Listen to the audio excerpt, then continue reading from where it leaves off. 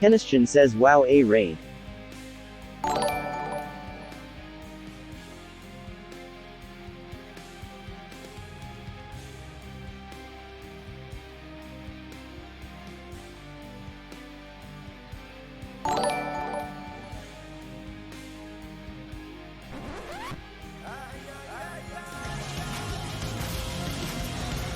Kenishchan says Cuppy just giving me da mic.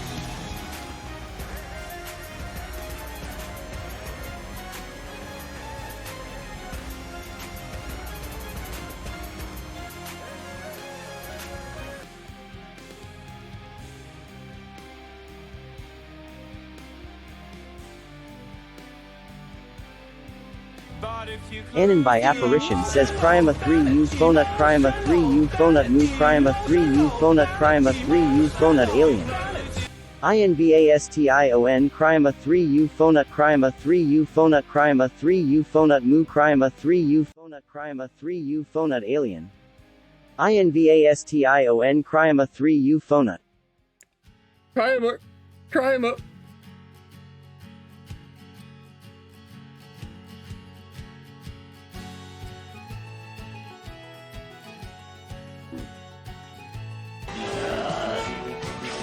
Oh, thank you, Cupcake.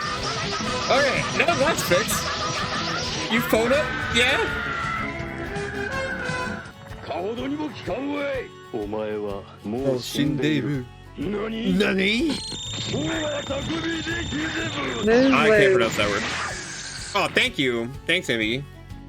Wow, hi, everybody. Hello. Wow, hi. Hello. Welcome to the Cow Zone. Tonight we're playing more gay cow game. I love it. Nani? Hey, Tangle Raptor, hello. Hi, everybody. You might have heard me on Copy's stream. We collab 24/7. It's great. And yeah, tonight will be more sad cow game. But TikTok spam. Tank, what are you talking about? I spam everybody with TikToks. How bad is it? Kanara, yeah. Geez, let's open Clock app. Okay, Clock app. Now's that time. Thank you, Clock app. The ultimate call of marriage, yeah. Oh my god. Yeah, it was pretty funny. Tankeraptor, how did you send me? You sent me 67. Tankeraptor, you're too short from funny number. To be fair, I'm pretty sure I sent my brother like 500, only to find out last week that my brother's like, oh yeah, I uninstalled the Clock app, and I'm like, what? You can't just uninstall the Clock app and not tell me, bitch. I've been sending you funny shit, expecting you to react to it. Fuck. You can fix that. Thank you, Tanker Raptor. Oh. Yeah, hi. We're gonna have a short cow stream because Cowman already had to be a cow today once. And that's already more than enough cow. Heck, I think I forgot to mention, I think it was either today or yesterday. I don't know, the days blend together. I actually helped demolding a cow. And they're like, yeah, there's a silicone jacket that's on the cow. You'll just take the front end, I'll take the middle, and then, you know, the last guy will take the rear. And I'm like, oh, okay, seems fine. It seems fair to me. And I didn't see what the problem would be. But no, this is like probably 100 pounds of silicone. So me being the door gunner, I just yeet it off and I'm like, oh shit. And then all I hear is go. And then like all three of us are just like suddenly trying to hold up a very floppy 100-pound skin of a cow and throw it into a mold. What did I say? Oh, blue. I didn't realize this, but like, is this Melbourne as in like Australia Melbourne? Or is this like... I'm pretty sure Melbourne is in Australia? Fuck. Melbourne. Yes, welcome to Melbourne, Australia. Crocky. Melbourne. Yeah, apparently Minotaur Hotel won a Queer Games Festival 2021 bronze medal at Melbourne Queer Festival Games. You're welcome. Oh, thanks, Stream Elements. Yeah, I am live now doing I'm getting Zap for Cows game. Melbourne. Oh yeah, my job was weird, was to start, like, it's not every day you get to see ovaries on tables all over the goddamn place. Or what's another fun site? My coworker is being trained on how to make baby cows, like calves. Melbourne, Crocky, it's Melbourne. And yeah, ovary tables. And like one of the calves, they gave it a nose ring. And the other one, my coworker had trimmed the flashing that goes like straight down its face into a mohawk. What the fuck is going on?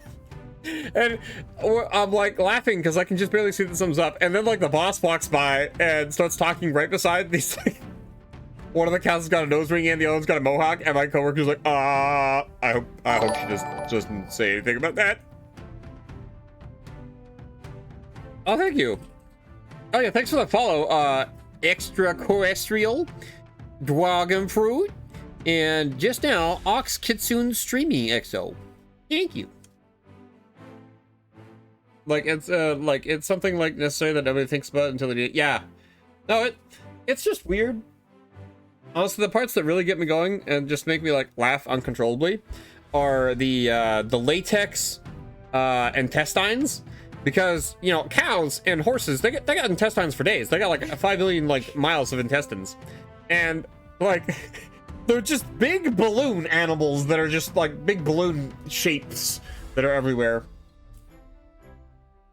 And the funniest part has to be the one where they actually put a baby like cow inside of it. Like think like a baby cow that's been in the womb for like 90 days.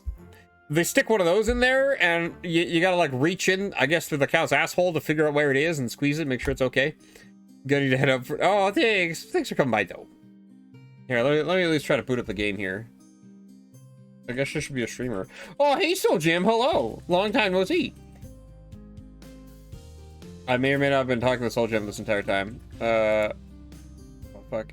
Oh, okay. Oh, whoa. Oh, there's a lot of people streaming right now. Yeah, you're a queer fellow. Oh, this is Minotaur Hotel. Oh shit, why am I off screen? What the fuck? Get the titties back on the screen. There we go. You're welcome. You're so big. I am so big. I am a large lad now. I'm a Bara now. Bara. Also, I think my Halloween costume this year should be a Styrian from Minotaur Hotel. Yes. Unless there's another cow in this game that I really want to be. Oh, like 50 behind from everyone. Oh, okay, that's fine, Blue. I'm like 5 million behind. Going to head up for now. Yeah, that's so weird. Consider the person that's learning that will have to do the real cow. Oh, the video start. What I can't believe is the real people that have to put their hands in all of the holes of the cow, because apparently that's just a thing you do. Even the baby, like, even the calves that, like, you know, are shot out of the cow's butthole. We have a butthole put on those. And it's really funny because you put the butthole, like, imagine the cow in 2 pieces, okay? But it's like, it's not like down the middle. It's like top and bottom. So the bottom half of the cow, you'll just have an anus that's just, like, just there. Okay? It's a weird, I'd have to draw a picture, but it's just very weird.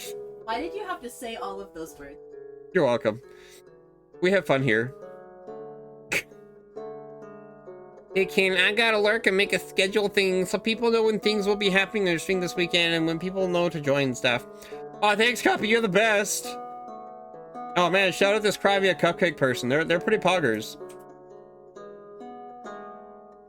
I'd collab with them anytime.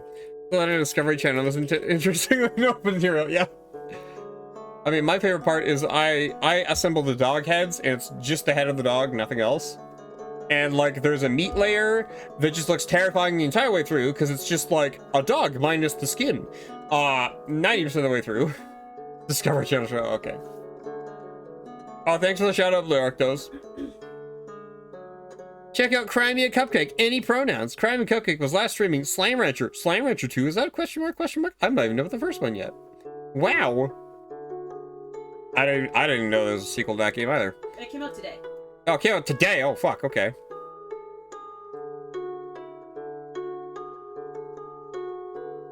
Whew. Yeah, no, there's funny stuff here. It is a very interesting workplace. On the one hand, you can be looking over at, like, you know, Panels being fiberglassed. On the other hand, you can look over and be all like, piles and piles and piles of teeth. You have a lot of snakes at the moment. Snakes. Yeah, at you. Oh, yeah. Us. I guess there would be a lot of snakes if there's like that many of you. There's like a bajillion people here. Hello, hi. I mean, we just have a lot of spaghetti. Anyways, I should actually play a game, because like... Oh, thank you. You know? Oh, thank you, Gumpy! We got Gump!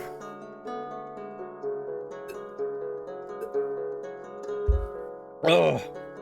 Woo. It's good. Hugging Blue. Man. Wait, really? It's been 5 days. 7 days since I last played the game. Okay. Also, can I just say, I love that Asterion has ass in the name, and Canastian has ass in the name as well. We're ass buddies. Ass cow buddies. I guess proper Minotaur names, just, you gotta have ass in them to be a Minotaur. I'll set my luck and try to sleep. Oh, okay. Good luck, Gump. I'm sorry. You probably have work tomorrow, don't you? Wait, CryMeACupcake has resubscribed with Prime, and they've subscribed for 13 months. Uh-oh.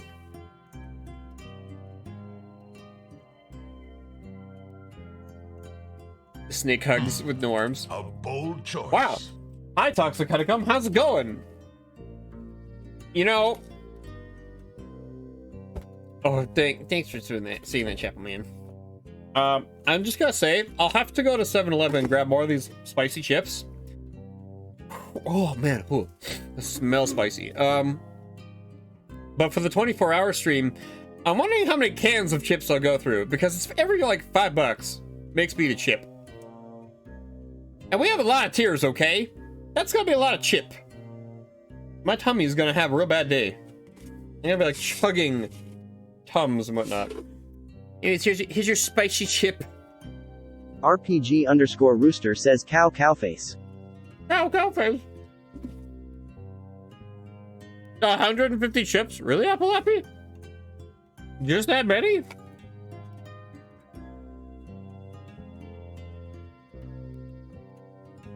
Oh. That's just 2 cans of chips, no problem. Oh.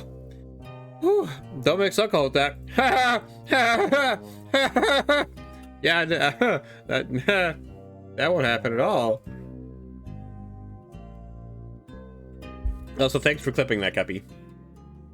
A very important Minotaur lore. I'll have to put that on the TikToky app clock. Yeah, you should. Oh man, I gotta sneeze real bad now.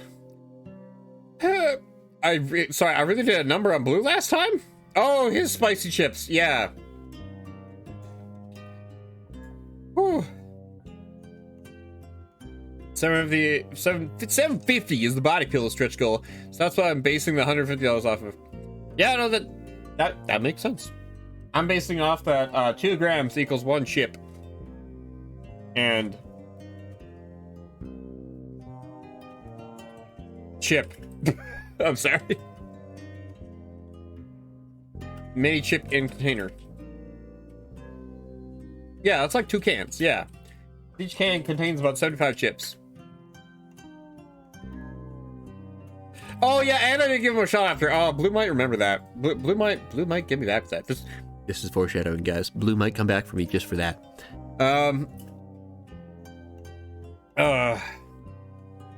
RPG_Rooster says loading 1 cheese, loading 1 cheese. Loaded 1 cheese. Oh my god.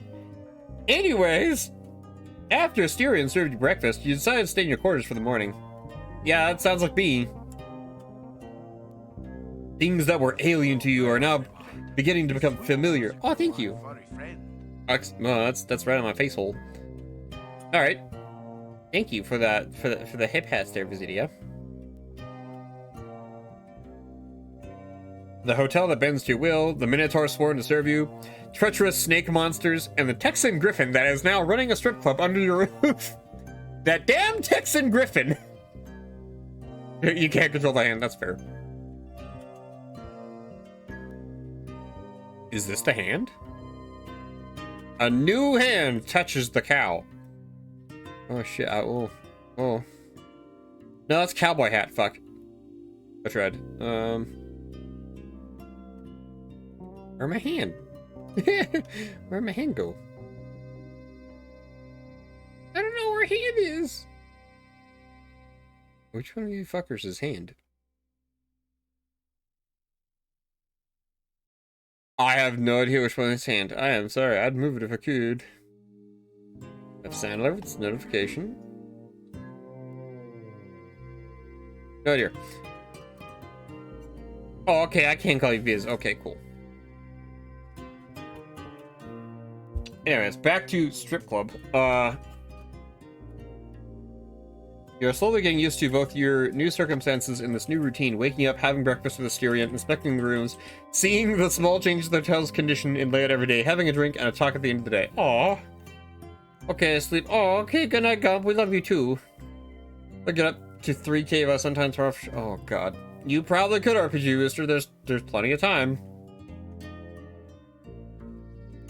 Oh, I'm just glad I have to work tomorrow. 10-hour days is a bit much on my body. Technically, you can call me whatever you want. It was more like a suggestion. Oh, that's okay, Viz. I like Viz. That works too.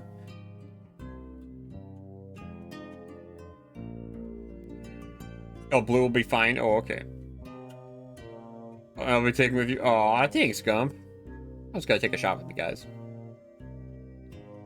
But Gump will probably be drinking something like better and willingly. You once again look out the window in the master's quarters. Wow! Considering your phone is pretty much dead at this point, and collecting your thoughts gets a little dull after a while, you find yourself doing this frequently when Asterion isn't in the room with you. Aww.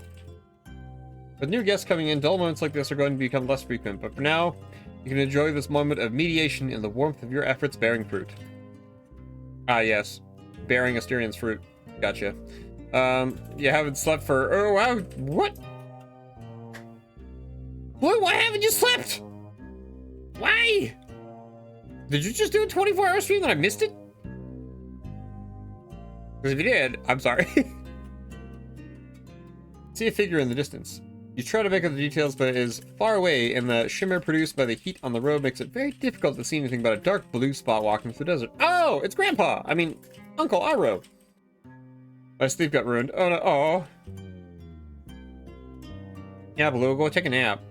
Dream of cows. Spell of a sleepy. Wow. I don't know, can Blue make the fuck, would that be a wisdom save? You don't need to load. Walking towards the hotel? Indeed, it seems the figure is approaching. Maybe it's a guest? People seem to find their way to the hotel by odd means, but both you and Luke got here by car. The guy must be exhausted. As you think about the circumstances that have led a guy to wandering a desert road on foot, the figure inches closer and closer until eventually it finds itself at the door of the hotel. Wow, I just sat here like an asshole just watching him. Okay. Both ghosts are melatonin and a glass of warm milk. Hey. RPG_Rooster says sleep Aussie sleep. Wait, it's already 10:30 a.m. I gotta stay up till tomorrow 7 a.m. What? Alright. You can sleep with me a woo. Just nap for like 2 hours, please? Yeah. Whoever this guy is, he's piqued your curiosity. Yeah, he piqued mine too. He's a real cute water dragon. You rest your feet, stretch your legs, and head out the door. Away we go. Your thought on my last chat? Oh. A few hours? Oh, okay, Blue. Yeah, don't run down to your car and pick him up, Merlin. Yeah, you get a chat from I'm like, come on, I just said I have a car, and I could have gone and, like, grabbed Uncle Iro here. Thanks for lurking, Blue. Have a good nap. As you walk to the master's quarters, lights blink, and you hear the familiar sound of the walls of the hotel closing behind you to conceal your room. You're about to walk down to the lobby when you see something 1 floor below you. It's Luke, about to head downstairs as well, but something is off about him. Oh no. God damn it, Luke! We just started! Luke's attire leaves little to the imagination. He was dressed informally yesterday, but this might be too much. Yeah, Luke, where the fuck are your pants? Swear to God. It is 8:30 p.m., Luke. Okay, good night, Viz. This is a classy establishment, sir. I am regretting ever having Luke set foot in here. God damn it. Oh, you returned just in time, Tango Raptor. Luke's here in his uniform, question mark? Oh no, he's talking to me, folks. In America. Hey, you boss man. Isn't this a lovely morning? It's morning and you're dressed like this. What the fuck? Okay. Thank you, Viz. CryMeACupcake says Gump1011 says tell you what if I join the voice call I'll take a shot with for you while I'm in call. Oh, that's a great idea, Gump. I'm sorry, I didn't see it for a second there. It's Gawk, it's, yeah, I know. I don't know which action I like better. The ellipses or the what are you wearing? Oh.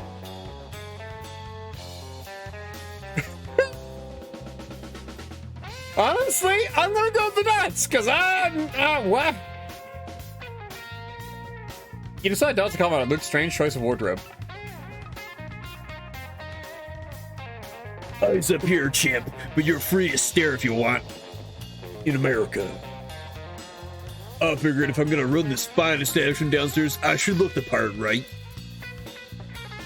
The Beavis. I guess so. Again, thank you for letting me repay you. You didn't need to do that, and I appreciate it. Luke gives you a firm, respectful handshake. He may be rude and crass, but he seems genuinely grateful if you let him stay. Yeah, I bet. Where else would he go where he could just walk around in his fucking undies with his bulge hanging out and call it work? Yeah, Chapman, uh-huh. I was on my way to the lounge, or should I say the bar. You know, check if everything is in working condition. How about you? I was on my way to the lobby. All right then, partner. Lead the way. Yeah, hi, Uncle Iroh. This basically naked Birdman is my bartender. Pay no attention to him, please. America moment. Like his own cabin? Oh, like, does Luke have somewhere to stay or a strip club? Oh, it's a strip club, Chapel Man. You and Luke both walk down the stairs heading in the same direction.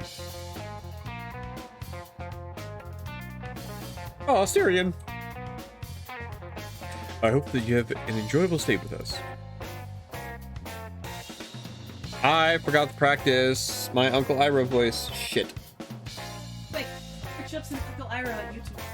Search up some Uncle Iroh on YouTube. Yeah, okay, cool. We'll just...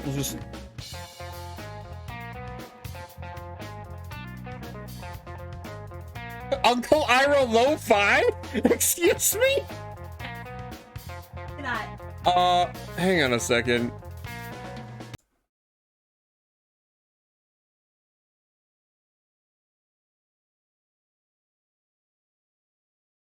You can't hear this. Shit. I'd have to set up a new audio capture source copy. Oh, thanks, Outlag, for the follow. Okay, well, at least...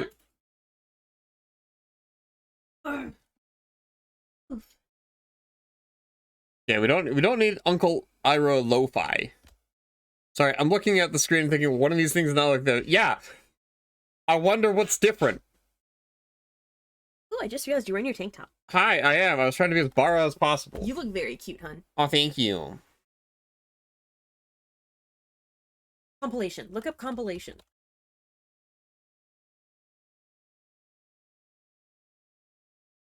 Yeah, do that.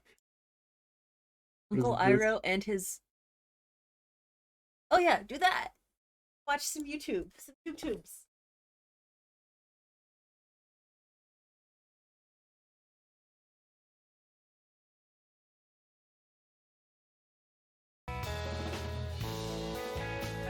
Rigid and stale. Understanding. Oh, fuck. I'm not sure if I can do Uncle Iroh's voice. It requires, like, ooh. I think you were very wise to choose happiness and love.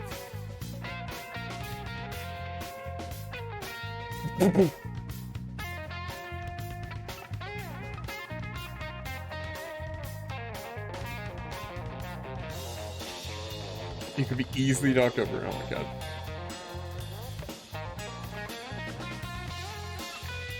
You should be watching this, like... Okay, you should yeah. be sharing this with the stream. That's good. If I'm not careful, I'll just end up watching Uncle Iroh compilation here. Okay, well, I'd say I learned a lot, but really I learned nothing other than Uncle Iroh talks in a really low, soft-spoken old man voice that I'm not sure my voice is old enough to do. But we'll give it a go.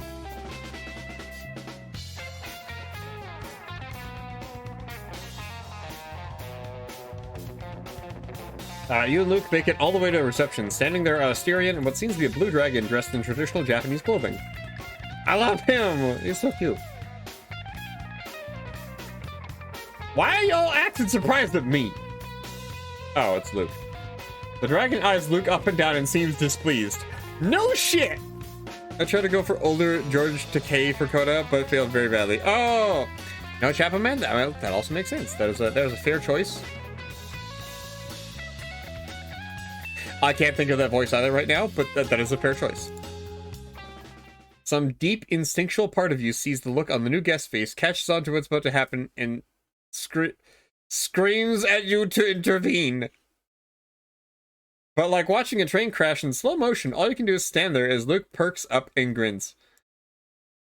Hooked another already, huh? Nice.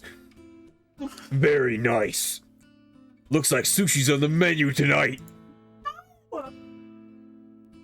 The griffin's voice practically drips with innuendo. His tail lashes behind him, thumping on the furniture. You motherfucker, can you just fucking leave me alone? Yeah, I think it's official. Luke is like the antagonist of the series. The actual antagonist, just Luke and his bulge.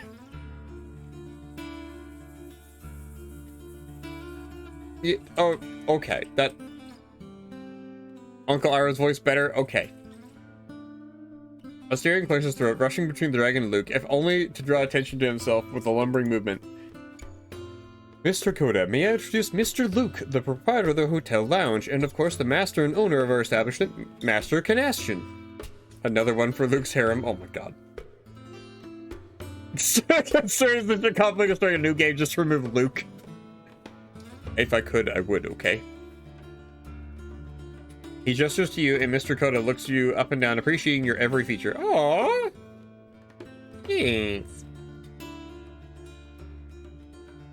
Dragon's expression softens. He's furrowed brow and scrawling lips slipping beneath a neutral smile like pebbles disappearing beneath the surface of a pond. I see. He bows, low, formal, and dismissive of the nearly naked griffin standing next to you. It is an honor to make your acquaintance, Master Canastion. I thanked Asterion, but now I'd like to thank you as well for your hospitality. Yeah, just Canastion's alright. Just Ken's alright. Or Canassi if you're getting spicy. Luke's imaginary harem, I should add. Luke also finds the main character tracks about Luke just can't keep anything to himself. He's like, nah, I'm into everything. You're welcome to stay here as long as you like, Mr. Coda. Luke, either not able to recognize when he's being ignored or just not used to it, claps you on the back with a boisterous laugh. You motherfucker. Luke just can't keep his pants on, literally. Yeah. Yeah, these 5 men run a nice joint. Pretty damn cozy if it looks a bit like a shithole right now. But give it time, we'll turn into the best damn place in wherever the hell we are. Just wait till you see the bar, though. If you want, I'll take you right there. Was on my way over anyway. I can get you a drink, get you comfortable. Want to get settled down right now, that's cool too. I look forward to seeing more of you later. Oh my god! Indeed. Dragon turns back to you and contents himself with glancing between you and Asterion. You can see his gaze over just the tiniest bit as they pass over Luke, as though refusing to acknowledge the griffin's presence. Me in this entire game.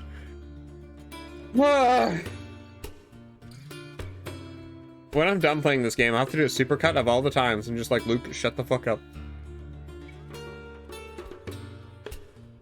Please forgive me, Mr. Asterion and Mr. Canestian. My travels have been long and arduous, and I think it's once again for offering a place to stay. I just wasn't, well...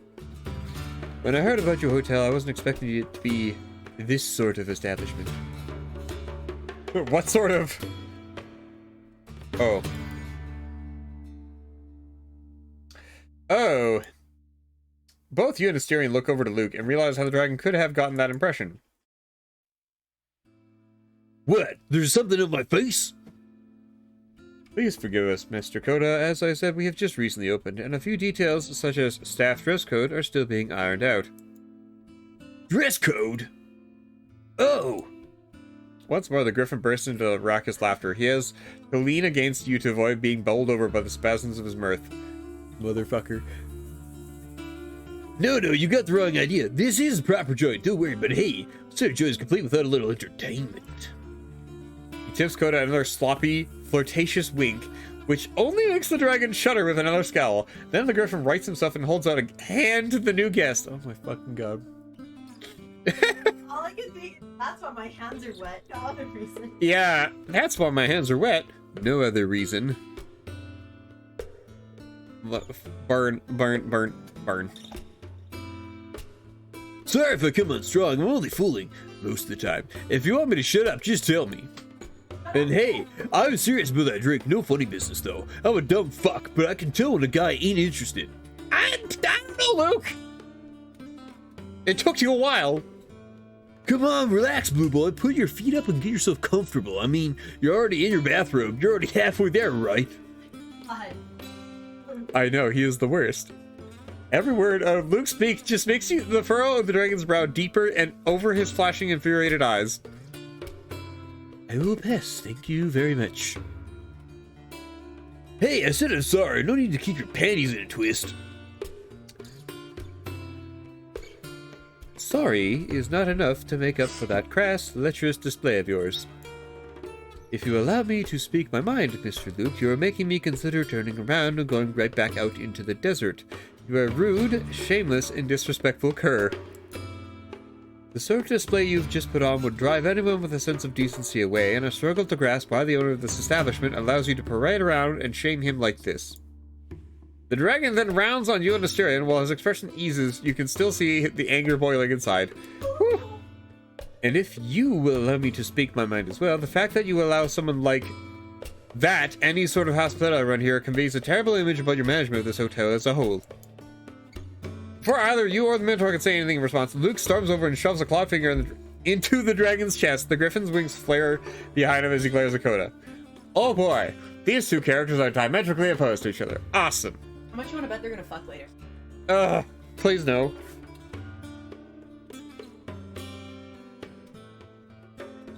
Hey, you can talk all the shit you want about me, but don't you dare insult Angus and Canestian where I can hear you, got it? I guess we'll intervene. I mostly just want fucking Griffin Boy here to put some paints on.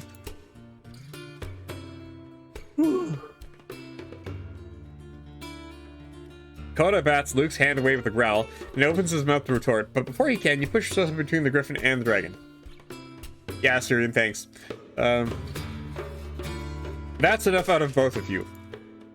Luke, we can handle this. Go and start getting the bar ready for any of the guests that might come by today.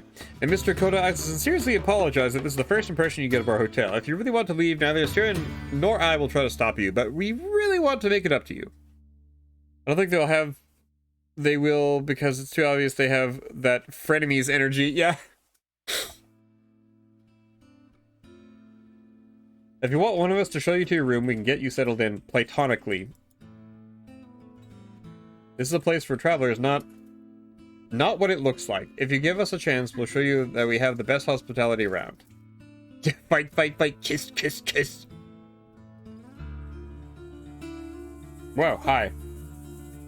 Sorry, Cuppy is just sticking, Chocolate. a bueno? Yeah. I think I've only had one of these once in my life, alright. Yum. Crispy, wafery chocolate with hazelnut filling.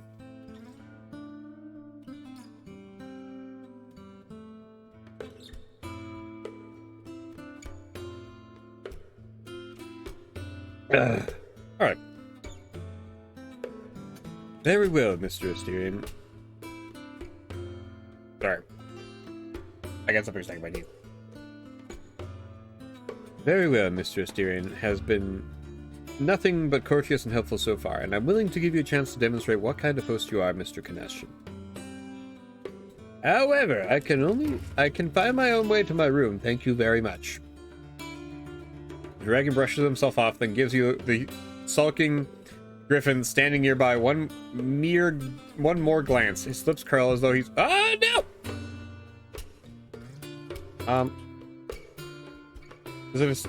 Fuck.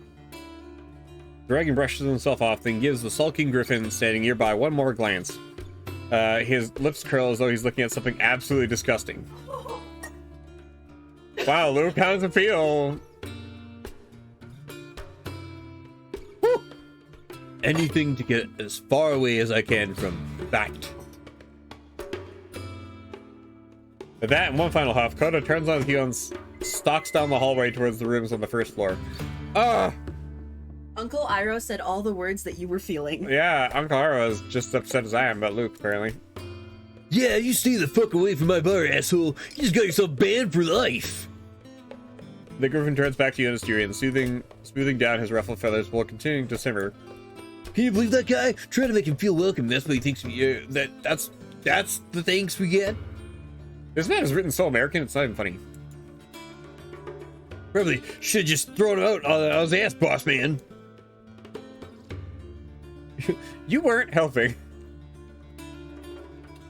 Asterion and I were handling it, and you really weren't helping, Luke. Fuck. Apparently right-click is save screen, which I did not realize.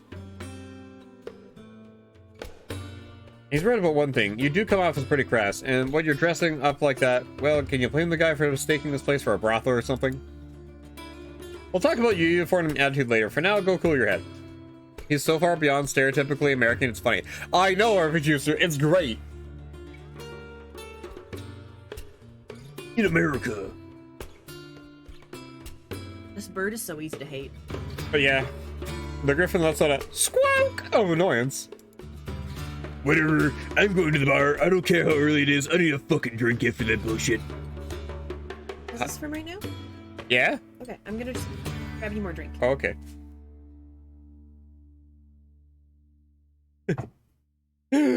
Oh, he just does not stop. And I still need to get it prepped for guests who aren't fucking prudes. Luke turns to yell that last part towards the hallway where Coda left to stew in his room, and then he turns on his heel to stomp away to the lounge. Oh, did he just shut up? For better or worse. Yeah, I feel like this is the equivalent of the first boss fight of the, or second boss fight of the game. Goddamn. For better or worse, it's over, for the time being at least. A sigh forces its way to your chest. What a start to your venture in the hospitality industry. What would be forgiven if such confrontation left them on edge, but for someone like Asterion, after all he's been through, what impact could it have? You turn to him. Asterion, sorry, I wasn't expecting things to take such a turn for the worse. Are you okay? Oh, is my sad cow husband okay? The Minotaur looks down at the floor, his eyes dart to and fro as 100 ideas skitter around his mind. Air hisses as he inhales through gritted teeth, and with each exhale his nostrils flare and tremble. Oh, it's that cow wife. You get a brief glimpse into Asterion's eyes before they close. What memories, what emotions are going through his head at this moment? Considering how old Asterion is and how much he's been through, I think... Yeah, I understand his pain a lot now. So the thing about Luke's writing is that Luke is being written by people who are not Americans. It seems funnier since there is an American on the team, and I'm having no involvement in Luke's writing is intentionally. Oh, what are you talking about, Chapman, man? He sounds like every American I've ever spoken to, ever. And then his lips tense, but not the way you expected. At first you have to strain your hearing to catch it, an occasional tittering here and there, like a harp string sweetly plucked. All at once the strings snap, and a burst of Asterian's laughter spreads down the hotel's hallway and all the way down to the alley. Oh, valley. He jerks to cover his mouth with a hand, and in doing so pushes pens and pencils off the desk. Oh, I like seeing happy Asterion. The gesture, however, only serves to highlight the corners of his mouth. Try as he might, they disobey him and raise themselves into a smile, and his single eye, not to be left behind, closes in joy. He rides out waves from a stealthy giggle to a backbending upper billow. He hunches over the desk to catch his breath, and even between labored sobs, he keeps on smiling. Yeah, Stuart, what are you gonna say? He looks up at you through bleary eyes, streaked with shining tears. It takes him a dozen tries before he manages to spit out a coherent sentence. Wow, hit me. I'm so sorry, my lord. Pardon me. I don't know what's wrong with. The Minotaur doubles over in a renewed fit of laughter. Behind you, the door lets out a click no louder than a squeak. You turn around and find yourself facing... What the fuck? Who are you? They just drop a pair of tall backpacks on the floor. Who are these people? They're normal. What the shit? Okay. The two stop dead in their tracks to catch sight of the Minotaur behind the counter having, heaving in an outburst of hysterical laughter. In that earth-shattering moment, their minds went wild. A hotel in the middle of a lifeless desert, seemingly abandoned by housing nothing less than a Minotaur. A laughing bullman, in fact, whose boisterous bellow sounds too song-like to impose terror. A staring catches sight of the couple from the corner of his eye, but it does nothing to stop him, and in fact, the presence of an audience only seems to amplify his mirth. It does not last more than a handful of seconds, even if it feels like an eternity, for laughter to overtake fear and apprehension, for it to bridge the gap between the mundane world outside and the haunting hotel. The first of the human guests. Oh, okay. First, the lady approaches, and then the man follows as the pair make their way up to the reception desk. They look at you, then at the Minotaur, then back to you. Excuse me, but what is this place? It's a hotel.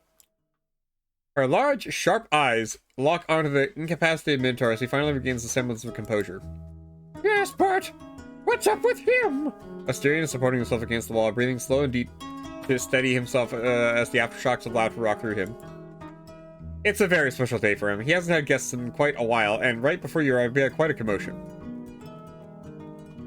I am so sorry. I keep hitting the right button. No, I mean, what is he? That's the perfect woman's voice. Oh, thank you, Jeppa-man. Well, he's our fine host. Oh, man. The hotel's keeper. I'll say he's our fine host. Yeah. Small is the gap that keeps mankind away from all sorts of earth-shattering truths.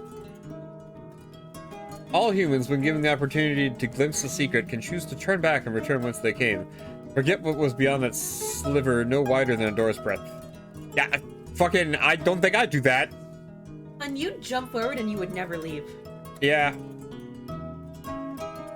But laughter, that essentially human song, beckons. This is Master Connection, and my name is Asterion. Here's your room's key. Dinner will be served at 7 p.m. It is a pleasure to have you with us, and I hope you enjoy your stay. Dinner at the lounge. Oh boy! Ooh. Oh, it's the lounge. The fucking lounge. Oh, look who it is! 10 What the fuck? Oh, 10 people here. Also, I love Luke's face here and like finger guns action. I love how he never got dressed. Yeah, he never got dressed. Here, I'm gonna have to hold on, guys. RPG was just putting away the chickens. Can you take Luke with you? Can you put Luke away? It's just a big chicken. Yeah, a griffin is just a chicken, right? It's just a really large, overgrown, horny chicken. And guests have settled in by the end of the day. Oh my god, that is ridiculous. The hitchhiking couple, they have been backpacking through Eastern Europe before being pulled into the hotel, who will stay a day or two before proceeding with their journey. Eastern Europe? Okay, this fucking time-traveling, place-traveling hotel already. A duo of blue-collar workers from South America, who seem to have stumbled on a roadblock on their work trip, are now waiting a few days for supplies to arrive. What the fuck? Okay. A gang of 4 college-aged students from the Middle East whose car broke down in the middle of nowhere being pulled into the hotel spared them from a night shivering in the cold. Aww. And Lucas Walker, that overeager griffin, to put it lightly. Luke learned a lesson in modesty and put on more clothes. Now he's whipping up, as expected, a traditional all-American meal to satisfy his hungry guests. A big batch of burgers. Magic. You know what? That's pretty cool. I like that. I was curious about the guests from like previous times, and now this makes a little bit more sense. That the hotel, I guess, presents itself as a place for people to stay anywhere, and I think that's really neat. Also explains how people can just yeet on in here from different areas so easily, like myself included. You watch the Griffin work with practice ease, despite the position's novelty to him. He's used to cooking for a group, if the speed at which he shapes the minced meat in his talons is any indication. Oh, thank you, chickens! Oh, we got chickens here! I don't know if somebody can shout out chickens, unless you want me to. Can you do that, Cuppy? Yeah. Thank you. Also, I love the thing that Bara acknowledges that you're a Bara. Yeah. People already Bara Commastion to be like, look, it's a Bara. Pigeon says moo woo. Moo woo. Hey, chickens! We love you, chickens. I hope you're feeling better. I'll have you know, chickens, small War Thunder rant, but like, I made it to 3.3 America, and I kind of hate it because all my tanks are slow again. And then I switched to 2.7 France, and my tanks are slow again, and I'm like, fuck, everything's slow again. I like 2.7, everything is fast. Ugh. What is that, Chapel Man? Is that chicken? A burb? It's a barb! Wow. They get fast again once you get through the low mid tiers. Oh, okay. I'll have to grind through them, that's for sure. Also, chickens, I started encountering KV2s, and holy fuck, I thought Kiki was joking about, like, you know, oh man, I can't deal with KV2s. Now here I am being like, oh fuck, I can't deal with KV2s. These, based on my Wikipedia knowledge of the KV2, it's a boxy lad, and like, you know, easily falls over, and its armor's flat. Yeah, the armor might be flat, but that fucker's thick. So I'm like, holy fuck, I hit this man, like, you know, in the front, being like, this will probably go through his, like, this flat section of armor on the side of his tank. Nope. Didn't do shit all. Yeah, they shoot once, and yeah, you have 35 seconds to shoot them, yeah.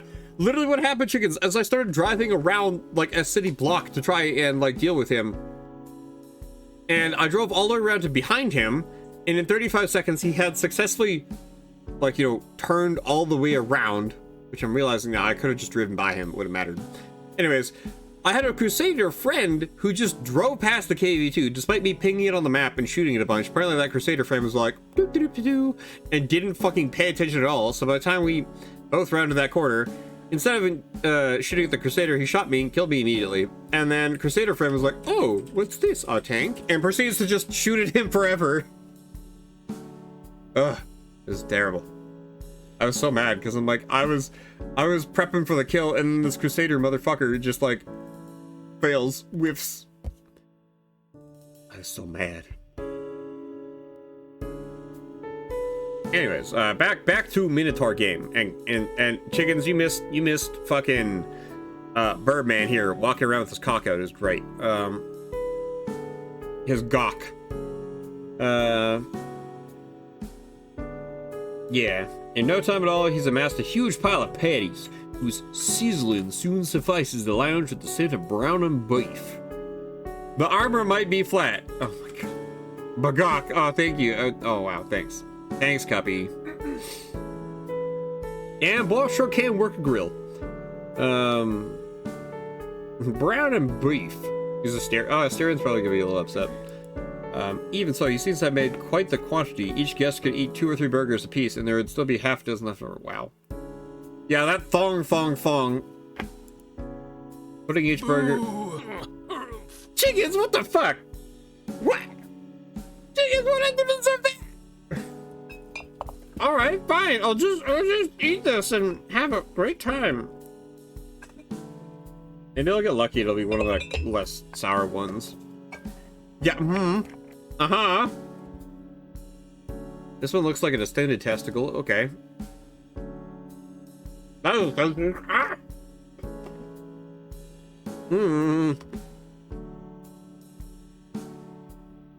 And chickens.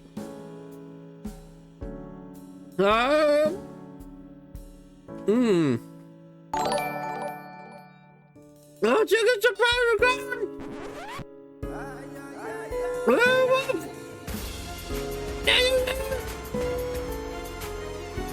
Ah!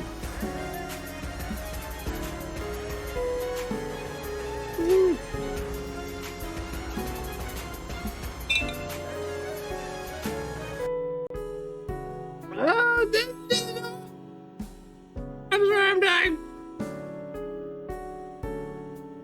Ugh.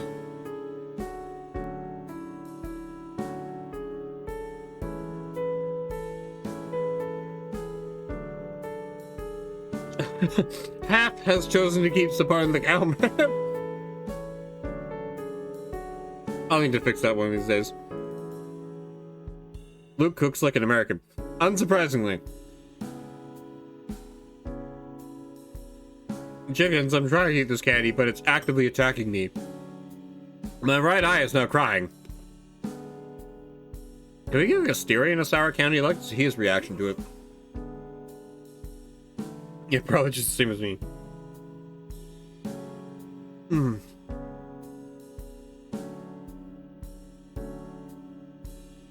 Like, chickens, these are not pleasurable candies. Thank you. Oh, thank you, Toxic Icon.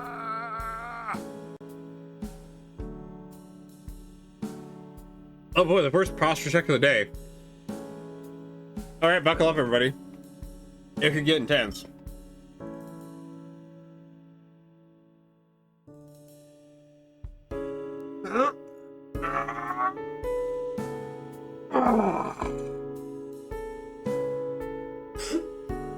There we go. Whew. Just barely stayed standing.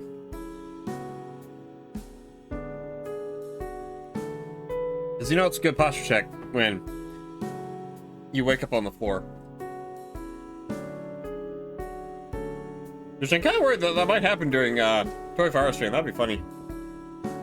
Oh, it's Fragile! Whoa! Yo! Hot Rat Girl in chat! Goddamn! What was her snack today? Well, I know, chickens, my snack could be a 7-Eleven cookie. Or it could also be a Hawaiian Host, genuine classic original since 1927, Kona coffee, milk chocolate, macadamias dusted with cocoa powder. Ball. Oh.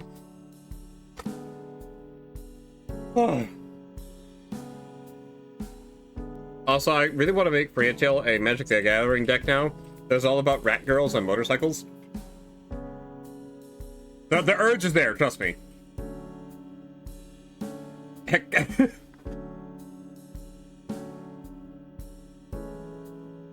Ugh. Anyways, Luke and his grill. Rather than summoning slices of cheese to hand, his mind allows familiarity to overtake efficiency. Each bright orange square of pasteurized processed cheese product is individually wrapped in disposable packaging. Of course, it's American cheese for his American burgers. Aside of that are lycanthropic rat girls, like werewolf rat girls, like girls that transform into rats, or just werewolves that are also rat girls. I don't know if any of that made sense actually now that I say it out loud. Sorry, werewolves and rat girls. Rats. Oh, thanks, MB. Wow. Hey, Cuppy, while you're in the kitchen. Yeah, how'd you know? Said NB. Because I said MB. Oh, okay. You said thanks, NB.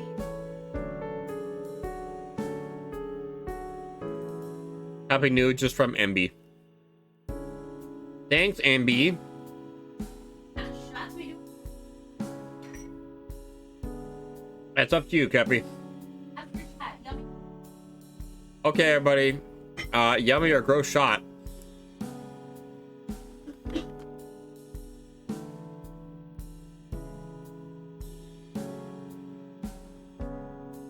Aniston says yummy or gross shot.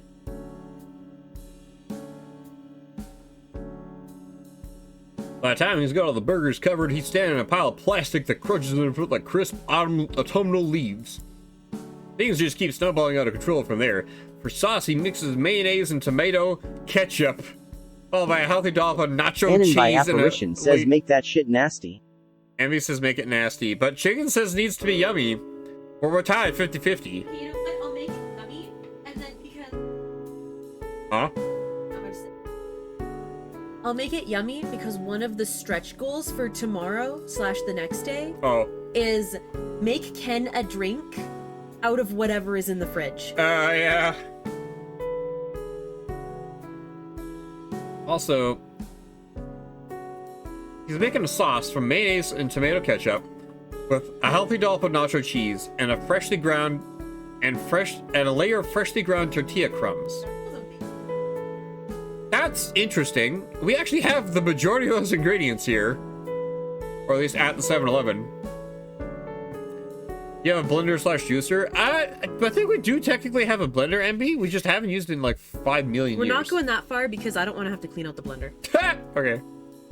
Answer that question. Okay, I have a shot. I don't know what it is. Oh, okay. For a second I was scared. For a second I thought there was things floating in it, but no, it's just bubbles. Dang it. It's a sparkling shot and a hand grenade shot glass because I'm classy, I guess. I can smell something in there, but is it rum? Probably rum. You'd think they could conjure the American cheese without the plastic, but I guess that's not American cheese if it's not individually wrapped. Exactly, Chapman, man. That's exactly the point. It has to be as like environmentally unfriendly and like unhealthy as possible for it to be true American cheese. All right, well, here's the shot for MB. Oh, that's actually that's bad. That's terrible. I don't have any yummy alcohol. I'm assuming Make it better. that was sparkling rum because I get the rum notes, but the Canada Dry Sprite mixture is Ginger ale. ginger ale. Thank you. The ginger ale plus the rum does not really work. It's like aerated rum with a really with a really intense mouth profile. That is legitimately just bad. Like that is not okay. Like who'd have thunk? Adding sparklingness to your rum is maybe not a great idea. Honestly, I kind of thought the ginger ale was flat. No, the ginger ale makes it really intense. I thought it was flat ginger ale. I was like, oh, I'll just make basically ginger juice. I didn't realize it was bubbly. Most American cheese, in quotes, is just severely opaque oil if it's individually wrapped. Oh my god. Thanks, RPG Lister. Good to know. The plastic is what gives it that signature flavor. But what about rum and coke? Rum and coke is okay because, like, the coke is its own profile and the rum is its own profile, and they happen to both be an aggressive, like, taste together. Pasteurized processed cheese food. I mean, that's what they gotta call it. Yeah, because it's not really cheese. Or rum and coke is like decent. This is not decent because the ginger ale is all like gingery and ale-y, and the rum is all like intense caramel peanut burnt flavor. Rum and coke and a glass of coke with rum in it, not a 50-50 split though. Oh yeah, well I mean, yeah, I guess. Anyways, more about grilling. The caloric content of the burger just keeps skyrocketing as the Griffin goes to the point of that frying the top bun in lard and showering it with bacon bits is par for the course for this impending heart attack of a hamburger. You can feel your arteries clogging just looking at it. Oh my god. Rum and coke is also a sipping drink, not a shot. Yeah, the flavors don't complement each other. But also, I'll die on the sale that American cheese is the ideal burger cheese, unless it's like a fancy burger with fancy cheese or something. You watch from a table a few meters away from the bar. Tonight's meal is simple. For such a large hotel, it would be deemed underwhelming, but everyone huddled together. It's like being in a polite family dinner where no relative makes a fool out of himself. Oh, okay. The Griffin is giddy as he surveys his handiwork. The growing look of abject horror on a number of guests' faces does not register in his eyes, so focuses on crafting his masterpiece. What is he doing? However, as he starts towards them, his expression changes to one of puzzlement and then a revelation. Oh god. You can actually get real American cheese in slices if you don't mind paying a little more for it. Oh, okay. Ah. Well, oh, god damn it. Well, I'll be a Yankee Doodle dumbass. I forgot the fries. Luke's hands become a blur motion as he sets to work, humming and bouncing along to a tune in his head. Without missing a beat, he pours the bacon grease into a pan and sets to work on his side dish while the oil warms up. Oh my god. This man. Making the best damn burger ever, and that's what he's doing. However, in true American fashion, a side dish isn't just a side dish. It may as well be another meal in itself. Wow, that's a very American thing to say and do. He throws more ground beef in a separate pot and tosses in spices and seasonings fast in the eye can see. Cayenne pepper, chili powder, cumin, and paprika, all into the mix one after another. That's kind of really spicy. Salt, however, proves troublesome. For some reason, the hotel won't materialize, and forcing Luke to go to the pantry instead. That is actually really weird that it won't do salt. Huh. Is it because salt used to be, like, kind of sort of worth a lot of money back in the day? Or, like... That's really weird. Maybe because salt is anti-magical or whatever. Clearly. Bacon grease is not a very good oil to cook in. It burns really easily. Oh, awesome.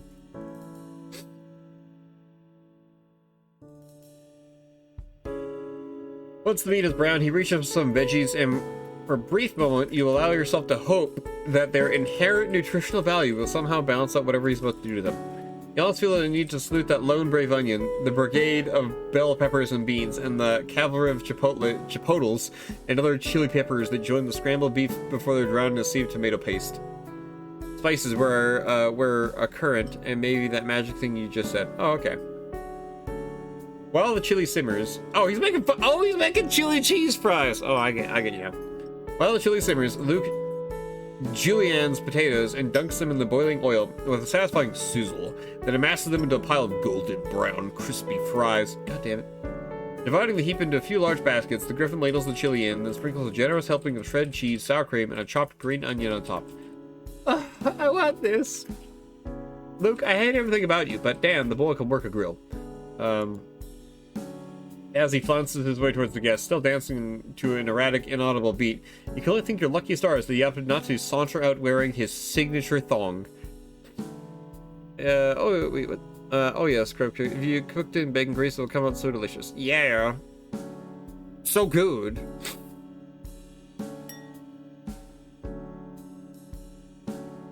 Soup's on.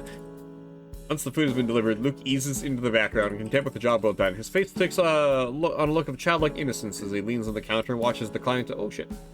I feel the guest stare into the abyss of calories that follows in the Griffin's wake as though expecting it to stare back. Each one must make their peace with the fact that their taste buds will be forever changed by the insight that the culinary madman is about to impart. On a Middle Eastern student clutches a small silver pendant to her chest in hopes that it will deflect whatever dark sorcery of American cultural hegemony the chef has wrought in the cuisine to no avail. Another, the Frenchman accompanying Greta, I didn't know these people had names, approaches Luke to ask for cutlery, only to be met with a squawk of atrocious laughter. No customer of his will defile a cheeseburger by eating with anything other than their bare hands. Hilarious. My audience. Oh, hi, Vanny Hedgie. How's it going? Oh, Flipper's here. Hello! By the way, Flipper is one of my coworkers. So, like, they will know if you guys do funny things. Hi! This is Sad Cow Game. This is the really horny bird man. We don't like him, but man, can the boy ever work a grill. What's in your fridge? Oh my god. I'd say we could post pictures of our fridge, but, like, honestly, I'm not sure if that's safe for work. I hopped in quick to show you to my party. Oh, thanks, Flooper. This is the start of Toy Fair. Oh, it starts tomorrow, Flooper. This is just like, I wanted to play more of this sad cow game because I like sad cow game. No, tomorrow it'll be with my friend Graves, and there'll be 2 of us streaming at the same time on our like little computer screens. It'll be great. Yeah, teaser if you will. Yeah. I'm actually going to enjoy sleeping tonight. I'll have you know. Welcome to the travesty of a community. Wow, thanks, MB. Luke steps from behind the counter and makes a demonstration with one of the spare burgers. A horrifying new fact about Luke is revealed. He does not chew. He opens his mouth wider than even a snake could and shoves it in. It happens so fast you begin to doubt the hamburger was ever really there at all. But for the way he licks his fingers clean of grease before moving on to the next and the next, what is this man? You realize your mistake all too late. The lion's share of leftover food has been for the griffin all along, and he's ready to eat all of it without batting an eye. This fucking man. Okay, how can this man look this fucking ripped, but then eat like fucking 5, probably 10 burgers? Yeah, he's a mythical creature, alright. He stops just twice, only 1 hamburger before he stuffed himself with more meat, then a Thanksgiving turducken. Ha ha ha. Once offered a plate to Asterion, he stutters, explaining that he doesn't eat beef.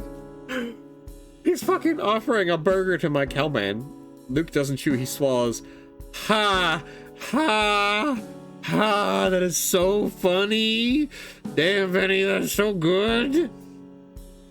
Oh, you really got me there. Another time to clap you on the back, leaving an oily imprint on your shirt. Oh my god. Still, Luke's enthusiasm is infectious enough to carry the day once hunger overpowers apprehension. The tension breaks and conversation resumes, interrupted only by the occasional satisfied belch or one of the diners lapsing into a food coma. Dude, some of my old friends had fucking insane metabolism. They could eat nothing but fat and sugar ever and still be to a man. Emby, that was me. That used to be me.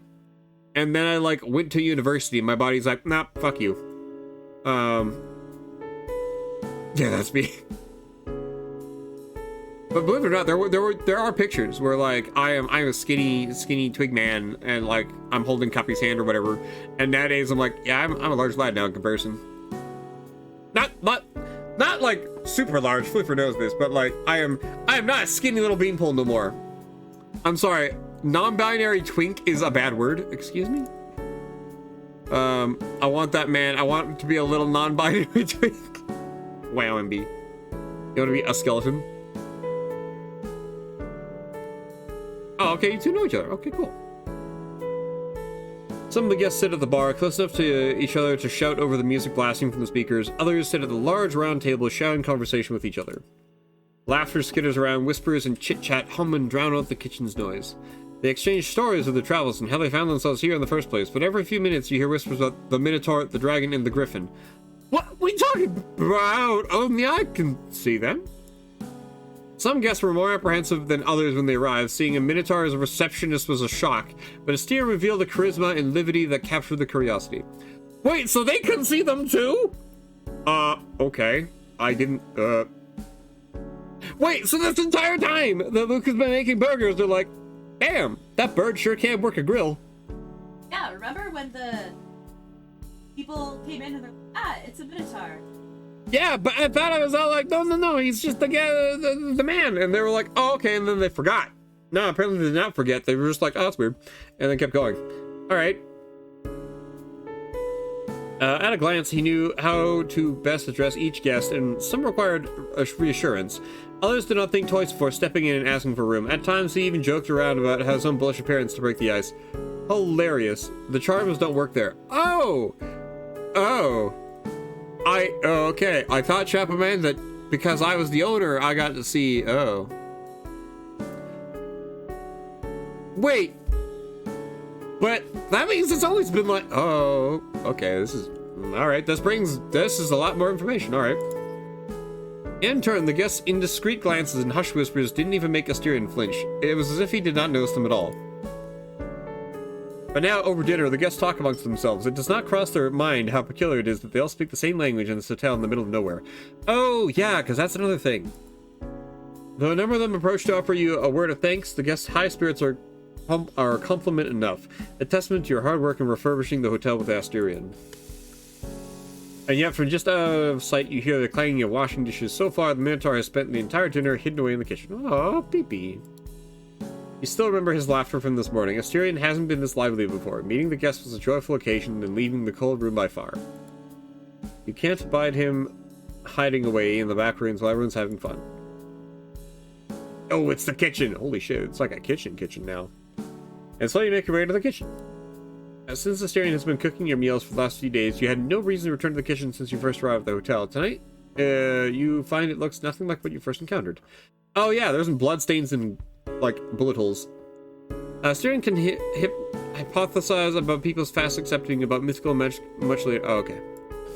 The silence, horrible stench, strewn utensils, strains of food that have been discomposed decades ago, and of course the revolver sitting on the counter have all been replaced. Oh, good.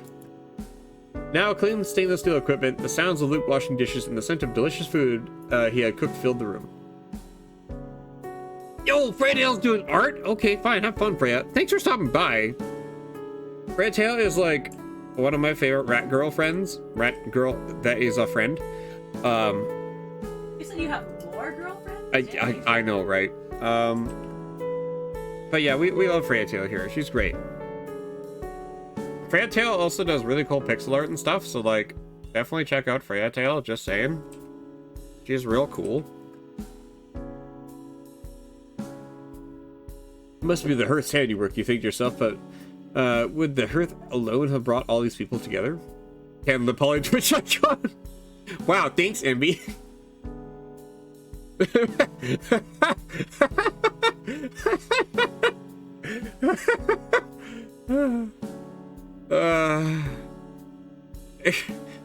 Holy Twitch icon is not a phrase I would have expected. That's funny.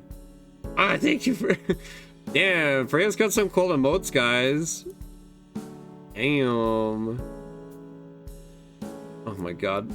I don't think I've actually seen all of Freya's emotes. These are pretty poggers, guys. I should probably follow and sub to Freya Tail, just saying. You rejoice in a small moment of pride, seeing and smelling what you've achieved. The Minotaur and the manager are chatting while cleaning the dishes. They don't hear your approaching footsteps. Luke veers on a short rant about what happened earlier in the morning, but Asterion changes the subject before picking up a pile of clean dishes. I'm gonna redo a bunch of them soon enough. Oh, wow, okay, Freya, I can't wait then. On the way to the cupboard, he briefly passes by the door to the cold room. He freezes, shudders, and lets out a nervous cough. After stashing the dishes, Asterion turns around, and only then does he notice your presence. Oh, my boy. Asterion. Yes? Would you like to spend a few minutes with the guests? You've been here all night. Oh, you should not worry about me. It is fine. The guests' comfort comes first. This is my duty, after all. Everyone's had their meal already. They were just chatting now. You can sit back and enjoy the company for a while. The Minotaur paces around over your shoulder, getting a glimpse of all the commotion in the other room. His lower lip trembles, his nostrils flare with each exhale, and his intact ear twitches as if electrified. I'm fine here. Mr. Luke is still working, and I cannot leave him be. Luke laughs loudly at Asterion's remark. Angus, shut the fuck up. It's just a bunch of dishes. I can handle this. Thank you, Luke. Luke turns and slaps Asterion's ass with a soapy towel, leaving a small wet handprint and a little bit of foam on the Minotaur's behind. Oh my god. Baby. I agree, Asterion. He's so good. Like, I guess if I wanted to be Asterion for Halloween, I'd have to be a white towel man. With suspenders and shirt. And one eye. I insist. Go have fun. Asterion looks a little embarrassed as he wipes Luke's handiwork. This sentence. Asterion looks a little embarrassed as he wipes Luke's handiwork, but only for a moment. Aha. I can take your eye for. Oh, thanks, MB. Nah, I'm good. That will not be necessary. I will obey, whatever is your will. Still, could I be allowed a few minutes to have dinner first? You both walk away from Luke and leave him to his task. You may want to wait before plugging an LED in your eye. I mean, I don't know. I like I like Asterion with like his damaged face. I know he probably gets it back, I'm assuming. Believe it or not, I have a weird like understanding, but also that thing where like you see somebody and you're all like, "It me," like that representation. When like Asterion earlier had half his face like broken, and I was like, Asterion secretly liked his ass being slapped. How lewd! Wow. But yeah, I was gonna say, it's just like when Asterion's face is broken and then he's having issues like eating food and whatnot. I'm like, I feel that. I've gone through that too. It's like I had partial face paralysis for, well, still now for a couple of years now. I've had it. His fire eye is cool. Yeah. The first clue towards his tastes. Oh, okay. But yeah, because like it was comforting seeing that, like knowing that we both have had this weird problem where it's like your face is just broken and you just have to like live with it now. I don't know. It was oddly comforting, especially to see it in a game like this. You haven't eaten? It would only be best if you brought food to the table with you. Eat it with the others. If we lose any more time, we'll just go to the rooms. Oh, Asterion, are you shy? Very well. That's neat. I feel like I missed that clue. Oh. Excellent. Dinner it is. Now what do you say we take a step further and have a drink? It's a special night. The hotel's reopening. Let's not mince words. Wouldn't you say the occasion calls for some wine? Oh! Before you finish speaking, he's already picking up a pair of glasses. Yes, a drink now would calm my nerves a great deal. That'd be good. You seem pretty tense. Is something wrong? No, it will be fine, Master. Let's go. With food and drink in hand, the two of you turn to the lounge. Heads turn in your direction, chatter dies down as Asterian's presence makes the guests lose their train of thought. The two of you... the way he sits down. The two of you take your seats at the end of the table, close enough to be inviting to the hitchhiking couple, but not so close as to force them to talk. The Minotaur wastes no time pouring a bountiful glass of wine, first for you and then for himself. Aww. Cheers to the hotel. Our most magnanimous lord. To our handiworking, unrelenting keeper. To Emperor Canastion, may his reign be everlasting. Yeah, now you're just having fun. I might. Is there something Master disapproves of? I wouldn't be going along with that if I did. Asterion downs his wine, his Adam's apple bobs with each of his gulps until his glass is only a transparent film of purple. If that Minotaur is also being slapped for all the abuse he went through, I think he needs therapy. I mean, he probably needs therapy anyways, but yeah. He takes a good look at it and swishes the final drop of wine before refilling it. Am I not overstepping boundaries? Today has been such a lovely day, but I admit I've been forgetting my place. You don't have to be so formal, it's fine. What's wrong with cracking a joke? Perhaps there's something harmful, but some would say breaking hierarchy is always reprehensible. It is not often I have allowed myself to speak in such a manner with the Master. The Lord and I did not have much to interact so much. Really, with you and I sharing the same living space, I'd expect it to be quite a close relationship. Whoa! Anyways into being slapped probably in therapy kinks are like therapy lighthouses. He does. Oh, okay, great. Ever since the hotel was established, the arrival of a new master was a very professional situation, and no one had to help me in the way you did. If only therapy wasn't expensive. Yeah, am I right? In fact, we used to have quite a pompous ceremony. It's more about becoming the hotel's lord than it was about becoming my sir. I sat by the sidelines. Assuming it all went well and the master had a merciful inclination, I would settle quietly under his command. And after all was said and done, they didn't need nor want me for company. I am a servant, after all. The less they noticed me, the better. It meant I was doing my job well. So, we didn't often exchange more than a few words per day. But it seemed the world and its people have changed much over these last few decades. Yeah, that's right, we have a lot of new technology, and maybe we, the people, have changed as well. I didn't tell you about the internet, did I? The internet! How am I going to explain it? It's like prehistoric cowman. The internet. The internet's a series of tubes. I actually had a similar thought today about that if Asterion was into BDSM after everything he's been through, that would be weird. It would be weird. It'd be a little funny. Yeah, it'd be a little funny. I'm afraid you didn't. At least I don't recognize the name. But not funny, haha, funny sad. Oh, the internet is what. Oh god. Oh, the internet is one of the most life-changing technologies from the 20th century. It's really impressive when you think about it. Talking about memes, the DNA of the soul. Oh my god. You're familiar with the radio, right? Yes, getting it to work here was a challenge, but it was worth it. All the songs. With the radio, you can listen to what people are sending from a distance. The internet is like that, but much more powerful. Holy fuck, this person actually described it in a way this common man would understand. You can connect a machine to it, and it allows you to receive and send information. Isn't that great? What do you mean by information? Well, knowledge, for example. You can send and receive messages in seconds. It's so fast.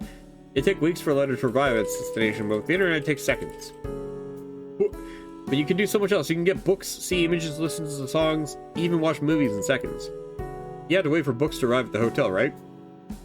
Sorry, what? Give him a smartphone and open that horny, furry website? Oh my god. Or at least what the MC focused on what the internet could be used for. Yeah, what it could be used for. With the internet, you can just pick the one you want and start reading it on your machine in seconds. And unlike the radio, you can make your own stuff and send it to the web for other people to enjoy as well. Nowadays, we even have what we call 3D printers. Which one? Oh.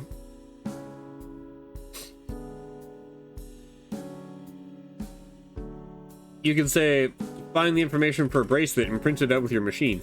Wow, okay, yeah, that checks out. The E one with numbers. You mean monosodium glutamate? MSG? If anybody knows what MSG website I'm talking about, pour one out for the homies.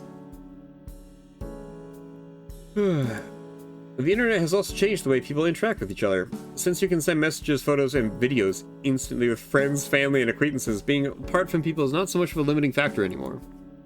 You know what a pen pal is, right, Asterion? I do, I'm familiar with the concept, now that takes me back. It may sound silly to you, but back then it was called pen friend, and when I first heard the British guest say pen pal instead back in the 30s, I just found it hysterical. Well, those aren't a thing anymore, at least not how they used to be in a sense. People still maintain long-distance friendships, but communication is instant, so I think the nature of those exchanges is quite the same. Wow, thanks, Chapman. I feel like there's a meme of Asterion finding a 620... Okay, Chapman, what I thought was funny was when I was looking through, like, the favorite section of that website, and had a lot of Asterion in there before I knew what Asterion was or Minotaur Hotel, and I thought that was incredibly funny. There's one about seals. Seals?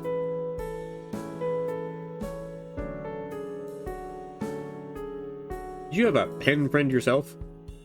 No, I'm afraid not. I did think about it a few times while sorting the hotel's mail. But perhaps I would have enjoyed it, but I told myself I didn't have time. Navy SEALs? What? But when I did, I'd come up with another excuse. I suppose I was ashamed most of all. By Nanoff himself. What? Ashamed of what, if you don't mind me asking? It would feel weird talking about my life. If my hypothetical pen friend ever asked about it, it'd be most prudent to lie, would it not? Make up a story about me? But then it didn't feel worth the effort, and it was also hard teaching how to send letters to the hotel in the first place. I did exchange correspondence with old guests here and there, but I didn't make a habit out of it. This internet thing, I think what you're telling me so far, it sounds like it would be useful to make friends with. Yeah, it's great. I like to meet like-minded people, and it doesn't stop there. There's also this thing called social media, but I think it's best to take it slow. I don't want to overwhelm you. I appreciate it, Master. The internet does sound exciting, my lord, but how do we bring it here? How does it work? Oh my god, Nanoff is one of the biggest Minotaur Hotel shit posters out there. What? Alright. Yeah, I made so many friends as a streamer with this internet thing. Asterion becoming a streamer? That'd be funny.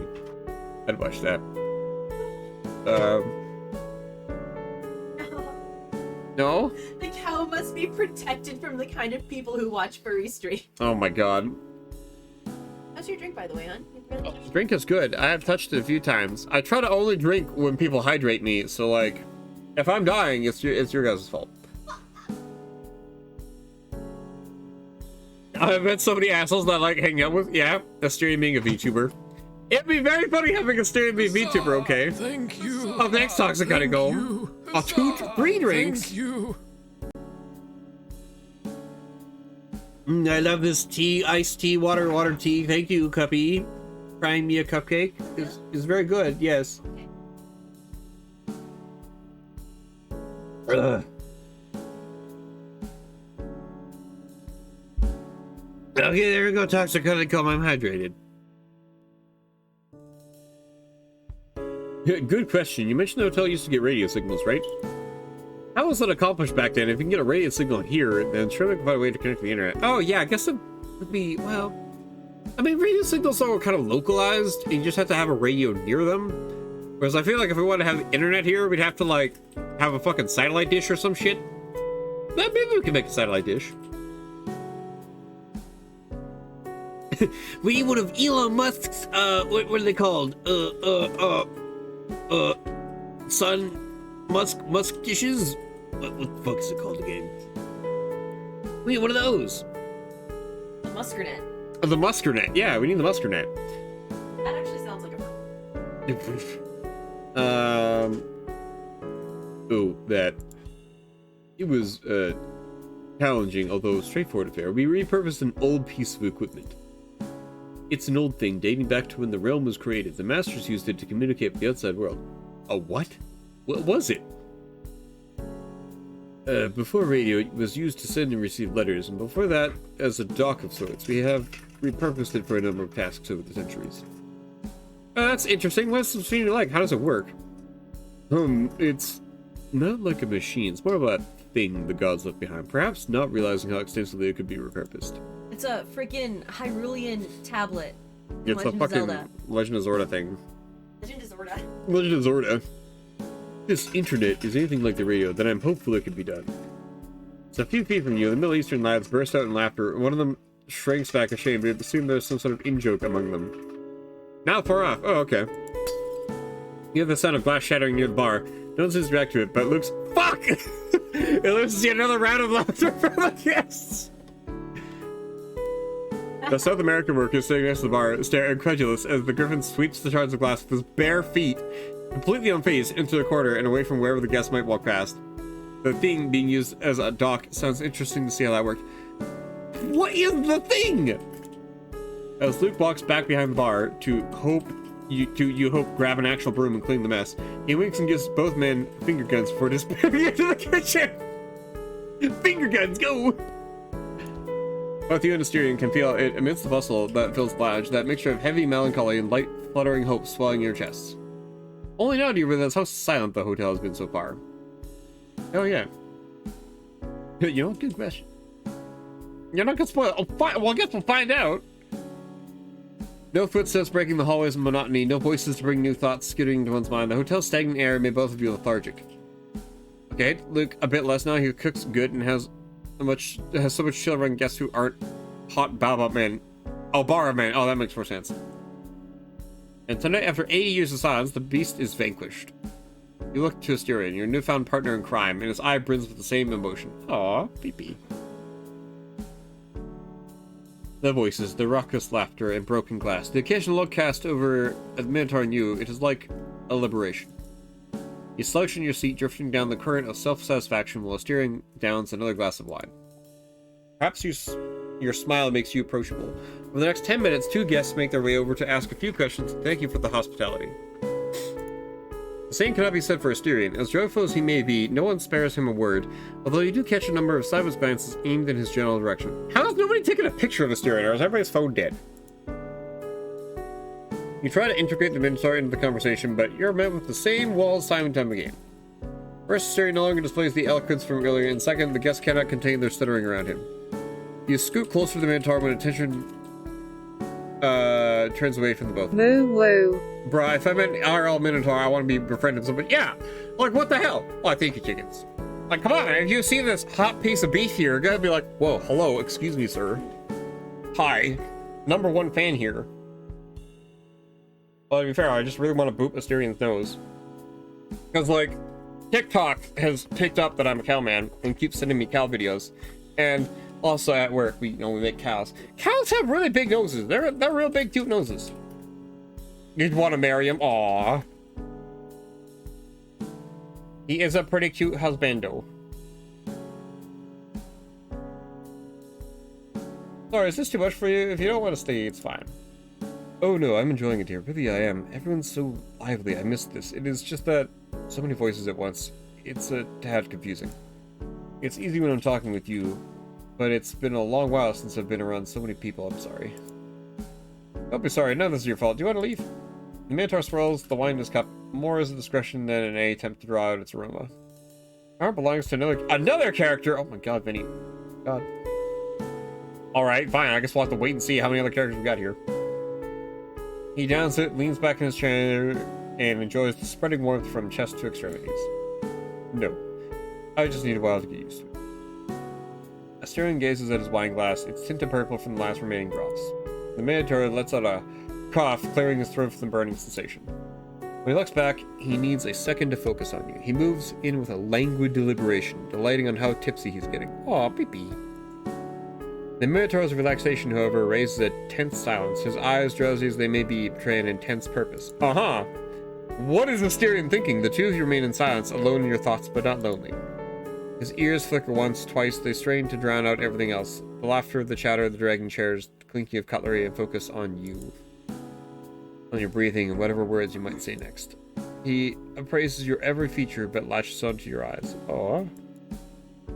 Your eyes. For a moment, it's as if he's trying to gaze at your soul, but a smile breaks his own focus. He giggles and looks away. Is something the matter? The silliest thought took me. Have you ever looked at someone, a person you know, and quite by surprise found yourself seeing them for the first time? Ah, what a precious thing. For a moment there, I felt as if I had only just met you, and yet you were so familiar, Canastion. Maybe you confused me with one of the guests from a long time ago. No, that's not it. I'm sure of it. I can't place my finger. Perhaps not a guest. No, surely not a master. Oh, this old mind of mine. Where is this coming from? This. The Stig. Yeah.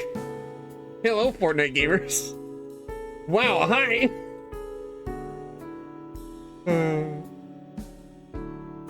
Trying to point it up.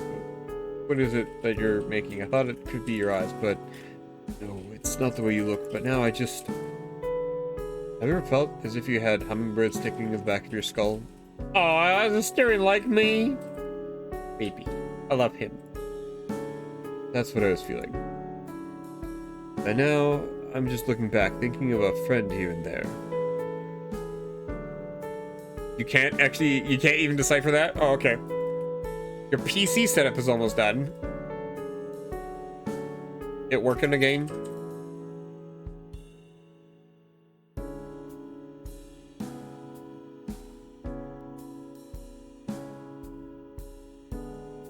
Ugh. I know, he's such a pure cute cow man.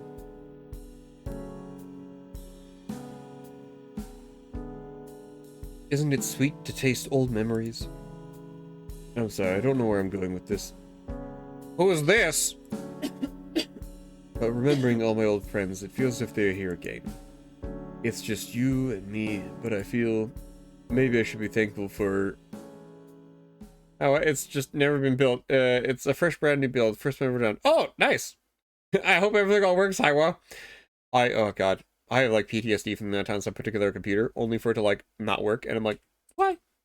And then I spent like the next day without a computer trying to figure out what the fuck I did wrong. And it's like, oh, no, it turns out the only thing I did wrong was like, I just didn't shove the RAM in hard enough. Or my personal favorite, I bought the wrong RAM and I was fucking stupid. And did not realize like before I bought it that like, oh, it's rated a higher clock speed, or like not higher clock speed. It was just not rated for the motherboard I had. So I had to buy different RAM. Same speed that was rated for my, I felt so dumb.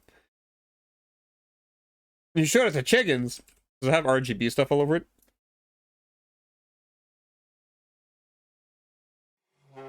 That conversation around you wanes and dies down. That is until you both notice a chair being dragged close to you, Asterion and you. It's Greta. Oh, hello. Sorry if I'm interrupting anything. My name is Greta. I'm from Germany, and I'm very curious. Oh, I love her. I'm grateful for this. Everything, really. My boyfriend and I... Oh, wait. Sorry, I forgot which voice this is for Greta. I'm grateful for this. Everything. Really, my boyfriend and I hadn't had a shower in a few days, but little Uncle Beal, the smell's becoming an issue. But you see, in a single day I learned that there's such a thing as a Minotaur and also a talking eagle in a desert. We are from Eastern Europe and now we're in a desert. Greta is a joy. Oh, okay. You probably could send it to me, Hiwa. That's a lot to take in. Let me see, I've always been a very curious girl. So you don't mind me asking, how does the whole thing work? Non-human beings, I mean. We exist. Beings which aren't quite human here and there. They pop up, but they keep themselves hidden. Not the case here, where the charms don't work. Their true shape is revealed. There? You talk as if you're different from them. In a way, yes. Minotaur looks down to his empty glass and then turns his gaze towards you. Would you like some more wine? No, I'm fine. This is a good one. I'm enjoying every sip. Greta must be protected. Most players seem to dislike Greta. I like her. I mean, Greta seems funny. I love how she's just here. Greta fidgets as Asterion pours himself a tall glass of wine. What is your story then? Are you different from the others? Asterion keeps his gaze on the glass, but responds without missing a beat with a peculiar cold intonation. I was born here, in this hotel. I chose to stay behind and care for it. But as you can see, things are not going well. Asterion gives you a quick glance of asking for permission to proceed. You remain quiet and take that as his and he takes that as his cue. I was recovering from a few grave injuries, and meanwhile the hotel fell into disrepair. Because the previous owner neglected it. But things have changed for the better ever since ownership passed to Master Knestr. Greta looks you up and down, and with a gaze so sharp that it seems almost threatening. Why do you call him Master? What's up with that? Asterion doesn't hesitate this time. That is how my family has always called the owner of the establishment. Our lineage has served them for a number of generations. It's mostly because her sprite is a bit unappalling and intentionally to say, oh, well, I mean, she's a person. She's not Mothman, but she's a person. That's why I chose to be here. This is my calling, and I'm eager to see the hotel once more bustling with life, like it used to be. So you're like a butler? Asterion nods, not bothering to look up from his wine. Have you ever thought of applying a job elsewhere? Asterion swings his head from side to side. So again, 1 second, I have to take a tum, because my tummy's all upset from that spicy chip. And you're gonna die this weekend. Yeah, this weekend, it's gonna be me and Tums. My tummy's gonna be like, oh, too spicy.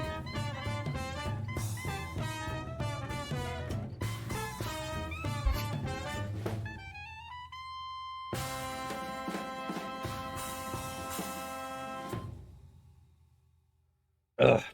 Sorry, give me 1 second. Oh, tummy. Very bad.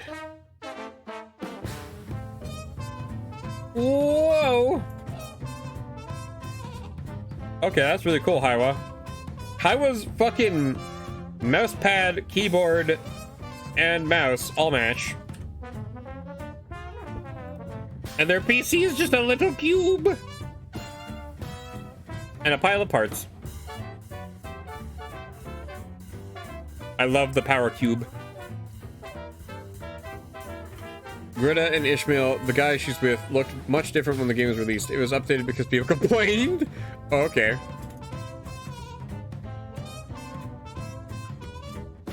I know deserts get cold at night, but she's in the middle of the desert at day wearing a thermic jacket.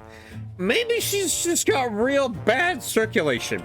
My brother is like that too. It'd be 30 degrees and he'd be putting on like one of those like navy coats for like, you know, when the boat's getting hit by like, you know, the shitstorms and whatnot. And I'm like, how are you not dying? He's like, I'm freezing actually. He'd sacrifice comfort for fashion. And having kids, do you plan on meeting a lady Minotaur and having babies?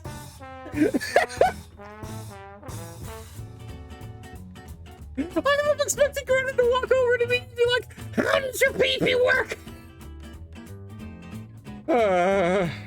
Greta is a statement, but not a fashion one. Yeah, they look worse, just off-putting, but not okay. A still better character than Luke. Wow. But true. I mean, that's how it works for you, I presume. A man and a lady Minotaur, you aren't the son of a cow and a human, are you? What if I was, Greta? What if I was the son of a cow and a human? Wait till chapter 60. What the fuck? I mean, the only... Alright.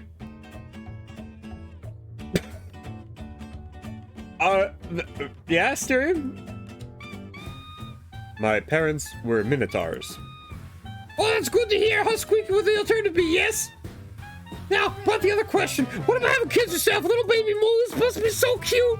I agree. Baby cows are fucking adorable. See if you still hate Luke. Oh, okay. Little baby moose. Styrian doesn't bother responding. He looks in between sips. Greta bites her lip and fidgets in her seat. I'm sorry for being evasive. This is all very new to us, I suppose. Do these questions bother you? It is only now that Styrian looks at you. His gaze holds on you for a second too long. His smile, you see, has a tinge of fakeness. I'm used to them. Is there anything else you would like to know? Ah, what a crazy thing! The son of a human and a bull! Who would have even thought? Wow! Oh god, I'm gonna love using this voice for Greta. I don't get to use this voice for anything ever. Pull your eye, do you need medical help? My boyfriend is a doctor. We were talking earlier this afternoon about it. Look, we know there's more going on here than it looks. Magic or whatever you call it, but is there anything a medic could do to help? You are very kind, but I'm afraid a doctor won't be able to do much for me. I am not exactly... Things function differently for me. Like my pee-pee.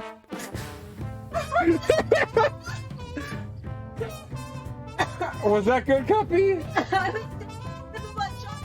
Uh-huh.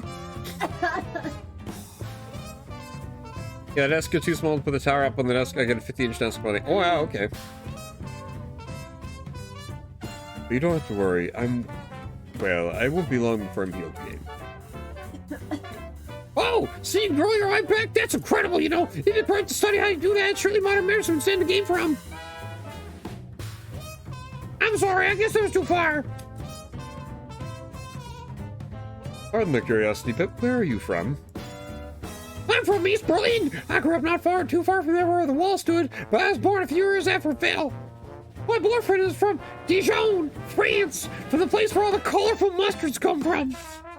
Ah, I see. And what is East Berlin like? Did you actually go to PP talk about the mythicals? Oh boy, Vinny, I can't wait to have the PP talk. This place. I'm sorry, I've been holding this voice for like 11 million years. It's pretty good nowadays. Of course, there's still a bit of a gap, but it'll take a while before East and West are truly equal. But it's charming. In a way, everywhere you go, you see little Soviet stick figures on the traffic signs. It's so cute. And the nightlife is, of course, fantastic. It's Berlin, after all. At the mention of East Berlin and Soviets, Styrian's eye flicks over to you for a fraction of a second. But doing all the white build, even down to the peripherals, the mic is a Razer Siren Mini. The thing has a little built-in shock mount as well. Oh, wow, nice. The colorful mustards! Yeah, it's fancy. Ed jumps over to the other people around the table as he realizes they are growing silent, directing their attention towards him. Well, I won't stay in Berlin for long. My boyfriend and I have wanted to live in England for years for now. We were trying to make that work. We always wanted to backpack across Europe, so we figured now was a good time. My twin sisters all did it, and I've been hearing for years about how fun it was. So here we are. Now that Greta has broken the ice, people are looking, and Styrian grows stiff at the realization. He stares back at all the guests, all the pairs of eyes fixed on his inhuman features. Then they're noticing how stiff he's become. His breathing hitches, and he freezes as despair sinks in his stomach. No, don't make my Calvin feel bad. The Minotaur musters enough wherewithal to move again. It is as though his limbs are made of lead. Pressed by the awful weight of the guest's collective stare, he can only twitch and tremble, raising his arms mere centimeters at a time. The tremors propagate like ripples across the surface of a pond, from his fingers to his arms, then to his stomach, and finally sinking like claws into his chest. Everywhere the pitiless tide sweeps, the Minotaur's consciousness seems to be trailed behind like a swimmer following the wake of a boat that had thrown him overboard. The bullman's hand lingers at his stomach, which heaves beneath his touch like a sea in a storm. He clutches it as though nursing a bruise, like he's been punched square in the guts, and he's now trying to not vomit. Oh god. He retches a few times, gasping for it, and a few members of the assembled crowd back away and wait to steer clear of the perceived splash zone. Oh my god, what are you guys doing to my cow? Fuck, god damn it. Among the students, one starts fishing through her purse for nausea medication, but is quieted by another of her peers. He gestures to the Minotaur's whole body shaking like a leaf in the gale and sweating bullets like he'd run a marathon through desert around the hotel. Flying chickens about the mod I did to keep it sound better. Oh, nice. Anyone can see that nausea is only one symptom of a larger issue at play with the student's well-being, and throwing pills at the province going down. What's wrong with my cow? Greta, what did you do to my cow? My choices led to the scene. Oh god, what did I do? And even so, one of the burlier Uruguayans volunteers helped to restrain the bull if he should need to be medicated against... Excuse me! By the time the tension peaks, the Minotaur's hands have reached his chest, the thick black nails that dot his fingertips digging furrows in the flesh surrounding his sternum. His lips move, but his lungs aren't cooperating, as though each eye were upon him with an invisible hand wrapped around his throat. He can only give strangled grunts and whimpers in an attempt to speak. What did you do to my fucking cow? Whatever the reason, Asterion is terrified beyond the point of words. The tiny blue flame in his eye betrays it. It sparks once, twice in its empty socket before darting around the room as though searching for refuge in the eyes of another. The Minotaur shambles around to meet your gaze. His face goes cold and distant all at once. Eyes wide, eyebrows high, lips parted, with like a deer in the headlights, paralyzed with the specter of onrushing mortality. Yet he cannot die, and it is an absolute truth. The only certainty in which he can cling throughout all his trouble, his sentence, and his imprisonment are inviolable. Yeah, what the fuck is this? What did you do, Ken? I know! Wait for like 2 seconds. I know. No matter how much time passes or how many masters come and go, his days are fated to be endless as the labyrinth in which he will spend them. Nor does he fear death. He knows and longs for what awaits at the other side, the fields of Asphodel, his friends, and his service to Lord Hades as a guardsman. This happens when you're leaning towards the ruthless route. What? How am I doing that? What did I do wrong? He cannot rationally fear death any more than he did when he offered his head to the Athenian man millennia ago and was damned for meekness. Even so, mind and body are overcome. The Minotaur is swept away beneath a vicious undertow of trauma. His biology is his master now. And did you make a student go to the valley when Argus asked you to? I might have! I didn't think I had a choice! It demands he believes that he can die and that he will meet a swift and calamitous end before the crowd of curious, well-meaning onlookers. He has no real agency in it, as always. Greta, what are you doing? Greta's voice is the first to break through the chaotic murmur which has consumed the other guests. She, at least, is ready to take matters in her hand without waiting for anyone's approval. What are you doing to my cow? She prods the bull onward gingerly, as though a simple readjustment is all that's needed for the gears in the Minotaur's head to mesh once more as they should. Oh, that's where you're getting the scene. Oh, okay. To be fair, the snake man was like, oh, I won't hurt the cow. And I was like, oh, okay, he said he won't hurt the cow. And then he didn't hurt the cow. He just traumatized the cow. Don't like his music. Yeah, the mob is literally unscrew the PCB from the chassis and then use toilet paper. Sound deadening. That's funny.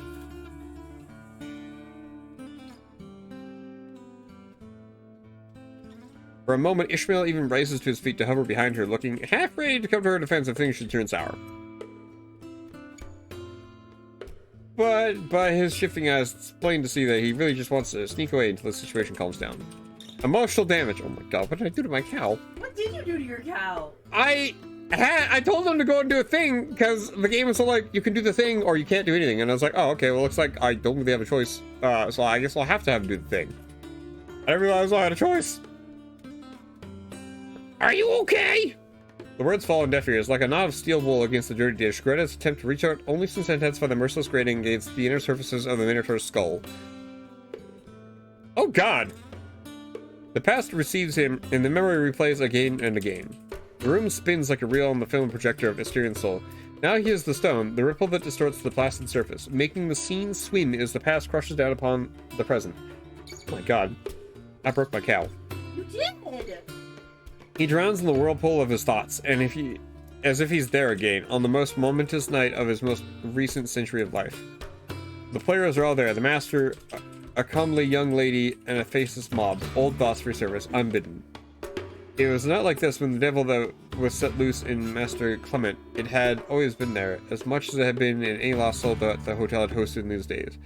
The purposelessness, grief, and general agitation. He was even kind once, his faults made innocuous, even trivial by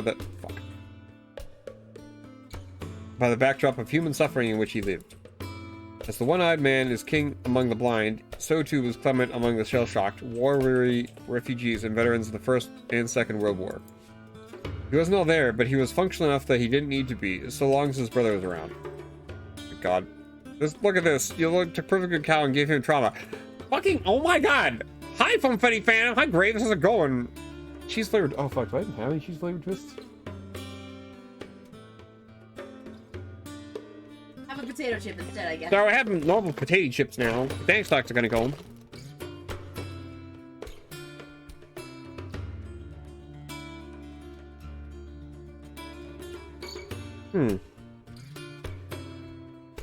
Master Jean-Marie alone could stem the tide of Clement's paranoid illusionism and assuage the ego of a broken man, but Master Jean-Marie was dead, and it fell to the lunatic to take over the asylum. Oh boy.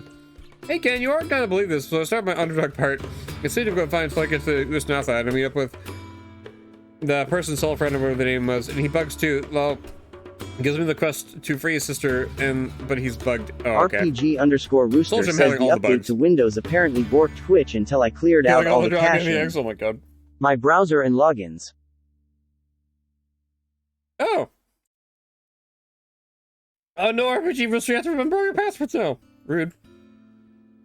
Be a pretty big fuck up. What did I do? That choice is very important. Oh fuck. It's going. Oh yeah, is the schedule starting at your time? Also, is Joel's time zone? Oh, Cuppy, I think put it in your time zone? Y'all can decide that right now. Did we never put a time zone on? You never put a time zone on. I thought we agreed that we're starting at Graves' time, which is like 6 p.m. Apparently Graves didn't. You and Graves talk it out. Oh, okay. Pingus! Pingus! Thanks, chickens. So content warning for a panic attack. Oh boy. I mean, I was gonna start at 5 my time, which I think is like 6 Graves' time? Central time, Mountain time. We're gonna start in Central time, because that's Graves' time. Perhaps Clement tried in his own way to do as his brother had done, to ease the pain of his fellow men and earn their respect. But each setback, each failure was merely fertilizer for his madness to take root and strangle out all else. Sounds good. Oh, okay, cool. The love and admiration he sought were as doomed a venture as Icarus's flight. Blinded by hubris, consumed with envy, Clement fell and dragged as many as he could down with him. In his hands, the power of the hotel's master is but a means to impress, a cheap parlor trick at most to catch the attention of beautiful women. Wow. That night, a girl like Miss Greta rebuffed his advances he had asked before, and she had let him down greatly. He tried again, hoping in vain that his persistence would be rewarded. Oh god, what have I done? This is the most Kanachi game you've ever seen! Just realized, yeah! Oh my god. Starting 6 p.m. Central Time or 5 p.m. Mountain Time. Mountain. Letting you know. Give some time. /5 p.m. Oh, okay, that makes sense. Alright. Mountain Tail Time. Yeah, sounds good. Then something snapped. An uneasy hush settled over the crowd. The laughter was snuffed out at once like a candle between 2 fingers. The distance started to close between Clement and the young woman. The Minotaur interposed himself and took the blow, as he always did when a physical altercation erupted. The ensuing tantrum saw all of them accused of treason, excommunicated by virtue of blasphemy against the hotel's petty god, to face whatever suffering awaited them in the smoldering roads of the European countryside.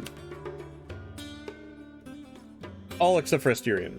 Such is his curse, such is the inconsistency of a master's heart to which he is always subject. Outside of the Minotaur's head, things happen more quickly. Drawn in by the ruckus, Luke and Coda begin making their way through the crowd, seeking direction. One of them calls you boss, and the atmosphere shifts in an instant. How do I unfuck my cow! As nobody is quite sure how to best deal with whatever has come over Asterion, all you seem to agree that the current situation requires your intervention. By virtue of your office, you are not afforded the luxury of remaining a bystander. All eyes are upon you, something must be done. Can I just give him some space? I feel like if I order him to calm down, he's gonna be upset. You can fix this. Oh, okay.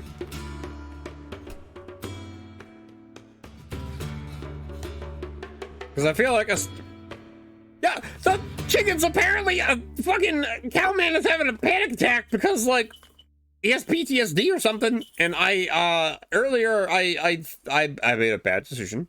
And I told him to go outside and grab a lamp because I was told that I would have to tell him to go outside and grab a lamp. And it was bad. How do I unfuck my cow? It's literally the scheme's religion. Oh, jeez. All right. Okay, Asterion, have some space. In the sudden silence, the conclusion asserts itself. Asterion's hysteria visibly worsened. Oh, well, we got Bracer Dude here. Thanks for hosting, Bracer Dude. Asterion's hysteria visibly worsened when he met your eyes. Your actions played a not insignificant role in driving him towards his current emotional state. Oh, I'm so sorry. Hi, Bracer Dude. You came in a highly... Oh, thanks, chickens. You came in a highly emotional time. I broke my cow. Instead of reveling in the power of the situation, that thought turns the expectant glare of the audience paralytic. You find yourself unable to move or breathe, wanting nothing more than to slip away or to crawl into a hole, as Ishmael seems so desperate to do. No matter how obvious it might be that someone needs to take charge, you of all people have no right to rush in and play the hero. At the moment, you're not sure which is worse, the fact that the guests remain blissfully unaware of your involvement in the lead up to the current situation, or the silent expectation that you can somehow unring the bell and set everything right. Seconds tick by, though each feels a minute long. A strange distress call and the guest prays for a speedy resolution alike go unanswered. As the tension continues to mount, you find yourself looking to the people around you, searching for a spark of guidance. Sometimes the most responsible thing a leader can do is to take a hands-off approach and defer to someone more knowledgeable, rather than going in blind and hoping for the best. You voice a thought. Does anyone have experience treating panic attacks? Wow! Whatever tenuous semblance of control of the office of master granted you begins to evaporate. Words cut the momentary silence like a fraying rope, and the dining room is once more abuzz as the guests resume bickering amongst themselves with their best course of action. Amid the growing din, the Asterion continues to spasm and spiral, flinching every so often in expectation that he'll be struck. Ah! Bracer Dude, I broke my cow. I'm break the cow, do it now. I'm trying my best for you. I don't know what I did, honestly. Well, I kind of do now, but like, I was expecting to just right now have a problem. With each fresh wave of terror that rebounds over him, your opinion of yourself continues to sink lower and lower beneath the crushing weight of guilt. Oh my fucking god! I'm in chapter 6 now, going up to kill Bodhi. I think I'll be able to catch up to you soon, unless things keep breaking. Oh, jeez. Alright, Soul Gem, good luck. Soul Gem is currently doing the same game I am, just like, with their one character. That's it. Like a one character playthrough, which makes the game pretty funny, because like the game kind of assumes you'll always have friends, and it doesn't assume that you'll ever just be a person. Oh my fucking god. Why is it Luke? A figure begins making his way forward, walking to the center of the crowd with an open-palmed hand raised in the air, calling for silence. Luke has an idea, and in true military fashion, asks for the explicit permission of his commanding officer before making his move. Oh my god, what are you going to do? This is actually part where Luke shines. Oh, okay. You've seen his attitude, and your stomach turns at the prospect of whatever he's got planned to deal with Asterian's anxiety. The crass, loud-mouthed griffin hasn't a snowball's chance in hell of calming the Minotaur down. In fact, he may just make things worse. A figment dances in your mind of Luke in full cowboy regalia, 10-gallon hat, spurred boots and all, fastening a saddle around Asterian's back and riding him until he cries himself out. Oh my god, okay. Even if you don't know what to do, you cannot allow Luke to... The griffin places a hand on your shoulder and looks into your eyes, crashing your train of thought without saying a single word. Despite your initial misgivings, you perceive a sharp, no-nonsense attitude about him that you've never seen before. He exudes an intense, icy focus that bespeaks the discipline and dignity of a military man who has weathered countless campaigns. One could expect him to enter with an ear-splitting screech or a keening squawk, as only someone with American lungs and a half-Aquilian vocal cords could. But here he stands at the ready, waiting for your signal. You give him the order, and you're conscripted into Luke's volunteer army, along with Greta and Ishmael, the two other nearest in the corner. Per his orders, you stand by, waiting for further instructions. Hilarious. The Griffin takes a step forward, stepping just short of an arm's reach of Asterion. He enunciates each syllable loud and clear. Hey, Asterion, what happened? The manager's eyes refocus and his chest beheaves with the effort of forcing air in and out. Over the course of a minute, interspersed with coughing, he stammers. The valley. Please. Do you need space? Do you want to get some air? Recognition sparks in Asterian's eyes, but soon after the bull's anxiety spikes anew. Whatever momentary clarity the Griffin had brought out is subsumed again by the tide of panic. He even saw Asterion manage to choke out a few more sentence fragments before he returns to incoherency. Heck, Ken, how could you do this? I didn't know! I didn't think I had a choice in the matter. It sounded like I really had to send Asterion out there, that I wasn't allowed to go out there and grab a mirror from the Snake Man. But the Snake Man would just tell me, like, eat dick and run off. I'm glad I have so many amazing friends like you and Cupcake around Connection. Hope everyone's having super fun. We're having a great time, Bryce, dude. I just having real anxiety time because I broke my cow by accident like 20 hours ago, and now I'm really paying for it. I love you too, Brycer, dude. No, don't. I can't. I don't speak. Nod for yes. Shake your head for no. A few more quick questions round out the initial engagement. Luke asks if Asterion had panic attacks before, if he has medicine for them, and a host of sane, sensible things that you really wish you'd thought of doing before passing the buck. Once he's sure the Minotaur is loose enough to follow along, the Griffin leads his wayward charge through some breathing exercises, cooing, supportive reassurances in the bull's ear every step of the way. Oh, thanks, Luke. That fucking face though, but thank you. Luke validates Asterion's feelings, mentioning every so often that he won't leave, that they're safe, and that panic attacks seldom last more than half an hour. Experience has taught him that sooner or later the bull will even out, it's a matter of time. Before your eyes, almost imperceptibly, hell freezes over. Somehow, stunningly, Luke was the right man for the job. Wow. Birdman good. Birdman good. I give you a couple of big love. Oh, thanks, MB. We'll give you big love too. Asterion's battle with his own psyche, after all, its explosive fury comes to a tenuous, whimpering end. Oh.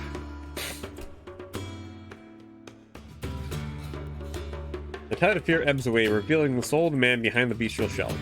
Luke offers his hand, and the Minotaur grasps it with the simple, desperate gratitude of a drowning man whose providence had washed ashore.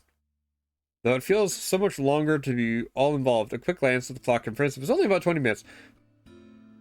Yeah, it feels like it was a fucking hour for me, Jesus. I think.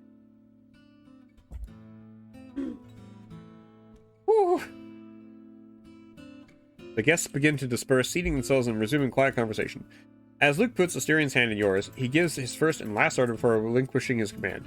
Walk the Minotaur back to his room for the night. Oh, okay. Greta smiles, and Ishmael cannot help breathing an audible sigh of relief, only to catch a swift elbow in the ribs for ruining what could have been a beautiful moment. Wow, Ishmael, fuck you. As you depart, trudging into the darkness with the Minotaur in tow, your ears catch a few guests giving the Griffin a hearty cheer for a job well done. Out of your peripheral vision, you notice Luke's solemn salute goodbye before his usual persona reasserts itself under the renewed festive atmosphere.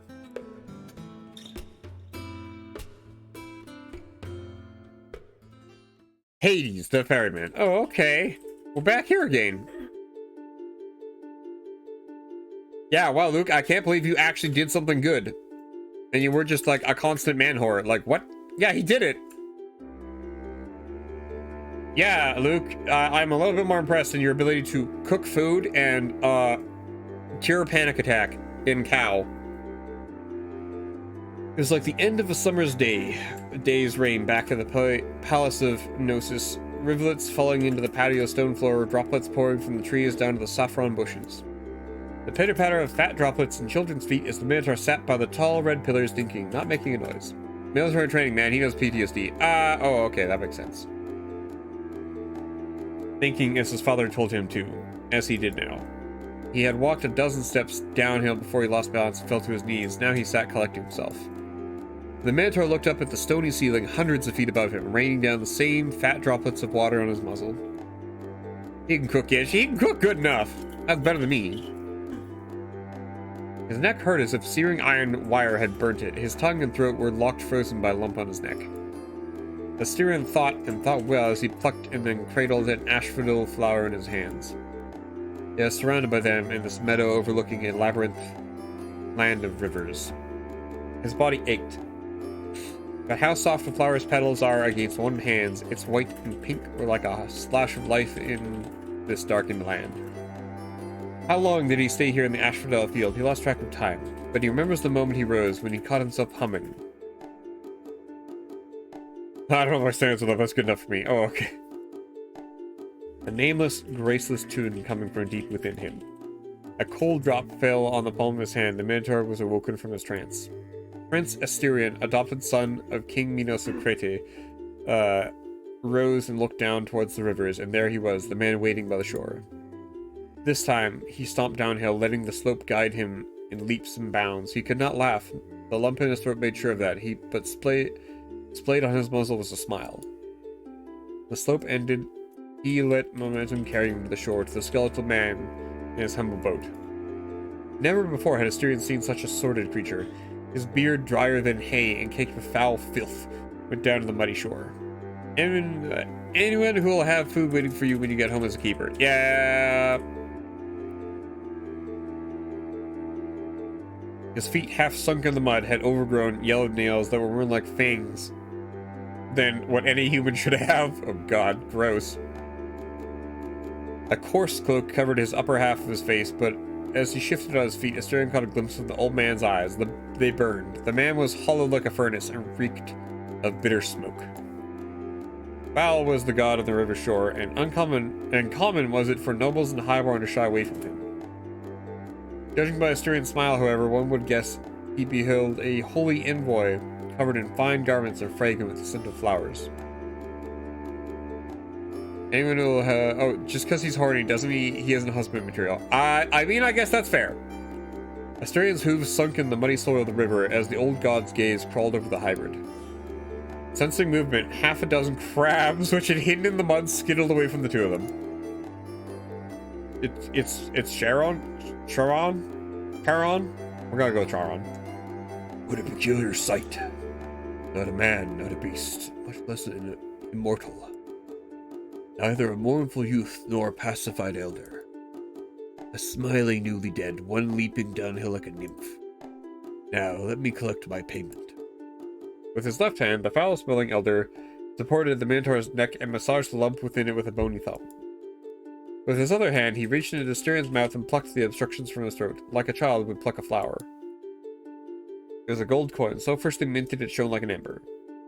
It's a hard C. Like Charon?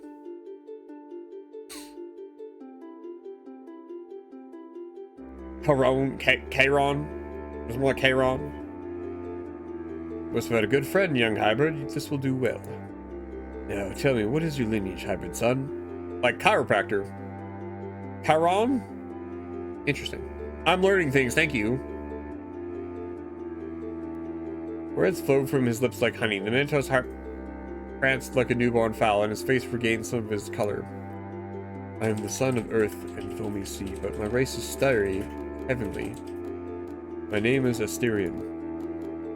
Lord Charon, may I cross the river to my place of rest? The old man ran a slender finger over his matted beard as he looked the newly dead up and down. Very well, come, we shall cross the rivers. It shall be a scenic ride for you for such a bountiful payment. Ah, what a day, a newly dead beaming with life. Heavenly blood in the corpse of a beast, a cursed being with gold despair. Hair on? Yoke with, oh, okay. Karen? Oh my god. Charon? Tell me, boy. Why the joy? It is fair that the bud plucked before spring cursed the hand which left it to wither. Yet I see no vinegar, only honey and wine. Asterion sat on the boat, his back to the man. He looked ahead at the distant shore. The fire in his chest kept him warm. He did not bother responding to the old god's question. A bedrock. A baby.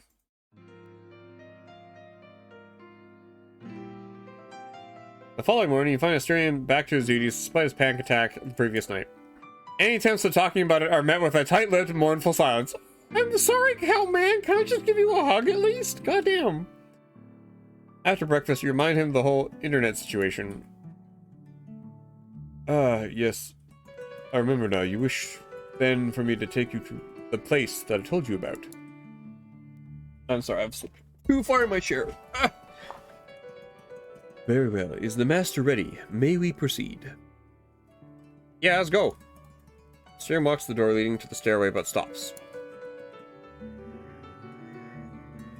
You hear the faintest sound. Is it humming?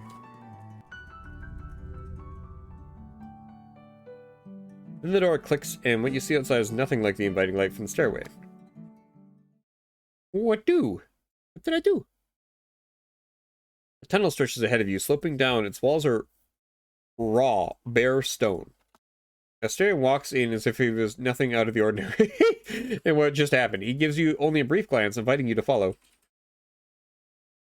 As soon as you cross the doorway, the very air around you changes. Ooh. A bitter dampness. Oh, it's got damp. See, let's look at your flat. It's got damp here. Got damp here. See if you got damp in the floorboards. Got damp. Oh, it's you. Okay. A bit of dampness hits you like a truck. It pries your mouth open and burns its way into your lungs. Oh, yummy. The entire hotel, so far, had air so dry it could make your nose bleed, but this place is already covering your skin in a sheet of sweat and grime. Just being here makes you feel dirty. Oh, you're back! Oh, good. We fixed the cow. Luke knows how to fix a cow, apparently. The Asterion keeps going. You follow along a few feet behind. The light from the doorway behind you grows dimmer, and farther you go, the louder. Sorry. The louder are the Minotaur's footsteps. Hoof steps. The two of you travel a labyrinthine set of twists and turns, and with each shift, the walls change further into polished rock. The air worsens to such an extent that you have to make an effort not to cough. Regardless, your tongue is covered by a bitter oil that you could neither swallow nor spit out. Dude, where the fuck are we going? The harsh sound of Asterian's hooves against stone, echoing all the way down the corridors with an invitation to proceed, and an unnatural sound pushing you out of this place. So it's hard to notice, but there is an anime figure on the desk mat that matches the keyboard. No, I saw that too. I was like, I just wasn't sure what anime figure that is. Is it a Hololive? Is that what it is? Is it a Genshin? Those are the only things I know. And even then, I don't actually know those. Like, those are just what's popping. That is until the Minotaur steps on something brittle. You drag your feet along the floor and can feel the texture of stone change. Its former smoothness is giving way to a rougher, harsher surface that scrapes against your soles. Where the fuck is this? The claustrophobic corridors give way to a large chamber. It is darker than any room you've seen in the hotels thus far, save perhaps for the cold room. A light from some source that you can't quite determine still allows you to examine the chamber in full detail. The polished stone floor and walls, even outside the doorway leading to the previous corridors, are covered with a thin layer of purple dust. The layers get thicker and thicker. As your eyes follow them to the center of the room, where a large wall of crystalline rock, that same dark color, cuts the room in half. To the right and left are two large wooden tables on which a number of people could have worked together. Their legs are also covered in purple dust, seem to be stuck to the floor by growths of crystal. Books, sketches, documents, and schematics are shown across the tables. And an old vase holding writing quills fashioned out of peacock feathers sits among the mess. Stone columns along the wall support the shadowed ceiling. They too are covered in dust, but the red and black paint that lies underneath is bright and fresh. The middle portion of the room's floor is peculiar. It seems to have been a shallow pool once, a foot deeper than the floor around it. but now it is dried and covered by the old growths of purple rock. Mysterium, what's with all the purple rocks, yo? At the very center of the chamber is a wide basin consumed by the same rock. What the fuck this? This is it. We call this place the bedrock. The stone you see is a form of obsidian. This place is as old as the labyrinth. It has always existed. Rub your hand on the crystal wall. The stone is brittle, and with a flick of your finger, you break off a shard. Just rubbing it between your fingertips turns it into a coarse powder that sucks up the earth's humidity. Alrighty, what the fuck is this? This is her. Oh, okay. As you proceed to examine it, you feel that the stain it leaves on your hand is irregular. There are oily black spots and watery red blotches. Stereo, what did I just touch? My lord, that it's dirty, covered in centuries-old dust and grime. For your own good, I would advise against touching the obsidian. Oh, good thinking. You rub your hand on your shirt. Thank you. I would rather not see the master come in contact with impure substances. It would further recommend you change your clothes once you return. Thanks, Styrian. The master takes a step towards you, standing between you and the wall of dark crystals. Impure substances.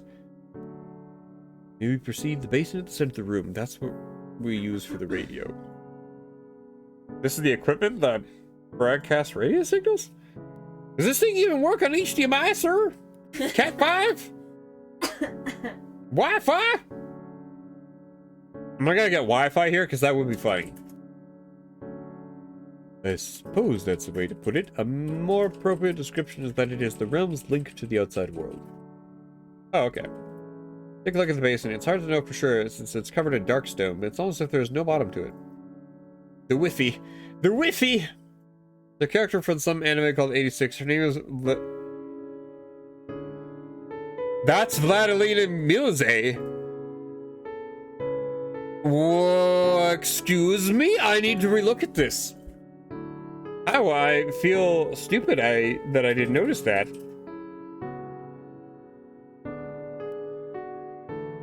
Excuse me? Okay, hi, well, you have great taste in, anime figures. I'm just saying that Vladilena Milze is, from an anime that made me cry recently a whole lot. It was really good. Really had me going. There were spider tanks in it. Check Discord. Well, thank you. Wow, okay, that's adorable. What grim? Sorry, what? What was? Is that the 80s? So you're talking about the guy or the anime? Oh, I can't remember his name. You could just... Reaper? Well, he has a real name. I don't care about his real name. Fuck. What does your shirt say? It has a word on it. Fuck. Never mind. It's, not Caretaker, it's not Gravedigger. The Grim Reaper. I could literally... You could just Google it. I'm in the middle of a cow game, I'm sorry. It cost you $30. It's going inside of a PC case as well. Oh, okay. I mean, hey, this is Vladimina before she gets serious, before she goes /serious. Sorry, just, yeah, very important anime discourse. Anyways, look in the basin. It's not hard to know for sure since it's covered in dark stone, but it's not as if there's no bottom to it. This room is the closest place to the outside world, if we can say that. It operates by different rules. Millennia ago, it was a shrine to the old god Hermes, patron of trade and messengers. There are other such locations in this realm dedicated to specific gods. The masters for a long time used it as a dock to send and receive goods from the outside world. Then it became a post room when the hotel was established. Quote this. What do you mean, quote this? Before we forget, let me send you an audio clip of my keyboard. Oh, okay. Hair on? Do not quote me on this, quotes you. Oh, okay. Oh, okay. I'm finding something written 10 minutes ago. Okay. If you can offer adequate instructions, it will find a way to transport goods back and forth. It could receive radio signals from the outside after we instruct it on how they work. If you can describe how the internet works, then it can be done. Oh god. The internet! It's a series of tubes. A series of tubes. Oh my god. That will connect the realm to the whatever the internet is. Then if it's anything like the radio, it can retransmit signals to your equipments. Okay, here's the problem though. What ISP am I gonna use? Magic. Magic? No, no. But the internet's a series of tubes. We gotta go through like Comcast or some shit. And they're gonna be like, you know, they're gonna be like, you know, telling me to like suck their dick or whatever if I want like, you know, 5 megabit up. Saint Sans, Minty, also VTuber models finalized. Oh, nice. How about the metaverse? How about the metaverse?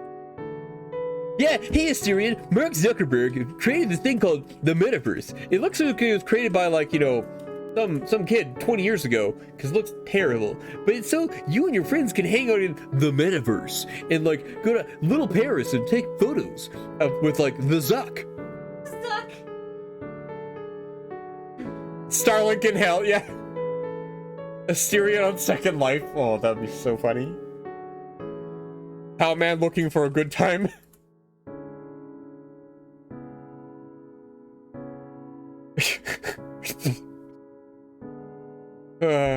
I'm just imagining like Asterion on TikTok and like he just keeps getting sent cow videos like I do now. The worst part about the shit Mark made is it somehow looks worse than IMVU. Yeah, Mark Zuckerberg's fucking metaverse looks so bad, like laughable. Like my favorite Photoshop edit of it was somebody making it look like a Wii game from like 10 years ago. Oh fuck, it had me laughing so fucking hard. And how can we teach you to do that? What is the procedure? A contract. Yes, everything in this realm works by means of contracts, mainly those signed by the master. Your will, save a few exceptions, is sovereign. Looks like a Weeble social server. A single contract, we can describe how the internet works, and then command the hotel through the basin to connect to it. We can't get the Starbucks Wi-Fi? The reason why this is exceedingly funny to me is like, yeah, you theoretically have to pay money to use the internet. Like, there's no way to not... There's no way you could use the internet for free, as far as I'm aware. Magic. Yeah, but like, we're just making magic... Are we making cryptocurrency here to pay our internet bill? Magic internet. Magic internet, yeah. Hey, that's kind of like programming a computer. Pardon. It's like, it's how computers work. That's what I mean. They follow your instructions, nothing more. If you give a computer bad instructions, they won't work. You need to be very precise, tell it step by step in its own language what it needs to do. Yes, I suppose your comparison is adequate. That is indeed how the hotel works. Which reminds me, I have to offer you the instructions on how to summon objects, don't I? Yeah, I've been here for a few days, and yep, I'd really like if you could help me with that.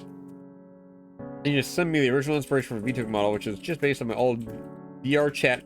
Pepu. That line has to have been written by Nanoff. Oh my gosh. There are ways to use the internet for free. It gets seen as illegal. I mean, yeah. I mean, when you say it like that. Hope-po? Hope-po? All VR chat hope-po? Thank you for spelling this out, because I borderline cannot read anymore. I pretend to be able to know how to read and write, guys. I pretend. I'm frightfully sorry for my negligence, my lord. It has been... For the exceptional circumstances under which we met, I would not have taught you on your first day as master. It's Japanese for Northern Princess. It's a character from Kantai Collection. Okay. You lost me, but okay. Specifically the Kantai Collection, because I have no idea what that is. Don't worry about that. Now, tell me, how does it work? Very well. For starters, the labyrinth can generate most materials and substances found in nature. That includes animal and plant products. It can generate living beings as well, but for a number of reasons that function was disabled. It's a long story, we can discuss it another time. Oh, okay. It's a ship... Oh, it's the Ship Girl anime! Oh, okay. Hot take, internet should be free. It really should, Funfetti fandom, and so should housing, because fucking it sucks ass where I live, and I hate watching people be homeless. No relation to Zerlane. Oh, okay. The labyrinth can generate complex structures and manufactured objects if you can instruct it on how said thing can be built with raw materials. Oh, fuck. So if I wanted it to make a fucking, like, computer, I'd have to tell it exactly how to make silicon and, like, fucking transistors and shit. Fuck. Damn, the second we get Wikipedia going, though, it's game over. I could just Wikipedia fucking anything, and there's no way there'd be incorrect information on Wikipedia. Sounds like a dick. Yes. Mr. Hotel Sama, can you make me some spotted dick?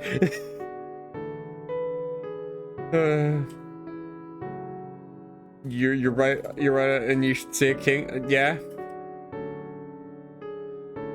Asterian's one-upping your 3D printers. Yeah. For clothing, we have quite the archive of instructions. You can trust the hotel to manufacture even complex garments without issue. I don't know, Asterian, have you seen some of the fucking fursuits that are really common these days? I'm pretty sure the hotel's never manufactured a fucking fursuit before. Make Luke a big, fat dildo so that you can calm the heck down. Yeah? Mr. Hotel, please find the root files for Project Bad Dragon. I mean, those silicone sculptures are pretty easy. You just need to explain out what silicone is, because silicone is a thing that's made out of something. Fuck, I actually have no idea how silicone's made, and I work with silicone 90% of my time now. It cannot, however, fabricate currency. Neither will it produce metals like gold or silver in large quantities, and a few other substances which were used in commerce back when the realm was created. Like salt? Plastic? Yeah, but what kind of plastic, though? Really, quite a bit of how the hotel works. Oh, okay, cool. And if a large mass of goods produced by the labyrinth are exported to the outside world, it may become rebellious and refuse to obey orders for a while. Wow. It gets moody. Polyurethane. Can we go more specific than polyurethane? Because, girl, we have an entire shelf of stuff at work that is polyurethane. All polyurethane, huh? The gods put these restrictions in place to stop mortals from using the labyrinth for profit. I see, but that's not an effective restriction, is it? I can imagine a number of ways that can be sidestepped if I wanted to profit. We can't make gold and silver, sure, but what about precious gems? Those are valuable enough that we could export a small amount for a high profit. Ah, yes, good catch, but that's what we used to do. And that is what we used to do, in fact. We had a contract in the outside world, one who would receive our gems, sell them without leaving a trace, and send over the currency. That way we could pay our employees, and we are not all that stingy, I might add. Interesting. The whole system is, shall we say, abusable? Yes, my lord, there is no doubt about that. After all, this is not what enabled us to build this establishment. The gods sentenced me to eternal damnation, but we found a way to make something good out of it. And we accomplished it all by, shall we say, being quite creative and light-footed in interpreting the base rules they established. That's just multiple marriage mod in Skyrim. Wait, what? Thane is just like Sky. What? Oh, polymorphine. Okay, I get you now. This is no different from how we managed to bring radio to the hotel. I doubt Hermes ever imagined the uses would come up for his shrine. It is fortunate the gods were, shall we say, quite sloppy with how they worded the rules for this realm. Typical god. Sloppy. A silicone is a polymer made out of siloxane. They are typically colorless oils or rubber-like substances. That's about where my chemistry knowledge drops off. Oh, okay, cool. I mean, rubber is actually a natural thing that does come from a plant. Granted, it's not the same kind of rubber that you need to be, you know, body safe. But it's a start. The fact that Funfetti and I were on the same page. What? So is sand? Skyrim. Oh, Skyrim. Sloppy gods. Yeah, I know, right? Is your god a sloppy toppy? And there is one more thing. The labyrinth can muster materials, but it is, as I said, it needs the instructions on how to put them together. For things such as books, it can copy books which already exist here, but it cannot summon a book it does not know. Oh no, my manger! Make the god sloppy, right? Dan said, "May I teach my lord how the summoning is done?" Sure thing, Asterian. Yeah, I'm ready, let's do it! It is a simple affair. Perhaps you shall find it silly, but believe me, for this task, you need only, hum this song in particular. They can't make dojins? Sag. Yeah.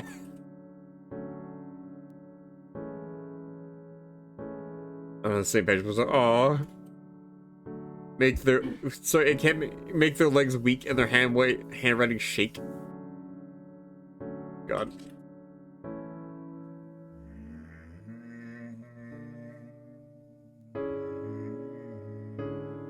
The Minotaur begins humming a slow and drawn-up melody.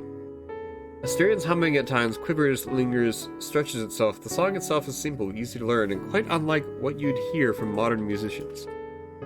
Although he does not sing any lyrics, it seems he is thinking of them and humming in unison. Not even... I don't know when you're horny.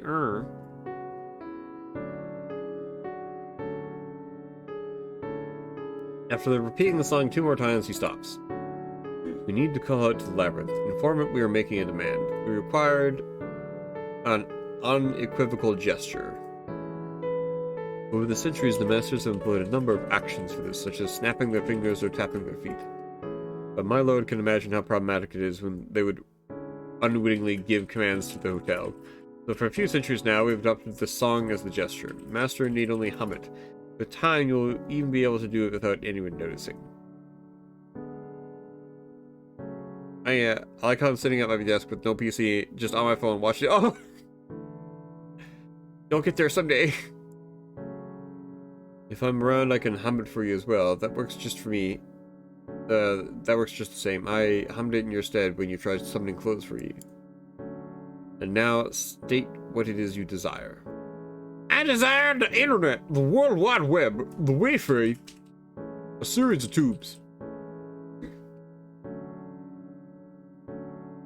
He desired the smacks. Repeat the song Asterion just hummed, and you think of something simple you can summon to test Labyrinth's abilities. Perhaps a small gift for the Minotaur. Oh! Ooh, a neckerchief or wristband. Maybe wristband. I want to go for wristband. This seems less like a call. Oh, I desire you, baby. I desire a world where Twitch did the 70-30 split for all. Yeah, the Minotaur is pretty cute. Oh, pretty. This Minotaur is very cute.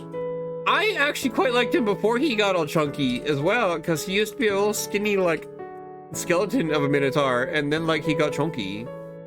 Do you want dinner, a bath, or me? Let's give him a wristband. Ooh. And yeah, Graves, he also used to be my current color. He used to be brown, but you get to choose what color he gets to be. And he does say that he prefers to be white because this is his default color. This is what he was actually born as. Yeah, which one of these options feels like some sort of binding? Yeah. Picture a small wristband. If the labyrinth can summon kitchen equipment or modern articles of clothing, something simple like some beads and string shouldn't be difficult to make. You close your eyes and hum the same tune Asterion did earlier. You feel the familiar shifting of the lights in the room, but this time the tile floor vibrates under your feet as well. Oh boy. Ooh. The dark rocks around you crackle like charcoal clacking together as poured on a bonfire. Then you jolt at the sensation of the rocks shattering and pouring over you, but when you open your eyes, the wall is intact and unchanged. Perhaps because you're so deep in the heart of the labyrinth, within its lowest layer. I'm like, neckerchief, collar, or wrist cuff, handcuff. I'm scared of making this Minotaur baby feel constrained. Yeah. Which one will lead to a panic attack? That was a good question. You used to have a persona before you went full VTuber. You didn't want to be a fucking furry VTuber? Moo woo. Oh, thank you, chickens. That's not all the furry VTubers, yeah. And there it is. It's not a complex design at all, just some black wooden beads and metallic rings with a string running through them. Asterion looks at you, what you made, and smiles. I have to try to not say this in some anime voice. Not bad for your first try. Look back at the Minotaur and take his hand. It goes limp in your touch. You feel his entire body relax as you tie the wristband for him. Thank You master. Does it suit me? CryMeACupcake says Oh, it's got CryMeACupcake used. Add underscore permitted underscore term in the butt. Permitted term in the butt. I'm sorry, what? What did I miss? Literally every other streaming platform is 70-30. They're doing a tap dance around it, but eventually Papa Amazon will kick Twitch in the butt enough to straighten stuff out, and I don't want to lose a foothold in the streaming aspect. Oh, okay. I like how things don't just poof into existence, like reality has to rewrite itself around you briefly. Yeah. Oh my god. Now, I don't think my model would translate well, and as most would just see the upper torso and go, oh, another scene. Oh, okay. In the butt.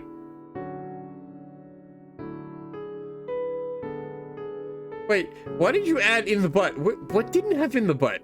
Am I blind? Oh, yeah, okay. I was like, I'm quite there's a problem. Yes, it looks great. Alright, enough messing around. How do we get started on the internet thing? Where do we even start? I went from a bracelet and now I'm going to the internet? Whoa. That is quite the butt. Goddamn. We need a fucking canassi butt. Some canassi. It could literally be called the canassi emote. A student excuses himself to go back to the tangled hallways and returns a few minutes later with a folder full of schematics. A folder? A fucking folder. I made him a friendship bracelet! He lays them over the two tables. Asteria lets you skim through uninterrupted. You cannot make sense of them. It's a jumbled mess of geometric drawings and calculations. Oh boy. Gotta buy the slime VTuber model soon and make it an egg yolk model. Oh my god, that'd be funny RPG was true. Tell the computer to make essential oils. The next hour, you and the student try to crack the puzzle. He explains to you how a team decades ago made schematics to translate a radio's functioning into the hotel's bedrock. A team! And you, in turn, try to explain to the best of your abilities how the internet works. It becomes apparent that no matter your previous expertise, there is so much of the nitty-gritty of the internet's working, so you can't describe from memory. This will take quite a bit of research, and if it's just you and a student, it would take days or weeks to accomplish it. Your concentration is broken when you hear the shutter of rock moving against itself just behind you. What the fuck? Who else is here? Egg tuber. That seal that says egg. Time to call. Oh my god.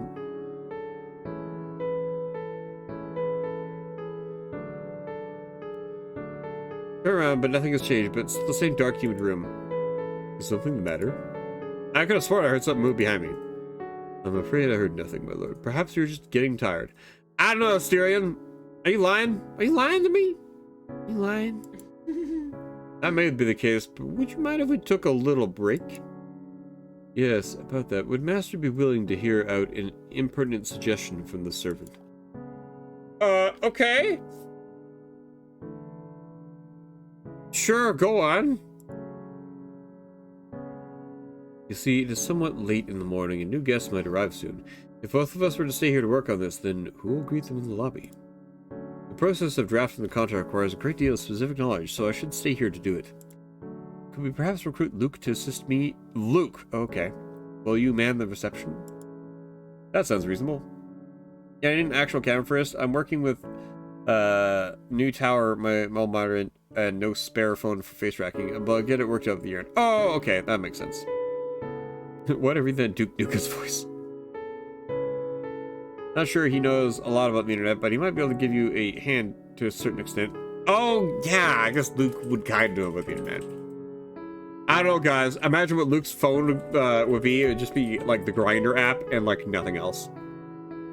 Yeah, get the hotel and install Grindr, yeah. A nice cheap camera with a ring light booster. Oh, nice. You can now assign guests to the research and development team. Watch team building.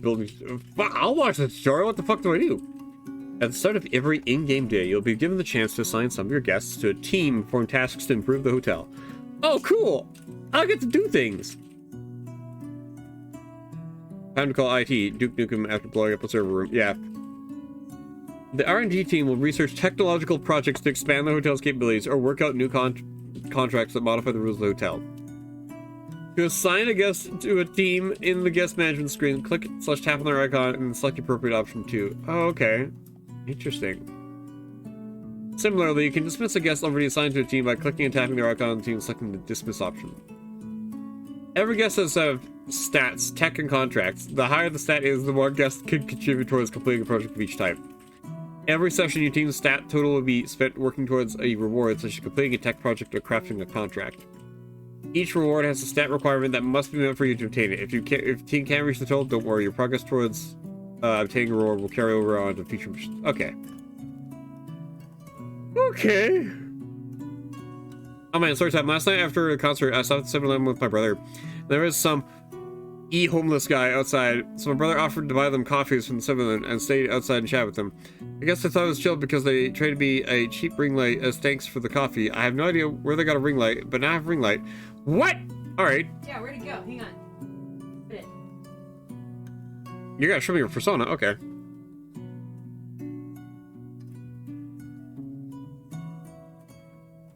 Alright, that's random. It's brighter than the one we have, too. Wild, okay.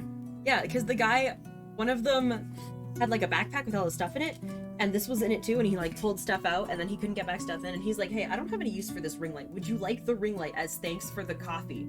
Oh, nice. And obviously, it used to have a stand, and it's broken off the stand, but now we have a ring light, hun. Nice. I look at what Hiwa sent me. Oh, those are adorable. Okay, I like both of these. Oh, I grab a basic can with light at Walmart, pretty cheaply off Amazon, I guess. Sorry, I had to itch my eye there. Those guys are really nice. I hope they're doing okay with the Winter Cup. Yeah. Skip tutorial. You can see this tutorial at any time from the help menu. Fisk was buried. Oh, that persona. Okay, that's pretty banging. That's pretty poggers. And now I understand where you're like, people can't see legs. It's not cool enough. Or it won't get it across, because those are some pretty cool leggies. God damn. Fisk has been reborn as the jellyfish from a VTuber, though. Oh, okay.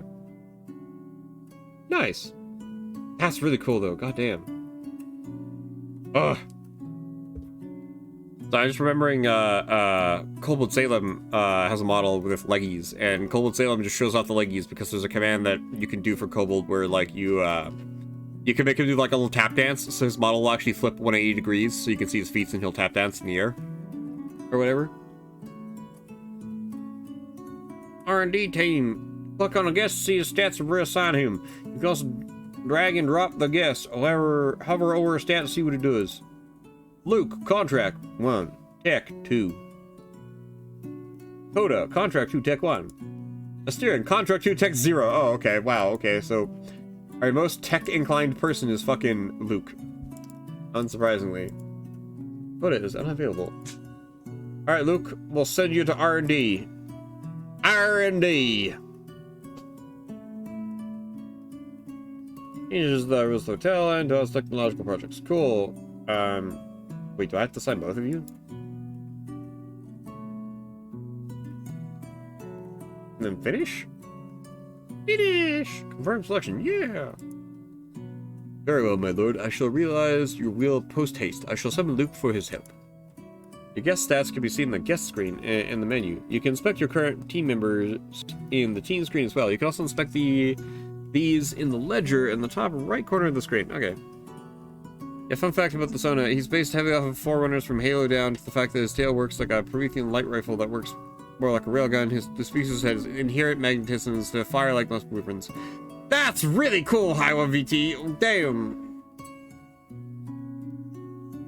Sorry, if I'm saying your full name, it means I'm very impressed. So I gotta save.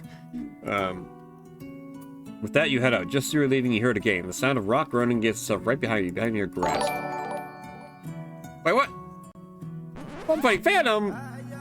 That's subscribed for 3 months? Damn! Thanks, One Fight Phantom. Damn, Graves. I don't think I'm subscribed to Graves. I might have to fix that tomorrow. Wow. Wait, Graves, what time you gotta go to bed? Don't you work tomorrow, or did you get out of work?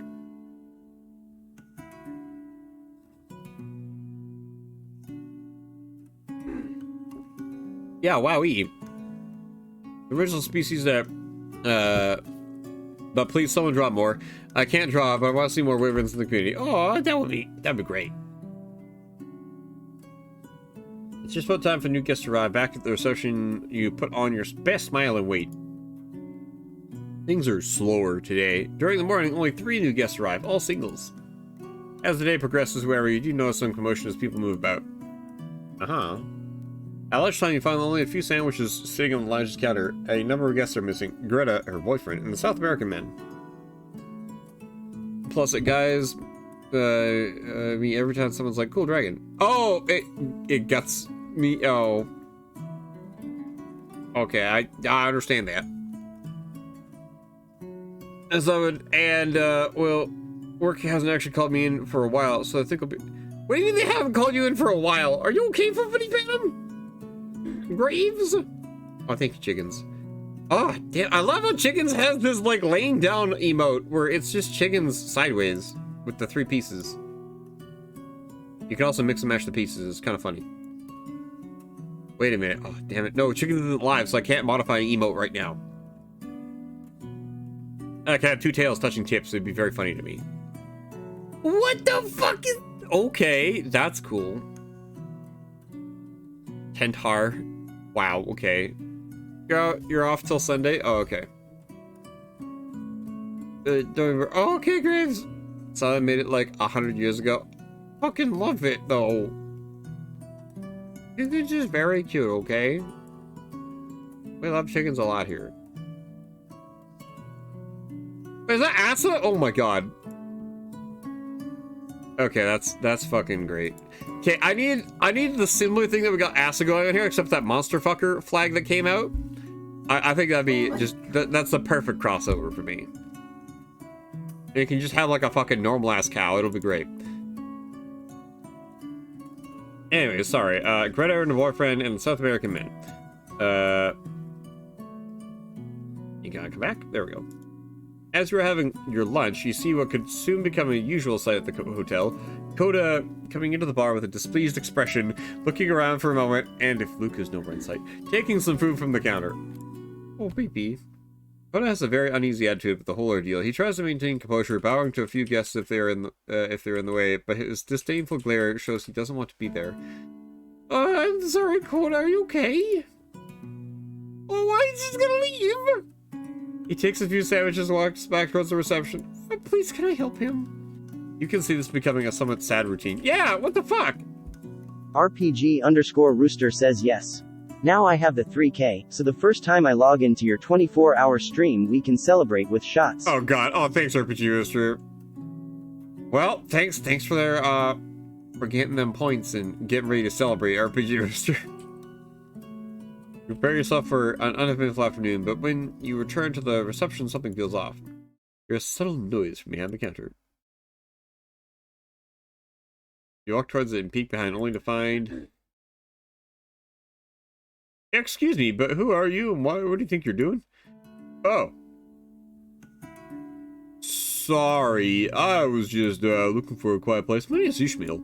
Can you just sit behind the reception counter? Yeah, it doesn't make sense, huh? It's more like I wanted to be myself for a while. And, again, you should just be by yourself behind the reception counter. Of all the places in the hotel, this is the location you chose. Yes, haha, isn't it silly? It's so funny! Please understand, I've been hitchhiking with my girlfriend for weeks now, and she doesn't stop talking. Oh! Oh, I can barely hear that guts sound. Anybody else hear that? Since my objective was to I'm gonna take some sleep. See you tomorrow, Kevin. Oh, okay, good night, RPG Roaster. Dang, how heterosexual of him. What?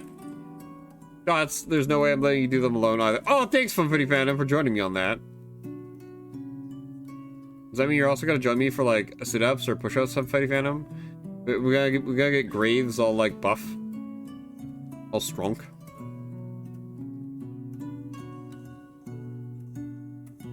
Yeah? Heterosexual 2022? I know, right? Oh my god. Yeah, so just did the guts thing work? Okay. It was very quiet for me. You will? Okay. Yeah, fun, funny fear, alright.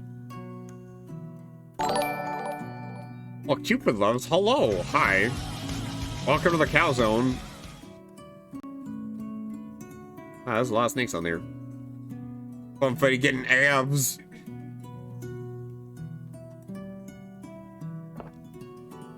Did you get to hear how the keyboard's on? I have not. I don't think I'll be able to check that on the stream. You'll only whine a little bit? Oh my god. Like, Graves, I love how I keep using either name. Graves, I'll tell you what. After around 25, that's when I'm like, I'm gonna die. So it'll be funny, let's see who dies first.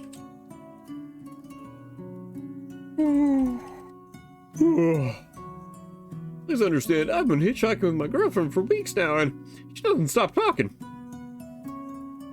And today she got all excited about this thing she was helping with. That horny bird convinced her to help out with something. When it supplemented her during lunch, she was all hyped up. You don't understand what she's like. She keeps going on and on, even when I'm trying to sleep. Please let me hide. She'll never look here. I'm just watching some anime. I won't get your... How are you watching anime? You have it saved on your phone? And also, have you charged your phone? Because we can't charge our phones here yet. Please don't die, your poor abs. Yeah. Me? What are you talking about? Copy, I'm like dead 90% of the time. I only ever talk versus stream these days. We're back. Oh, okay. Yeah, anime, how are you doing that? We don't have internet connection here, and until you're getting your reception. Yeah, it's been driving me crazy. I can't browse shit. But plan ahead, I have over 108 gigabytes of anime on my phone. Enough to last the whole trip. I'm holding next it out. That's like maybe a couple seasons at most. Jeez, do you even like Greta? I don't know, she talks so much I can't even think. I thought I'd have some peace and quiet on this trip, but I was wrong. It was a mistake. I thought having a girlfriend would be fun, but my buddies from the Polytechnique would stop mocking me. But having a relationship is hard. And she keeps asking me what I think, and I don't know. There's this one time she asked if I want to have kids after she finishes her doctorate. And I just want to go home after my shift and chill, man. Good, is there someone better than this man? Oh my god. If I'm gonna convince them to break up. Have you tried talking to her about this? But I won't talk. Can't you just be quiet? I worked so hard and the Polytechnique was so difficult. She should understand that. I just need my time alone. Get your shit together. Sucks to be you, you poor thing. Okay. I don't know what the fuck to say to this man. First one. The first one, get your shit together. Alright. Well, considering there's nobody else here wants to don't. Alright, fine. Get your shit together, dude. Being able to talk things out is an important adult skill. If it bothers you that much, then you have to do something about it. Talk with her, or at the very least, reflect a bit on your role in all of this. I just don't want to think about that stuff right now. I'm on my vacation after all. I could use a distraction. It'll make things clearer for me. Well, I'll let you do your thing then. Hey, do you have a moment just to chat? I thought you wanted a piece of quiet. Well, I've been praying for is Greta going quiet for a minute or two. If it's another human being, it's okay. I haven't talked with anyone else for over a week. I guess. What do you want to chat about? Panic attack. What? Copy. Why? Copy. If this is another panic attack, it's gonna be your fault. Who for cringe? Oh my god. Go to your favorite anime? About that. What's your favorite anime? Anime is a sick abomination on our planet! What? That shonen one with the tournament? I love too many anime to pick a favorite one. I don't care. That one. Just one. Well, I love too many anime to pick a favorite one? Oh, okay. Fine. Dude, I wouldn't know where to start. It's like choosing your favorite child. it's like choosing who your favorite child is, you know? Oh, thanks for the Hokuto no Ken. This Little Star is one of my favorite animes, I will say.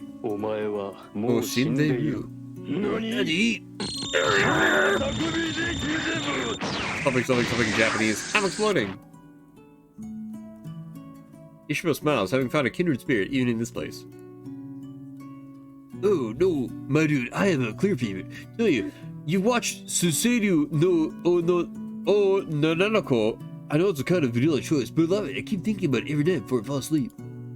Really? Now I know what? Oh, he fucking... Oh. Ishmael keeps talking on and on, trying to justify his terrible opinions. You wonder how someone who claims to watch so much anime can have such terrible taste? And even worse, be so arrogant about it? Oh, no! He has bad taste in anime. Hilarious. The anime man would make this man cry. You know, it's just how movie fans are. You indulge them for a little longer, but after a while, you decide it's time to resume your duties. Greta deserves better. Hey, listen, I have work to do. How about you put your headphones on and watch your anime thing? Oh yeah, I've been listening to it this whole time. I can multitask, but it's cool. Yeah, I'll do that. Thanks for listening to me. Disappears. After that brief episode, the afternoon is uneventful. A handful more guests check in. At 7 p.m., you make your way to the lounge for dinner. Guests have already arrived and settled in to wait for their meals. Is Coda gotta make dinner? Oh my god, it's Asterion and Greta! Asterion and a German lady are talking as they sit together at a table near the back. They're talking about peepees. Hey, boss man! What the hell's going through mind when you put me on nerd duty? I know shit about the internet.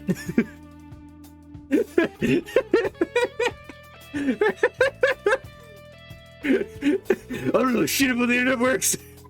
All I know is Grindr makes a beep boop sound. Do I look like some kind of nerd? America. I don't want to work a grill, brother. But an iPhone? Fuck. Do I look like some kind of Mark Zuckerberg?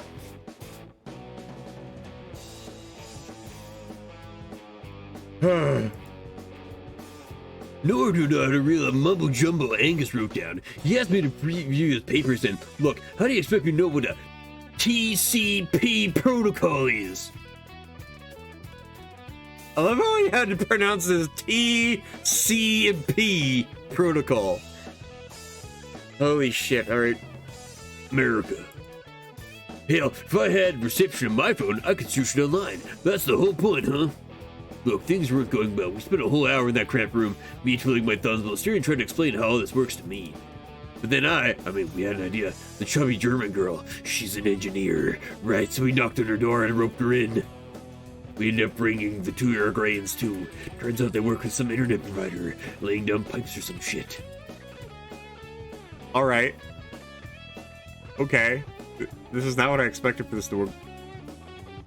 I didn't think he could do it because I thought he was dumb. And to be fair, the game's like, yeah, this Birdman dumb. But like, Greta, smart. So they put their brains together, but then they put it all back on a blackboard, and Asterion put it to paper. I made sandwiches. The nerds were talking about packets too, so I wrapped them up in little boxes, made them feel special and all that. Anyhow, we were getting closer to figuring out this internet shit. I don't know how the details, but they managed to send and receive some signals. It's just the Wi-Fi isn't working. Oh, but let me tell you something. This place that we're working in, that's some spooky shit, boss. Angus does not want anyone messing around with the dark stone in the walls. That basin thing, it's downright unsettling. Everyone expecting to lay down some cables and routers, but nah, turns out the base is the whole thing. That's why they were doing all day, teach the base and the internet shit up. Look, I was joking when I said I had sold my soul to the devil, you know. I know weird magic exists, but this room freaks me the fuck out. Oh, thanks, good apple boy. Have a good night. Everyone felt it, except Asterion and that girl, Greta. She was way too excited for the whole thing. She kept pestering me like you wouldn't believe. Oh boy, that girl could talk the legs off a chair. She's trying to explain things to me, and I insist I'm way too big of a dumbass to understand. But hey, butter my butt and call me a biscuit. I think some of that might have stuck. Okay.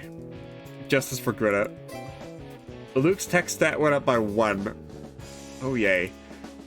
Speaking of pestering, pretty sure he's still on the Moo Boys. He's still... Fuck. Oh, wait, Mother Abigail just followed. Wait, what? Hi, Mother Abigail. Hello. You, I don't know if you're here or not, but you came out at an opportune time. We have Cowman on screen.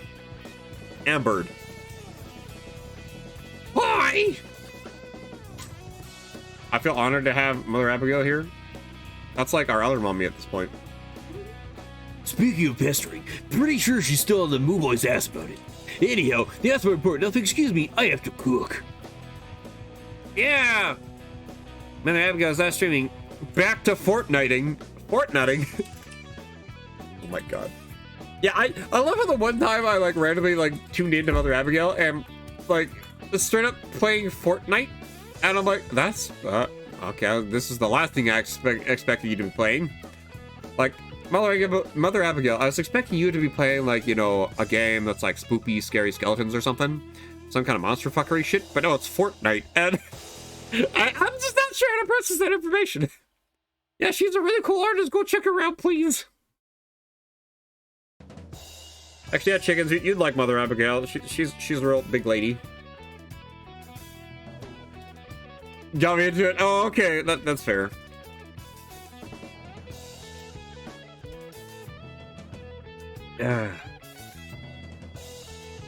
Be a good house husband. Oh my god.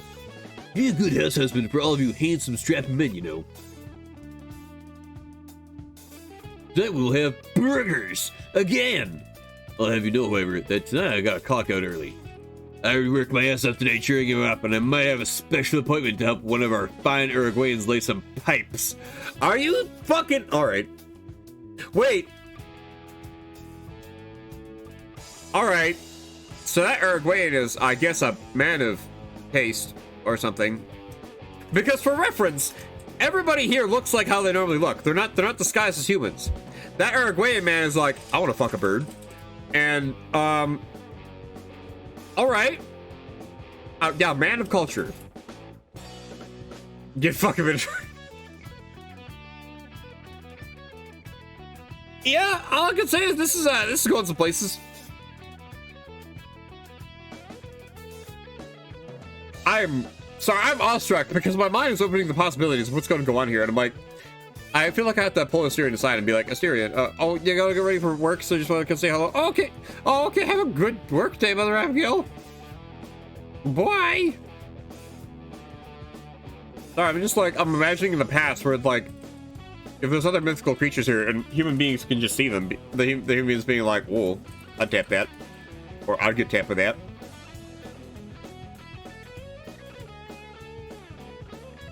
Yeah, have a good shift. Luke's bottom half is a cougar.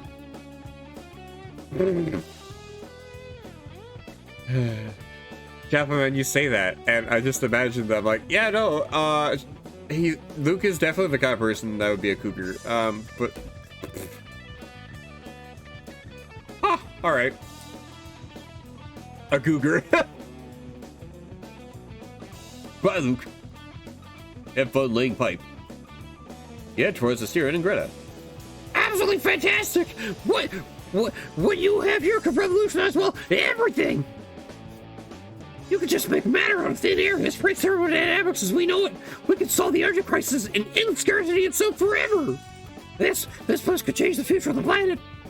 Where were you in this hotel at this time? Well, I never put this place to good use.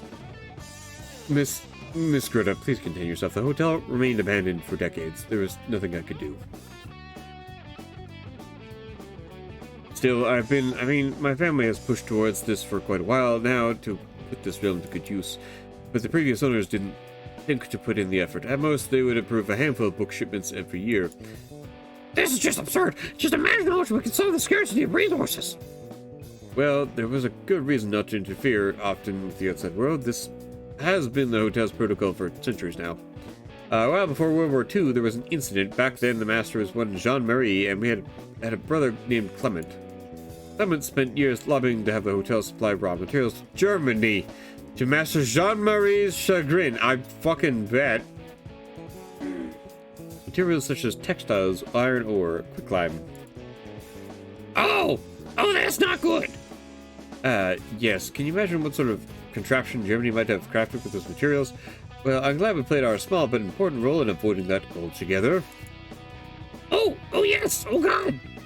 As you see, quite often masters are afraid of how the hotel's capacities could be misused. Chrissy, I don't like this. Wake up. With reason. It's not as simple as one would imagine. The realm cannot export much. It will stop generating new materials if too much mass leaves it. I see. So there's a good reason not to export, but can't be used for research? What issue would be with that? I suppose you are correct. The hotel has housed a number of artists and scientists over the centuries. But as I said, the masters didn't put much thought into it. It was just an occasional thing, or far too often a matter of nepotism to benefit the master's dear darlings. Oh, good answer, sir. I didn't see you come in with us. There's so much more to talk about. Did Luke tell you about his day's findings? We asked him to. Yeah, he gave me the whole rough outline of what you accomplished. You helped a lot, didn't you? And here I thought this would be a vacation for you. I did help, but don't worry your pretty little head. Every second was worth it. Work out. This is incredible. Action. Let me speak frankly. You have much more than a gold mine here. If you want to get rich, yes, you can achieve it with this hotel. I'm aware of that. This place has a lot of potential, that's for sure. I'm making a home for those who are lost. A revolution in science with it. No, I just want people to fucking have a place to stay. Hell, I don't want to stay here. Once I saw the Wi-Fi, fuck yeah, I moved right in. A home is a simple thing on paper. Greta is like you when you used to tell me about sign materials. Oh, shut up, Cuppy. It's not my fault I was forced to learn all that shit. I have PTSD about it, okay? You put a sign in front of me, Graves might get this, and I'll be like, oh, that's dye bond with some laminated, you know, like 3M vinyl I got on there with a design that we screen printed on. You know, beep, bap, boop. That kind of deal.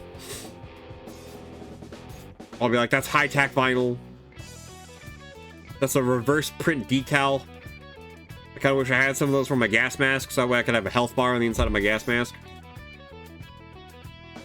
Alright, a home is such a simple thing on paper. Food, bed, clothes, a ceiling, friends. But no matter how much humanity has advanced, we are still limited by resources and circumstances. Even today, children go without education, malnourished, and ill. Acetate, etc., etc., yeah. Even the most developed countries, people die from rare diseases that require prohibitively expensive medication. The world is full of such inequities. With this hotel, we might be able to achieve an immense humanitarian project. You're thinking too small. Listen, the world will always have those problems. Every day a new poor-starved child is born, it will never stop. I don't know, Greta. I think we as a society could fix this problem. We just don't want to. I was going to be heading to sleep now. I have another 6 days shift. Oh, geez, that's rough.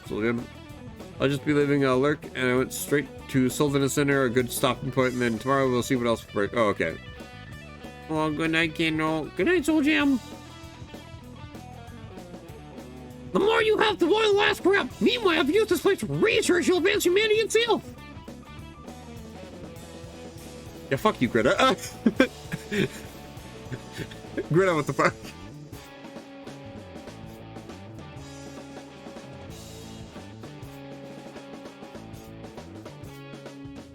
Well, I'm already brimming with ideas on how to exploit this place.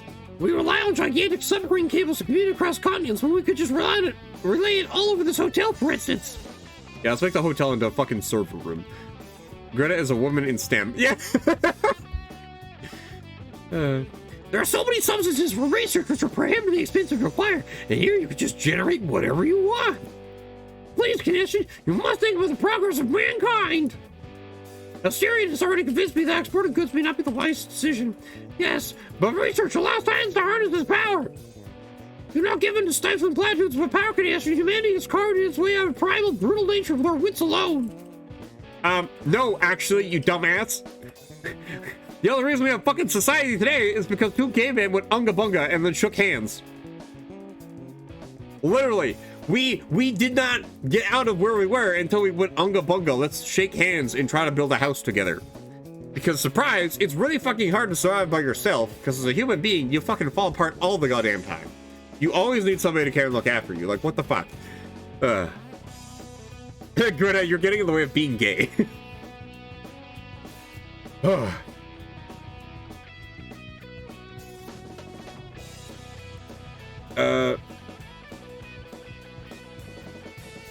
Styria told me that there's so much things as gods he did that the fools allowed this world to exist and yet did not make good use of it.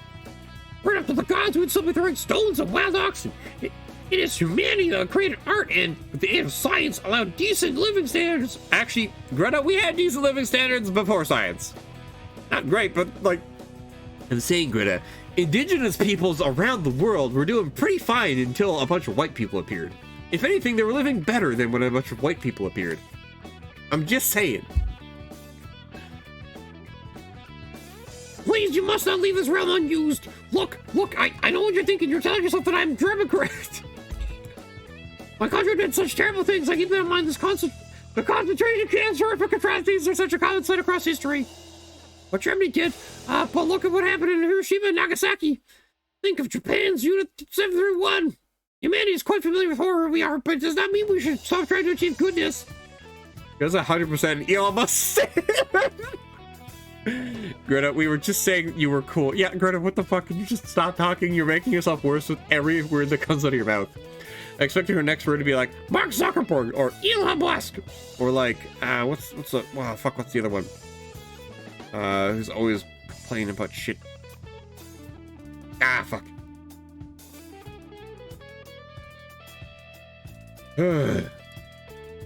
Power does not necessarily corrupt connection. You have power, lots of it, perhaps more than any single human in history ever had. Refusing to use it for good is not too far from using it for outright evil. Asteria, can I kick out a guest? Oh, I may have gone overboard there. I'm frightfully sorry. Asteria and I had the most pleasant and fascinating day of my life with you today. I can't overstate the privilege of learning about your hotel. I'm getting to return tomorrow to finish your task. You give me such drive, so stimulating. Yeah, I know, right? So sad. I'm a pretty fan, but that's so sad. I hope they find a cure for that disease. Oh, you can, you think we can come up with this internet thing tomorrow? Well, you know how the hotel works through contracts. I just make this up. 5 contracts we need ironed out and 5 tax schematics we need to finish to get internet up and running. And we're at 3 and 2 respectively right now. I think this is why players don't like Greta. I'm starting to think that too. That's perfectly doable. It is. Now, if you excuse me, I believe my boyfriend may have spent the entire day in our room, and that won't do. I'll bring him out to socialize with the others. Have a wonderful night, both of you. Greta's voice actually actively kills me, I think. Give me a minute, Asteria, I need to recover.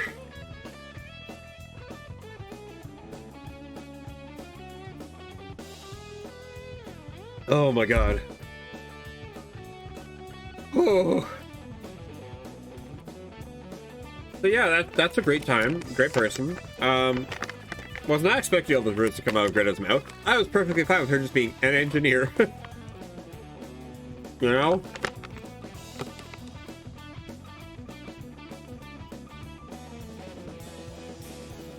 Also, don't really like how the devs made woman who talks too much literally the only lady. Maybe there's another.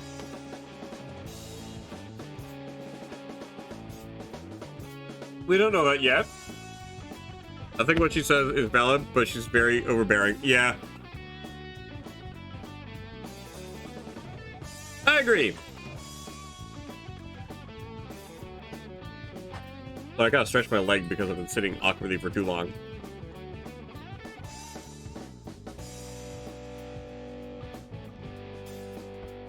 Definitely giving women don't know when to shut up vibes. Wow. I mean, to be fair, between her and her boyfriend, they're both just terrible archetypes, and I kind of love it. Okay, I'll consider that leg stretched. Ugh. I hear furious typing. No.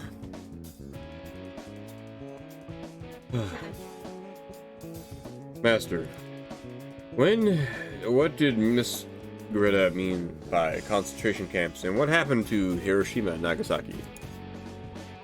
Oh, Asterion.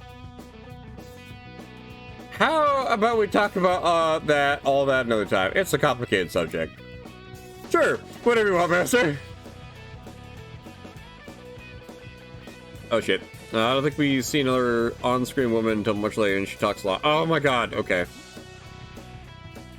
Awesome. I mean, I guess this game isn't really built for, well, men dating women exactly, so sweats profusely. But she has a tail to tell. Oh, okay. I don't chap a man to that lady, like, you know, get fucked by an ox or something, because that'd be pretty funny. Like the misogyny of recruit games. I hope dinner's ready soon. You and Asterion sit down and get comfortable and have a short, pleasant conversation with some of the guests while you wait for your meal. Soon after, Luke comes out of the kitchen, serves you everyone burgers. You had a conversation with him, and for the sake of you and everyone's health, had asked him to be less generous with the condiments. What are you talking about? Condiments fine. Much to his chagrin, Luke has agreed to your request. The meal sitting on your plate might still not be great for you, but there's at least there's not as much grease pooling at the bottom of the plate. Knowing the Minotaur's difficulty using cutlery and his reluctance to eat beef, Luke has taken the liberty of cooking fried chicken for Asterion, who appreciates the gesture. Oh, he got chicken tendies! Bleepy! Little Asterion with his little chicken nuggies. You don't think that was the intent? Oh, okay.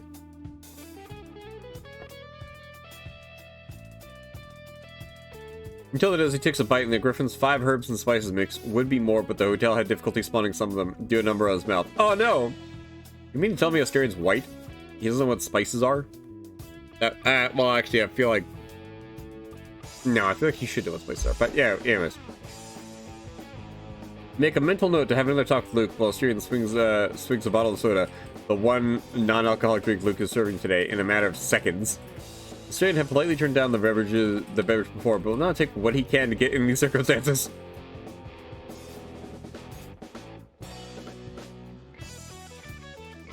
To drink a beehive whole, but how could one want this? Such buzzing, cloying sweet. Yeah, Asterion, I love how you come from a time where, like, honey was the sweetest thing that you could possibly even imagine. And then, like, I come from a time where, like, I grew up literally eating, like, cookies and, like, sugar and shit all the goddamn time. Which is probably why I have such a bad taste in candy now. Previous night, if he hadn't sent out Asterion into the valley, he would have given Greta the unsaid impressive that you and Asterion are a couple. Oh! Damn it! Unfortunately, not that intent doesn't mean it didn't happen. Oh. Damn it.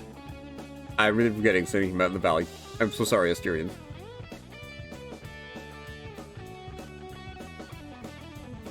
Midway through his meal, Asterion stops and sighs. Is something the matter? It's just that Miss Greta is quite difficult, is she not? Today I slipped up and mentioned that I used to play the lyre. Since those words left my mouth, she did not stop asking to hear me play it. Some people overheard it, and I told her to let it go, but I also mentioned the lyre always made me relax. She kept saying playing it for the guests would help me come out of my shell and bloom. I didn't know how to tell her no. I suppose somewhere along the way she just assumed I agreed to it and started telling everyone I would do it. Oh! So, in 2 or so days, I'll perform a small concert for the guests. Are you sure you're okay with that? You don't sound too enthusiastic. I'll just have to get reacquainted with my lyre. It shouldn't be too hard. I've played it for so long. What is the sound of a lyre out of tune?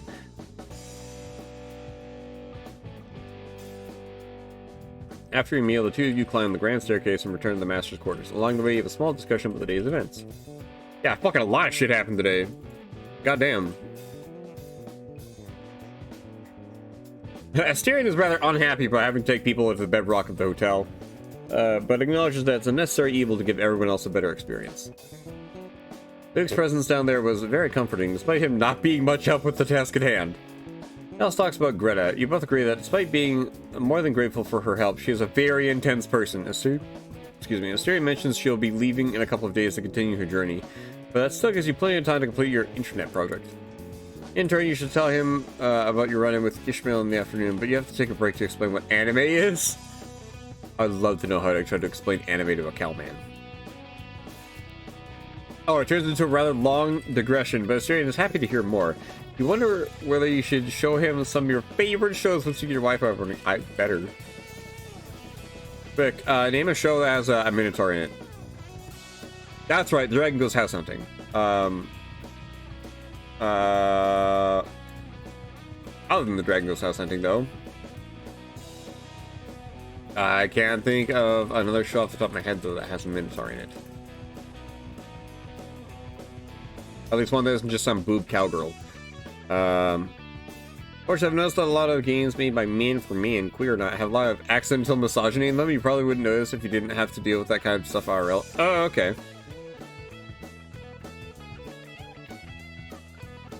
Well, it's nighttime.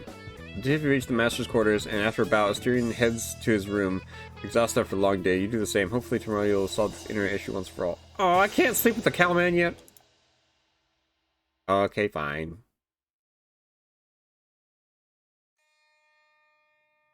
Had he been left in the cold room for long enough, would his body have frozen and his last shred of mind burned up?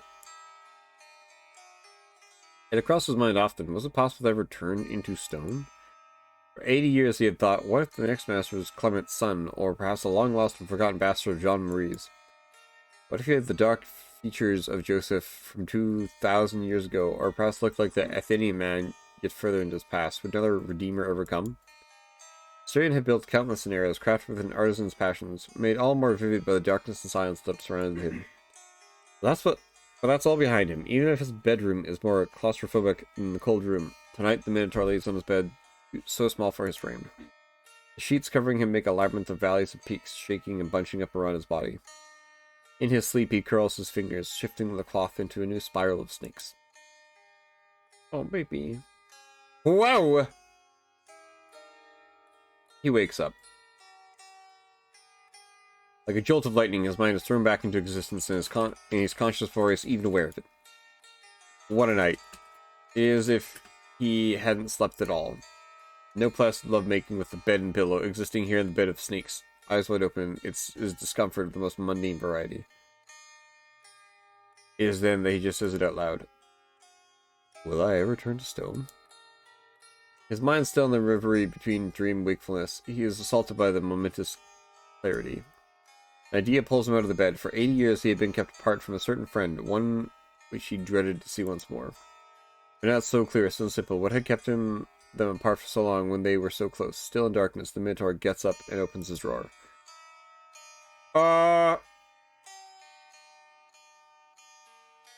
His tummy is so pink. I do love that his tummy is pink.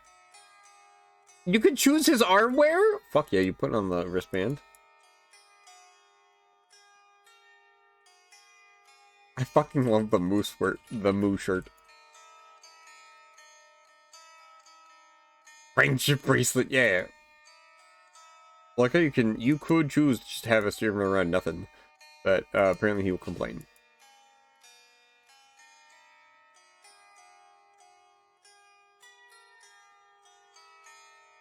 Alright, Asterion, where are we going?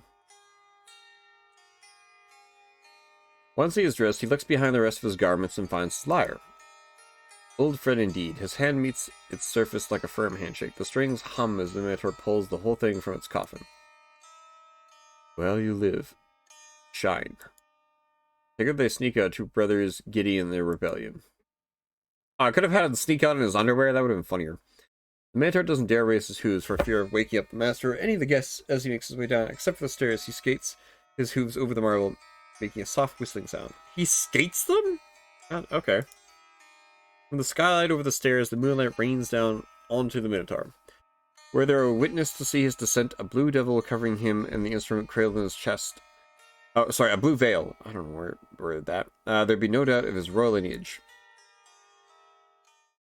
He makes his way to the reception, then goes out. A dark sky greets him with only the Shyest slash of dawn purple. The Minotaur sits on the stairs outside and without ceremony plucks the strings. Aw, Cowmamp.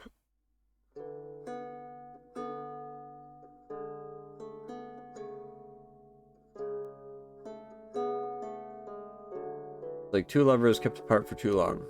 Their touch does not yield the desired reaction. It brings no moan of gratitude nor spine-tingling shiver. But as the Minotaur tunes both his lyre and his own ears, the embers beneath all the ash and coal resurface. A single note strikes true and makes his heart hum.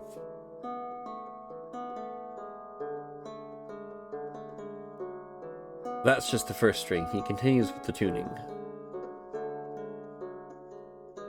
Do you ever think I'll turn to stone? His lyre lets out a hiccup at a note so sharp it hurts. I used to like the idea. I did, but this is good, is it not?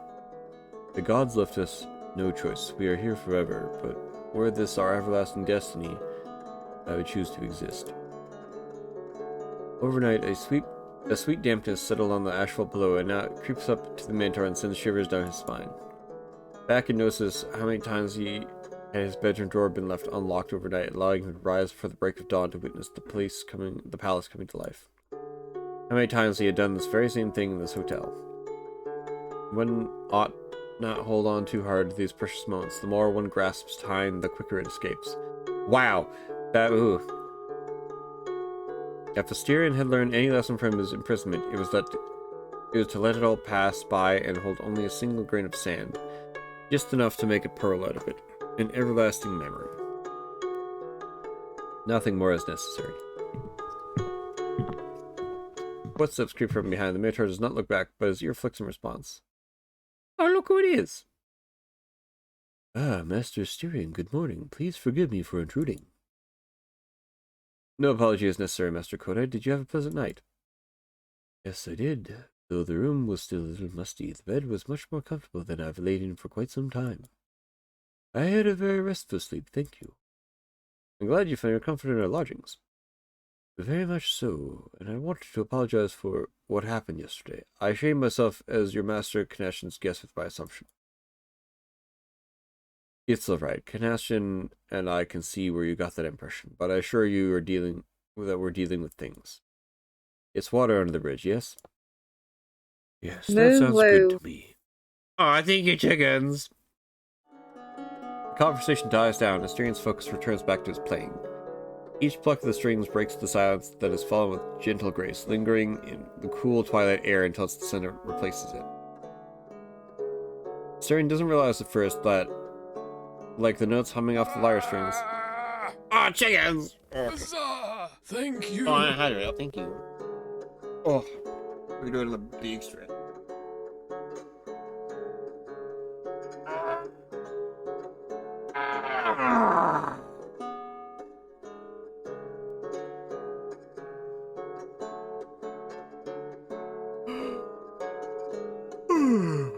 Oh, big stretch. I'll eat a snack. Wait, eat a snack? Oh, fuck yeah, I'll have another snack.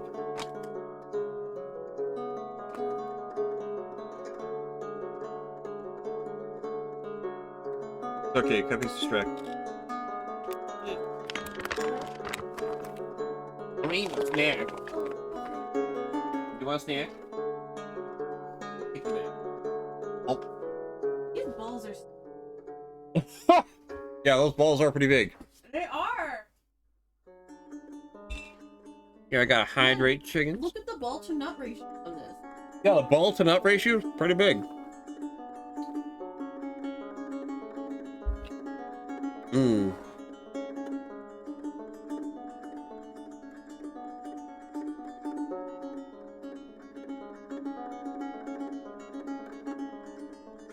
Okay, and saved.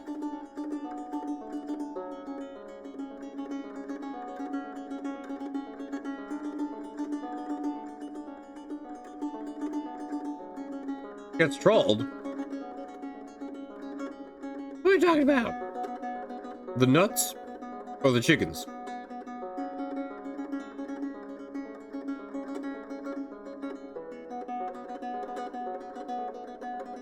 Alright. Koda is lingering in the hotel doorway. When a polite cough slips into the sound of his strumming, his ear flicks to acknowledge the dragon's presence once more. You are quite skilled, if you don't mind me saying. Such a pure, beautiful sound. It almost sounds like a koto playing. A lyre. I've been playing for a very long time. It well shows.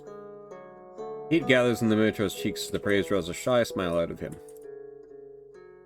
Thank you. It's been a long while since I've played for an audience. If you'd like to join me, please feel free.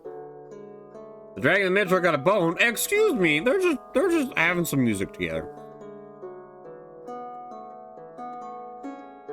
Don't mind if I do. Oh, he's down. The dragon approaches, his footsteps quiet and measured as though trying to keep them from becoming an unwelcoming interruption in the sound of Asterian's lyre. Koda sits his back against the wall and his gaze rising up to the starry sky. Parallel their thoughts to wander as their ears take in the soft notes summoned forth by Asterian's fingers. Koda's own tapping fingers find the rhythm of the improvised song, and then the dragon speaks. His words rumbled out as a counterpoint to each strum. 9 to an arising, to see the moon whose solemn peace marks only midnight yet. Some Koda feet for those who really like that sort of thing. Wow. Hang on, what is this emote? Oh my god. Hilarious. I mean, yeah, no, those are some feats. I mean, I really like Koda's hands, how he's got these, like, you know, bean hands. And I really like Asterian's hoofs and hands for reasons. Forgive me, I was lost in thought. Asterian says nothing, whether out of courtesy or civility. He isn't sure at the moment. Out of the corner of his eye, he watches as Koda's mouth opens and then closes, and then opens once more to share his thoughts, ensnaring the dragon. Sitting under the stars like this, listening to music and watching as the world awakens. It reminded me of the time I would spend with a companion from long ago. Asterian waits for any further words, but just that seems to have been a struggle for Koda to draw out of himself. The Minotaur's fingers falter on the lyre strings as he recognizes the solemn past dragon's expression. The set of Koda's jaw, the faraway look in his eyes, the restlessness under the surface of his forced calm. How many times has the Minotaur caught that very same look peeking at him from behind a mirror? And is that companion no longer with you? Asterian's hand almost releases the lyre in his grip to reach out and snatch the words back. He ducks his head. I'm sorry for prying. No, it is all right. I must say, you're very perceptive, Mr. Asterian. Again, the sound of the lyre takes over the conversation. I suppose now is as good as time as any. I had been hoping to ask you or Mr. Knash this, but perhaps you would be better equipped to answer. Go ahead, if there's anything I can help you with, I would be more than happy to assist. Thank you. For a moment, Asterian's hands, still on the strings of the lyre, the darkness and vastness of the early dawn desert surrounding them spurs his digits back into motion. Koda notices a short pause and gives the Minotaur a grateful glance when the softly plucked music begins once more. At times, music can be just as effective as alcohol in both soothing the soul and loosening the tongue. Bedtime for you. It's been fun streaming. Good night, everyone. Aw, thanks for coming by, Chapelmain. Have a good night. I honestly might go to bed soon just because I want to get sleep tonight, because tomorrow is going to be 24-hour stream day. That's a lot of streaming. Has there ever been a dragon like me who's visited your hotel? One from the land of Nihon with scales as red as fire? A soft hum accompanies a sharp pluck of the lyre strings. The Minotaur thinks back, searching through old faded memories of many guests who have stayed over the centuries. When it comes up blank, he gives the dragon an apologetic shake of his head. I am sorry, Master Koda. My family and I have no memory or record of another dragon ever staying at our hotel, much less one from Japan. I see. Koda nods in acceptance, and Asterian pretends to not see the dragon's lips trembling. I expected that to be the answer. And yet I can tell that it still pains you to hear. My apologies. Moo woo. Moo woo. Aw, thanks. Call me Shemai. I'm already as Bara as it gets at the moment. Maybe I should get more Bara stuff.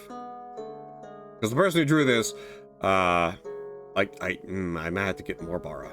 Even more Bara. Coda looks over to Asterion. Even without meeting the dragon's eyes, the Minotaur can feel how contemplative the other man's gaze is. Perceptive indeed. Asterion continues to play his eyes on some distant point out in the shifting sands. However, his ear flicks an open invitation for the dragon to speak. Mr. Asterion, will you allow me one more question? Please, go ahead. Have you ever felt the pain? Oh, my brain immediately read, have you ever felt the pain in the ass? But I'm like, oh, is Luke here? But no.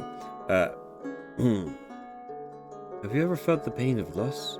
Like some integral part of you has been scooped out of your chest, and all you can do is beg to turn to stone? A sharp twang slices through the peaceful moment, making both Asterion and Coda wince. The Minotaur's hand moves to still the throbbing core, but like his earlier words, the sound can't be taken back and silenced. He stares out at the wasteland surrounding the hotel. He wasn't expecting an echo of the thoughts that had pulled him out of the warmth of slumber from one of the guests. His finger moves back to the strings and plucks at a single note and then another and another. Once more the silence is filled with the sweet liquor that has kept their tongues loose so far. I have. Truth be told, that is one of the reasons my family and the masters have maintained this hotel. We have hoped to make it into a place of healing. From wounded war veterans to those with nowhere else to go, we have strived to provide a place of comfort and security for all who pass through our doors. A noble effort, to be sure. How long have you been searching for your companion, Mr. Coda, if I may ask? The dragon opens his mouth, closes it again, and then a faint, sick laugh slips from his jaws. Long enough to nearly forget the beginning of my search, at least a century since I sent out from Nihon. Coda slumps against the wall, bone-deep weariness in every line on his scaled face. I sometimes wonder if I will ever find. Old faces drift before Asterian's eyes. Father Minos, Mother Pasiphae, Ariadne, Joseph, John Marie, Canastion. While you live, shine. Asterion blinks and then ducks his head. The sweet wine of song has kept his tongue loose enough to let the thoughts that had driven him from his bed slip out. Sorry, I was lost in thought. But if you will allow me. Coda says nothing, but a glance to the dragon lets Asterion meet the other lonely man's attentive gaze for the briefest of moments, long enough for the spark of understanding that had been smoldering in the early darkness to flare. It has been good to hold on to the memories of your companion, especially if you are sure that he is out there somewhere. And perhaps if he is like you, he may make his way through our doors one of these days. But that's besides the point. Keep in mind that the past can consume and leave you blind to the present. Many of our guests in the past had that problem. So obsessed were they with what they had been that they could not see what they could be. Forgive me, I'm overstepping my bounds. No, you are wise, Asterion. Once more the two turned their gaze to the desert, to the sky above, so much faster than their tiny lives. Despite a certain someone's presence, I had fun last night. It has been so long since I've just rested and talked with companions over a meal. I was hoping that during my stay you would allow me to interview any of the guests that came by to see if they maybe offer some lead in my search. But this... He gestures around himself to a Asterion nearby, strumming on his lyre, to the porch all around them, sheltering them from the cool pre-morning air. The view splayed out before them, beautiful even in its desolation. Just this is something I've been missing almost as dearly. You're welcome to stay as long as you like. Thank you. smile flutters across Coda's face, and then twists into a small scowl. If only it wasn't a certain someone in charge of that bar. Astarion hums along the notes drifting through the air to punctuate his next words. Mr. Luke can be too much. He is crude and crass, and often says the worst thing at the direst of times. But despite that, he is also a diligent worker, and you can say your time in his bar was completely unpleasant? I suppose not. Astarion looks over to meet Coda's eyes. You must give at least some credit to him for that. I agree. I have to give Luke some credit. Right now, it's Becky. No, what's her face? The one. Greta. Right now, it's Greta that's in the shitter. What happened yesterday was unpleasant, but that I saw with my own eye. However, are you going to let it color the rest of your experience here? Yeah, Gertrude. That one. If you two are going to be in close proximity to each other, would it not be better to allow what happened in the past to remain there? Water under the bridge, Coda's gaze drops to his lap, where his fingers fidget against one another. His nostrils flare as he huffs. He murmurs something. Oh, hi, Cuppy. Oh, thank you, a snack.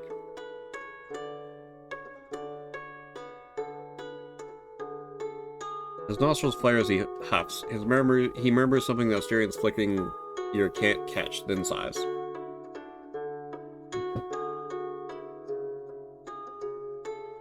I will think about it.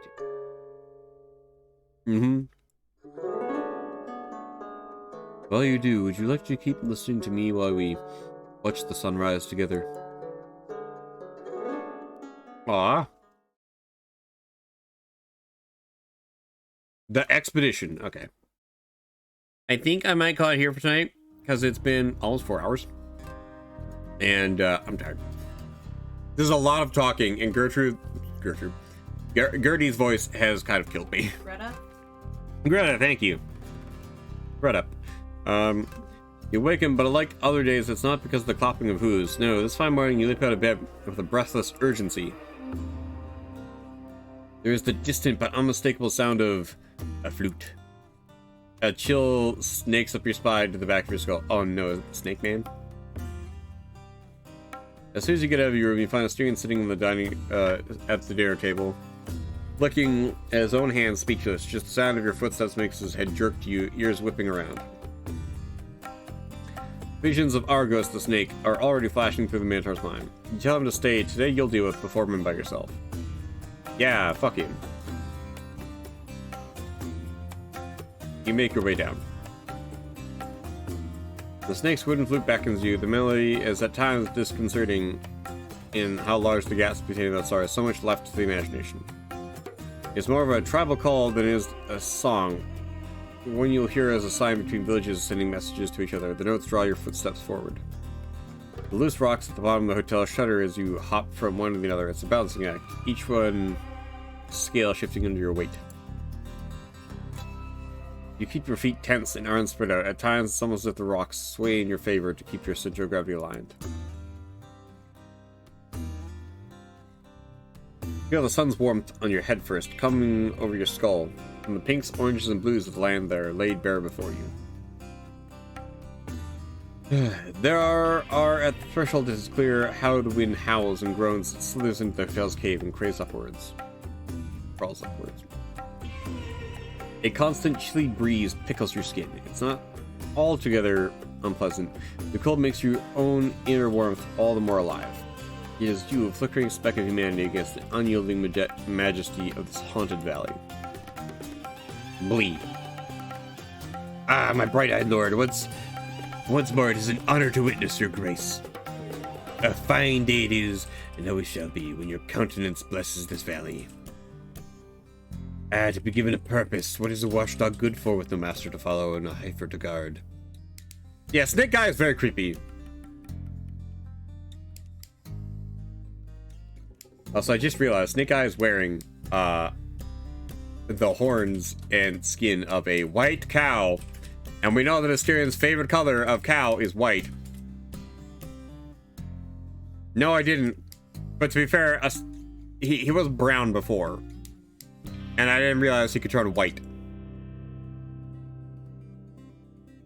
I can only hope your experience so far has been as enriching as mine. Tell me, has the mirror provided thee with comfort? Has your first batch of guests arrived safe and sound?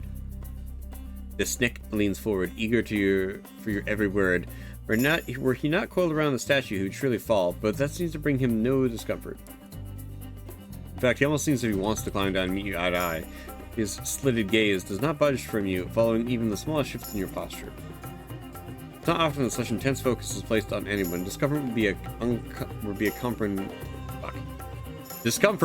a common reaction, yet his gaze lacks a predator's edge. Creepy. I'm sorry, chickens, but this snake man hurt my cow man. I'm doing well, Argos. The mirror has been very useful. The hotel changed completely after we got the fire going. It's incredible what this realm can accomplish. Asterium was showing me some of its capacities, and we have people working on some technology right now. I see. Very well. Indeed, it is the prisoner's duty to inform you of the realm's workings. His obligations must not be neglected. Yes, Batman. Argos approaches you. You dare approach me? My lord, today I'm afraid I must make of you a few impertinent inquiries, but it should be no challenge for one such as you. Very well, but it's not about contracts, is it? Not at all. I merely seek to understand you better as a master and human. Tell me, upon their birth, are humans gifted with knowledge of their purpose in life? I'm afraid we don't get that answer for free. Fuck, I don't get that answer. We have to struggle our whole lives to figure out the problem, and it's safe to assume a good number of us never crack it. Yeah, I fucking wish. So no, we don't know what we are here for, not at least when we were born. Mind you, it takes years for a human child to mature. Even if a god whispered the truth to them, a baby wouldn't be able to understand a single word. I see. How queer, I must say. That has always puzzled me, I must admit. I know the hero stories, of course. Theseus' father Aegeus, Odysseus, and his son Telemachus. Oh, fuck. And of course, Zeus and his brainchild, bright-eyed Athena. I'm sorry, chickens. Ha! You're a queer fellow. I know it only through stories. I never raised a family myself, much less a human infant. You love him? Oh, of course. I take it you don't have relatives yourself, then? I have forefathers, hundreds of them, in fact, all the snakes which preceded me, enacting our holy duty in this valley. But a family, a wife and offspring, I'm afraid not. But what use is that? Mine is a life brimming with meaning and glory, the likes of which very few humans could even grasp. I wonder, are humans merely ignorant, or are your lives devoid of inherent meaning? How hollow it must feel to go each day without the stars' guidance. Fucking welcome to my world, Argos. A purpose is always gnawed at my chest, ceaseless. My kind is born for a single goal, to fulfill this divine mandate. To enact punishment upon the hybrid who doomed his lineage, revenge upon he who dilapidated the cradle of cradles. A cultured man, such as yourself, must have heard that Greece is the birthplace of Western civilization. And Crete, my lord, is the womb which begat that precious Athenian culture. Fuck. Oh, Cuppy just ran upstairs. It was Asterian's cowardice which doomed it, and the cause of the island's downfall. Only then, amidst its rotting rubble, did Athens flourish. Torturing the bull is nothing less than a rite of divine worship. What would my forefathers think of me if only they could witness my performance? I hope they cheer me on from beyond the Styx. From your ancestors, I expect nothing less. You sent out the hybrid to my valley. What might you possess? Oh, fuck. My lord, if you would answer one final impertinent inquiry, why did you send a stranger out to the fire? What idea inspired your hand to rightfully reinitiate his trials? Fuck. I didn't mean to hurt him. I was naive. I didn't think I had any other choice. Yeah, I'm stupid.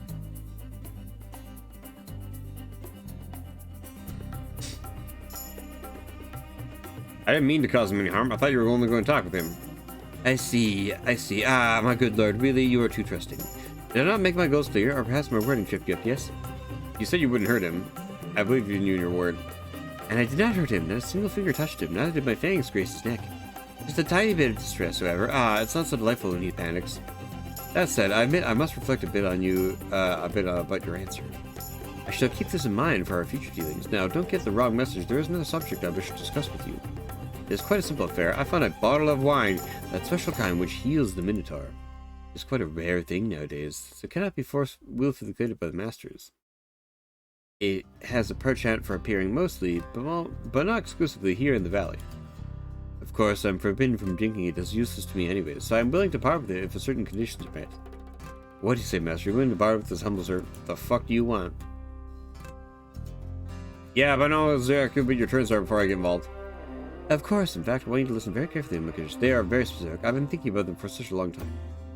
You put them like that, it's almost as if there's some kind of twist. Such honorable stake yourself wouldn't do that, would you? Me? Trick the master? I'd never. You see, it's my duty to make sure you become a right and proper master. That includes teaching the importance of contracts, both written and verbal. Let's discard all pretense, yes. Allow yourself to be tricked, and I will take the opportunity. But no, that's all for your own good, master. It will be a magnificent learning opportunity. Gather it. Fuck off. Now, I shall recite my conditions. Good, go on, and let's get this over with. Just last night, after I finished my prayers and rites, I found a bottle of wine. Wow. Now, I thought about giving it to you. After all, you are the Lord, but why not take this as a fun bonding moment? I shall give it to you if you do this one specific thing for me. I want you to prove your piety to the divine. After all, the realm's master is supposed to serve them and enact their will, is he not? In ancient times, a hecatomb would be enacted. 100 bulls would be sacrificed to the gods, but today's humans seldom enjoy getting their hands dirty.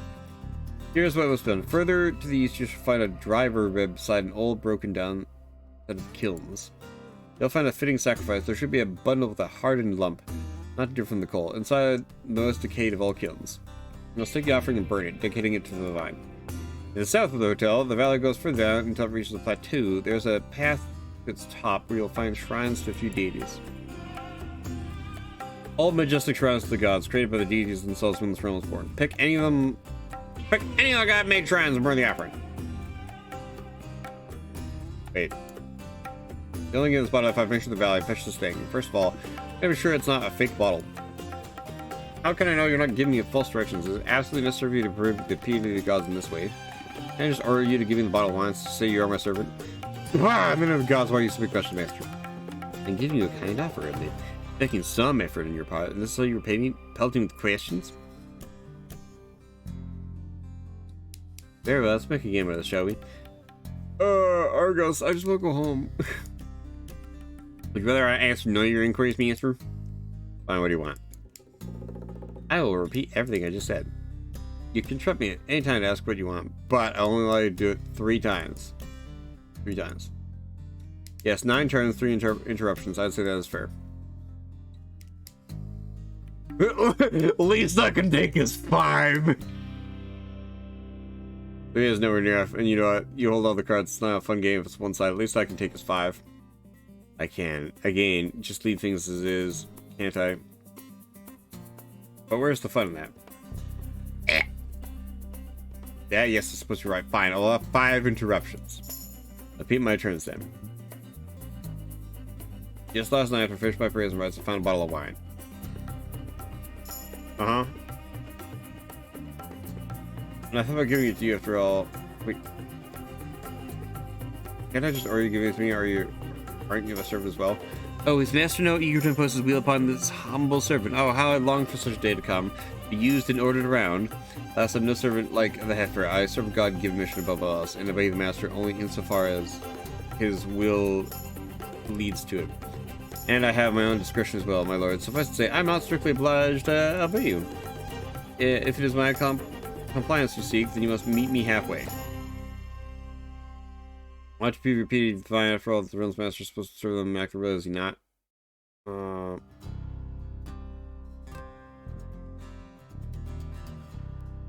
don't know.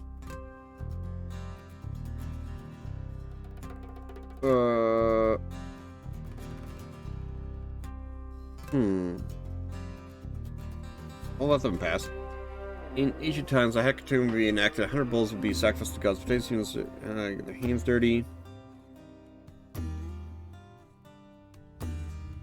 Further to the east, you should find a driver bridge beside an old broken down set of kilns. You'll find a fitting as a hardened lump. We got a question that. How do you know it's going? How do you know it's going to be there?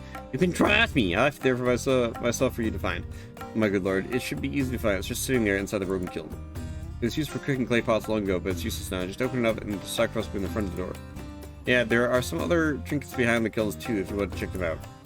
That sounds needless to cover, but why didn't you just give it to me? Why do I have to go all the way to find it? It's just your face of growth. The sacrifice is only worth the effort required to perform it. If I just gave it to you, it'd be no sacrifice at all.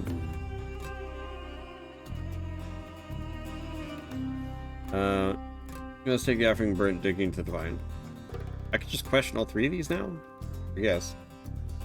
Is there another way to sacrifice it? Absolutely not. Since ancient times, this flesh has been dedicated to their gods.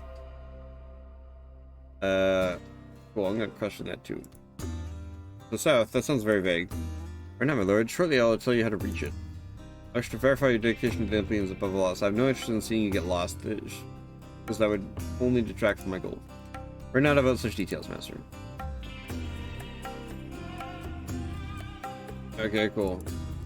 One of the god-made shrines. Are you implying one of them is not god-made? Perhaps. Oh my, you a sharp one. One of the shrines, the smallest, shyest by far, is dedicated to some forgotten deity dating back to who knows when. Such a diminutive thing, it's just a cairn, a pile of rocks with a length of fabric tied around it. I suppose it's some sort of ancient form of worship. There is a tree that pays no homage to the influence. There should be reason alone to avoid it. Worst of all, I'm afraid it was erected by the bull himself. It bears no legitimacy. Ignore it. I have no duty to give you the bottle should you offer to sacrifice to it. Oh, cool. I'm gonna choose that one then, Argos, because fuck you. That said, any one of the god-made shrines will do, and I really do mean it. I'm satisfied with the increase, master. I feel like I should question... Like, this one was good, but the other ones I probably should waste it over there. Let's have them. Make a sacrifice to prove my pity to the gods, then you'll give me back my bottle. Give my word so far, master. I'll think about it. Maybe I should ask the steering to get a heads up on what I might find there.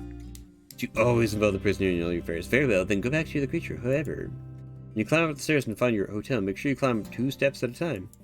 After all, I don't know how much longer I can keep holding onto this bottle without letting it slip and shatter. I can be so clumsy sometimes.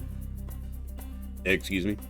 Yes, I do think that is a thing that might happen. If your devotion to the gods is not proven in, let's say, 2 days, does that work for you? 2 days? I can't say that isn't part of the deal. Oh, so you think piety is something someone can procrastinate on? Well, that's just wonderful. Some answer you are. You don't take a second thoughts about this bottle. Maybe you really are not worth the effort. Let's say it. 1 second.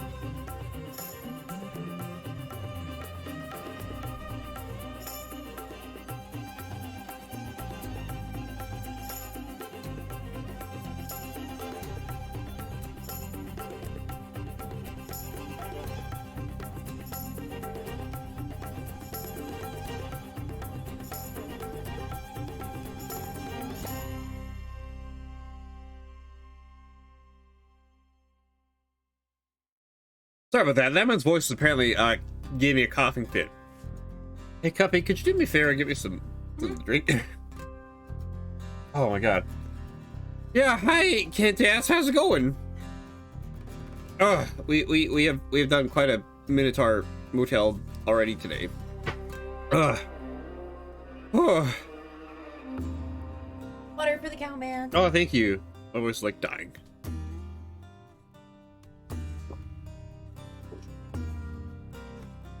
You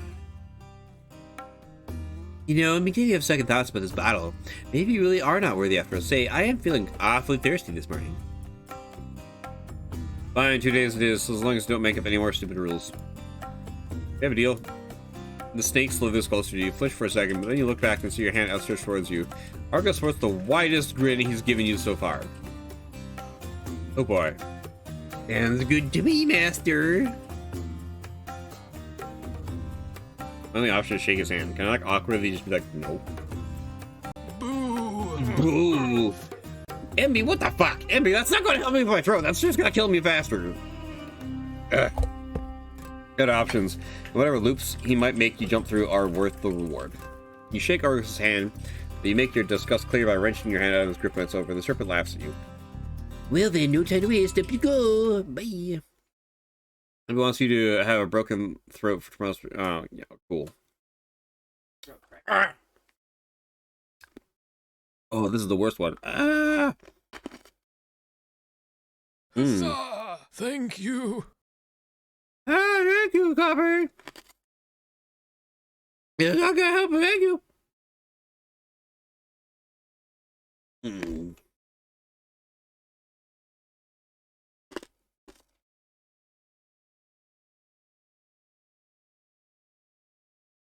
Mm. Ugh. Oh, my tummy's gonna be very upset. Oh my god. It's very sour. The weirdest thing about that one is if you crunch into it like I do, imagine like a spray of peppercorns in your mouth. That's how it feels. It's all burning everywhere. Oh, and I'm crying. Ugh. You turn around and start walking back towards the cave. This is not how you expect your morning to start. You make your way.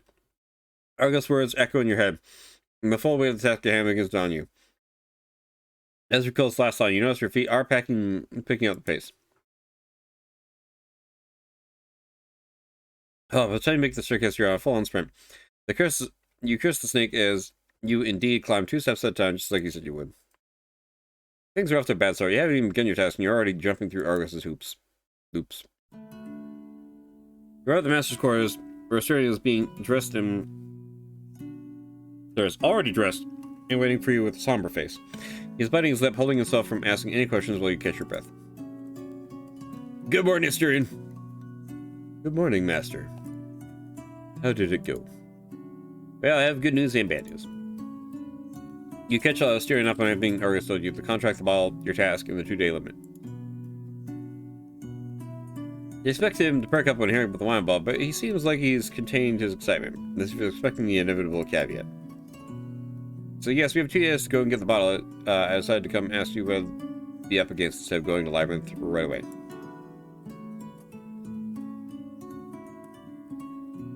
Morning, chap. How are you? Oh, why you crunched in? I crunch company because then it's candy. I want to eat it. I won't crunch it. I don't want to suck on a fucking sour piece of candy for like 10 minutes. You get the wine. Wait.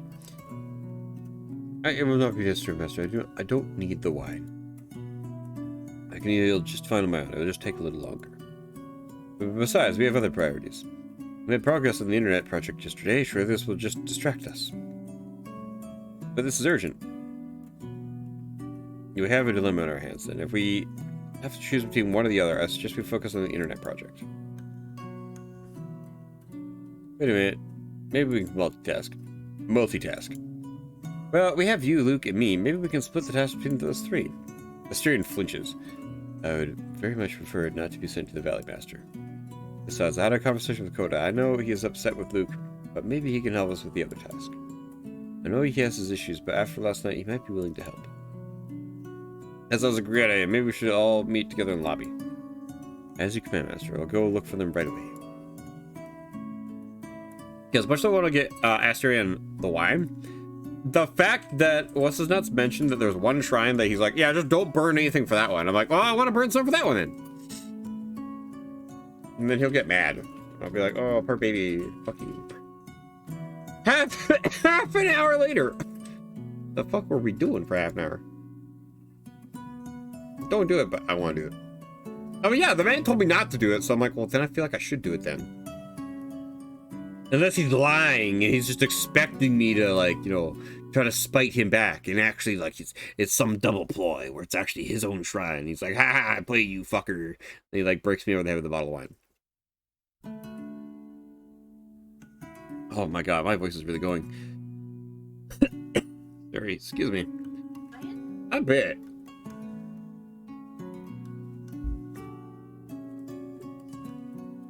Oh, I'm gonna save.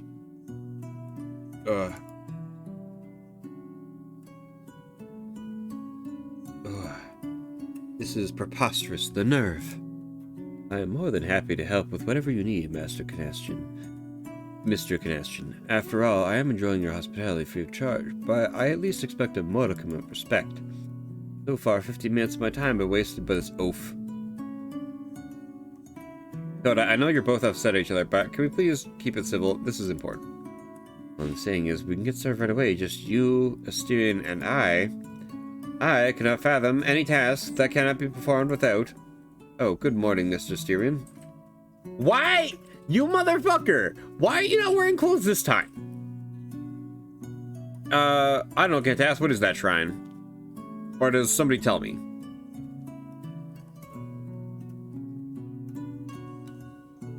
I mean, fair, it doesn't help when Luke just, like, walks around with his fucking dick out. Sorry, dick in his panties. Good morning, Mr. Walker. Yeah, shut your trap. Don't act like I didn't hear you talking shit. Howdy, Canadian. Sorry for the delay. Asterion took his sweet time finding me. Just said something when we first showed up, like, I was exactly in my room, let's just say. So, what's this about? Oh, right, because Luke was laying pipe with some guy last night.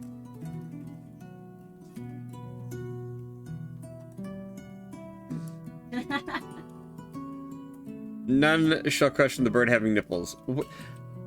MB, it's a griffin. Griffins have, like, they got, like, the bird part, but then they also got, like, the fucking cat part. So, like, what? Just try the Asterion made for an old forgotten crit god. Oh, okay. As long as it's not like, you know, fucking Argos being like, ha, I trolled you, dumb fuck. Well, we have a situation in our hands, so as both aware, we're doing everything possible to establish an internet connection in the hotel. I love how we are prioritizing the internet. Bro, I can't see the line part. He just looks like a dickhead bird. You are correct. He is a dickhead bird. I mean, you can see the tail, technically, and, like, his leggies. Ah, that is wonderful to hear. I'm sure that it will appease some of the guests. It's quite the common complaint I hear in the hallways. It is, but we seem to have stumbled into another problem, which needs our attention. It looks like we're understaffed, which is why we called you, Coda. The master will be going to the valley below the hotel today. We could use some assistance with it. We also need to work on establishing the internet connection. There's 3 of us. I think we can split into 2 teams. One will work on the research and development, and the other will go explore the valley. Well, count me in, Canadian. Sure. As long as he's far away from me. Well, I'll be for once we agree on something. Sure, I think we can manage. Sure, I'll watch the exploration tutorial. Yeah, I know, the fight, kiss. Exploring the labyrinth works in a similar way to R&D projects. Your guests have 4 additional stats. Artifacts, mementos, surveying, and danger. The danger! The artifact stat affects your likeliness to encounter items that may boost your stats. Mementos will work towards finding old items that may reveal some insight on Asterion's past. Surveying acts differently. Surveying will yield random rewards. The higher the stat is, the more you may find. Surveying may also contribute towards artifact and mementos rewards. Artifact, mementos, and surveying are also cumulative. So if you don't find an item on one run, your unspent points will be available next session. Oh, okay, cool. Sorry, one last thing. Keep an eye on your danger stat. If danger is the highest total stat in your expedition team, there's a chance the labyrinth forces will attack. What? What labyrinth forces? The fuck are you talking about? This may leave your guests unavailable for a couple of days. If this happens, you won't be able to assign them to a team, so it's not worth the risk. Remember, you can split your guests any way you want between the teams. Interesting, okay. Nope, skip tutorial, we're good.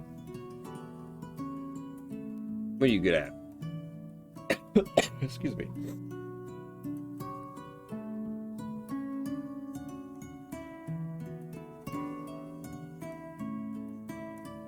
Because R&D needed, like, it was like 5 and 2 or some shit. So would you want to pick to go out with you, Tubby Dragon or Big Muscle Bird? Oh, I don't know, I like the Tubby Dragon, he's pretty cute.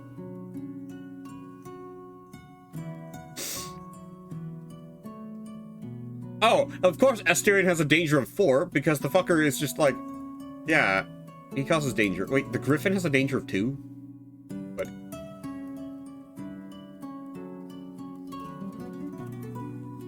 Memento 2, Artifact 1, Surveying 0, Danger 0. Contract 2, Take 1. Oh, interesting.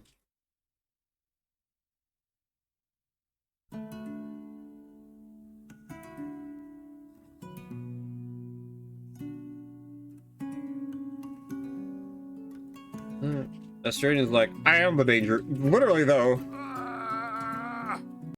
Oh, thanks, Toxic Catacomb. I'll move in just a second. I'm like, oh, I could totally take 2 people with me. But I really can't take 2 people with me, because if I leave Asterion at home, he can't finish Inrat by himself. If I take Coda and Griffin Man has danger of 2, Coda has danger of 0. Which is not good.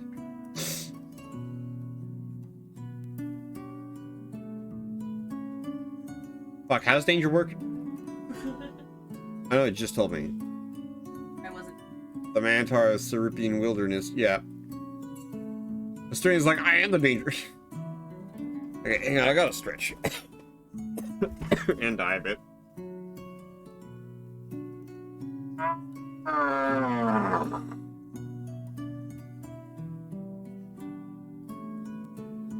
Oh. Ah. It's crunchy. And a hydrate.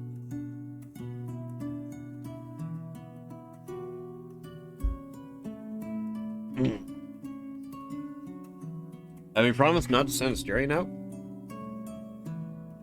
Oh, yeah, I guess he wouldn't like to be sent outside then if I told him I didn't want to send him outside anymore.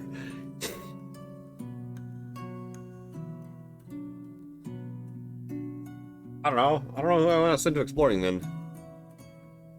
Coda's only good at contract, really. Take the bird, he's rugged and stuff. I don't know. Cause we're up to like 3 tech, but I think we have like 5 tech or something.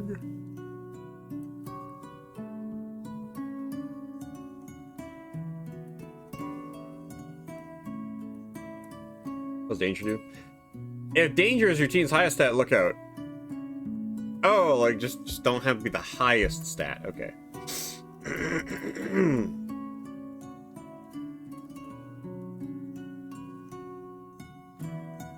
Interesting. Oh, because they're just already on the D&D. You know, we'll just send you to explore. And we'll just hit finish, because I am too fucking stupid to, like, figure out anything. Because, like, I could take the bird.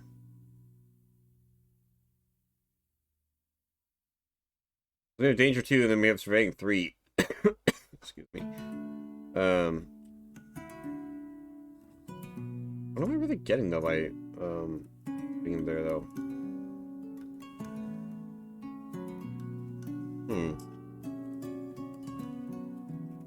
Oh, but the bird doesn't want to go with him, and he can't go with him. You want internet, though. Yeah, so you have to do it this way. You have to leave these 2 here, and you have to take Coda with you. I don't think there's any other way you can do this. Because, Asterion can't really leave. Griffin Man doesn't really be with Coda. And Coda, you know, doesn't really with Griffin Man. Okay, I think we'll just do it like this. Right? Yes. With the 4 of you assigned to your roles, you bid Asterion and Luke farewell as you and Coda head towards the staircase leading towards the valley. Logic. Yeah, I think I figured it out.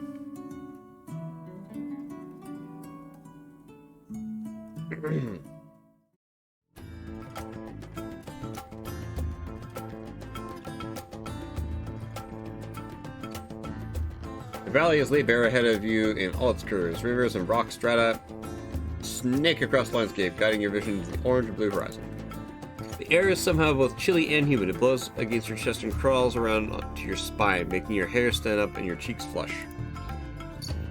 Congrats, you voted the last check for the bad end. Oh, good! I was gonna say, that could have been really bad if I threw people out there. The day spent inside the hotel left you used to its sterile, stagnant odors. The land defies that entirely. The very scent is alive. A thick cloud of petrichor wafts up as if a light drizzle had just fallen over the valley, along with the scent of herbs and shallow vegetation. You can't help but shiver as you take the final step towards the sun out into this god's forsaken land. Coda and you follow the snake's instructions to set out to the east. For a while, conversation flows between the two of you. However, the hike ahead of you is long and arduous. The sweltering sun refuses to yield. One can't keep talking too long under these circumstances. You settle into a rhythm and you fall into a trance. As you do.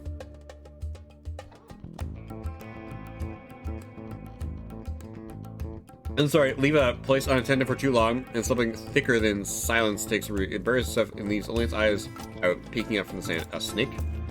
It spreads its roots, grows branches, blooms its flowers, and waits until a wandering soul passes by, close enough to gaze upon its spine. It lowers its branches to grip you and pull you back out to your place of belonging. They prickle the back of one's skulls and raise the hairs in the nape of one's neck. Once you're gone, the creatures do not welcome the living. Something as shy as one's breathing is enough to tense their branches, contracting them into gnarled talons.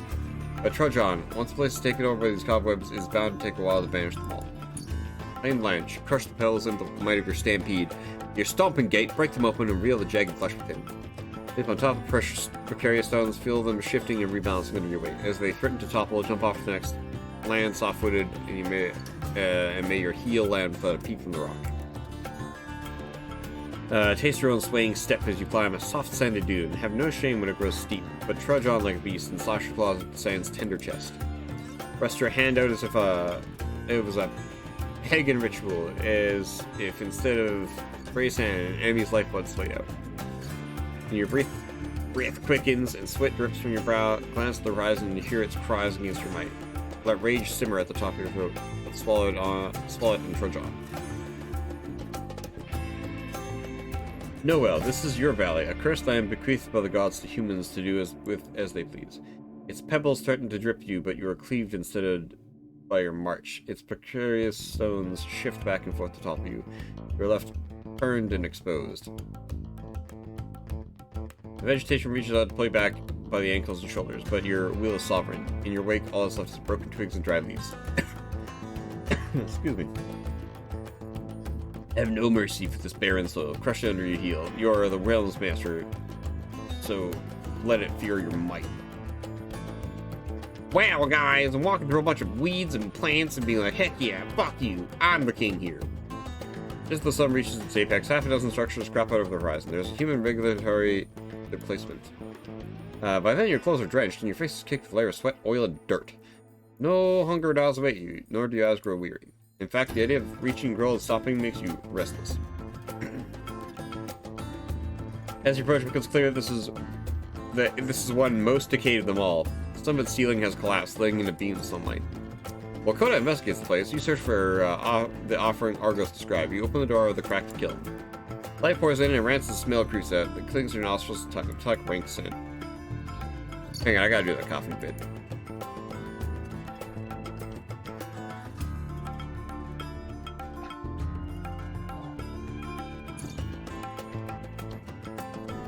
Sorry, I think if we're done this little part here, I'll have to go to bed just because my voice is like dying. Probably from me doing voices all day here.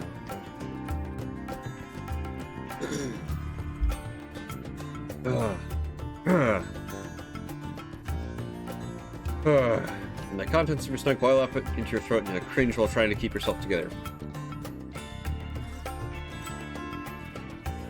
The searing stench is unrelenting. It thrashes inside you, trying to grasp your heart until a groan brings you back to reality. Inside there is a pit more than 6 feet deep dug out a long time after the kiln's original construction. Something shifts inside the kiln. A dark shape whose every movement is accompanied with the rumble of rock groaning against itself. What? There's a head with eyes aimed at you, swinging from left to right like someone trapped in convulsion. The whole thing shudders as it comes back to life and throws an arm in your direction, but shrieks against the light coming from behind you. You jerk back in fright, and in doing so, swing the door open further. The thing recoil shrieks again and falls down into rude weeping as the shape is revealed. It's pitch black and made of stone, but its form is human. In fact, it has the bountiful curves and long flowing hair of a woman. But below the waist, there's nothing. Her legs have been smashed away, only dark clumps of jagged rock vein. The thing switches back and forth between recoiling from light and throwing its arms in your direction. Even if it lunged at you, it would fail. The pit is too deep for the stone woman to reach you in her legless state.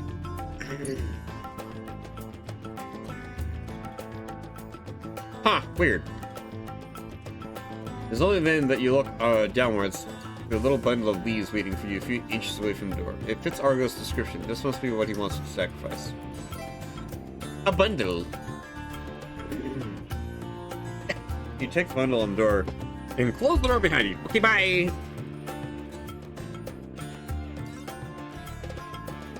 Mr. Canestian, you should be more careful. Yeah, that was scary. I think curiosity got the best of me. But I got the bundle, I suppose. Now that you have the essential, perhaps it would be prudent if we were to head back to the hotel while I explore the rest of this place. Are you sure you can handle it? Mr. Canestian, please, I'm an avid, experienced traveler. I may look out of place in these situations, but trust me, I am more comfortable than I look. You wouldn't believe the things I ran into in my travels. Alright, if you insist, Coda, I appreciate it. Alright, before I forget, Argo said something about looking behind the kilns. You might want to check that out. I will see to it then. The expedition took you long enough if you don't want to be out here at nightfall, you might need to return, so you pack up and set up for home. Okay, bye. Your first stop when arriving at the hotel is the lounge, since you spent the last week in a place where food and drink are always that you're supposed to be haven't felt this thirsty in a very long while. Next stop is at the master's quarters. You take a long shower and wash away all the grime and tension, and then sit on the couch and rest and reflect on the day. I did one thing today, guys. That's good enough. A bundle is sitting on the dinner table. Every once in a while, your thoughts drift back to it, and how little time you have left to sacrifice. You can only hope that Coda discovered something that might help. After a while, you decided to go check on Yuji's progress. Wow. What's that ass do?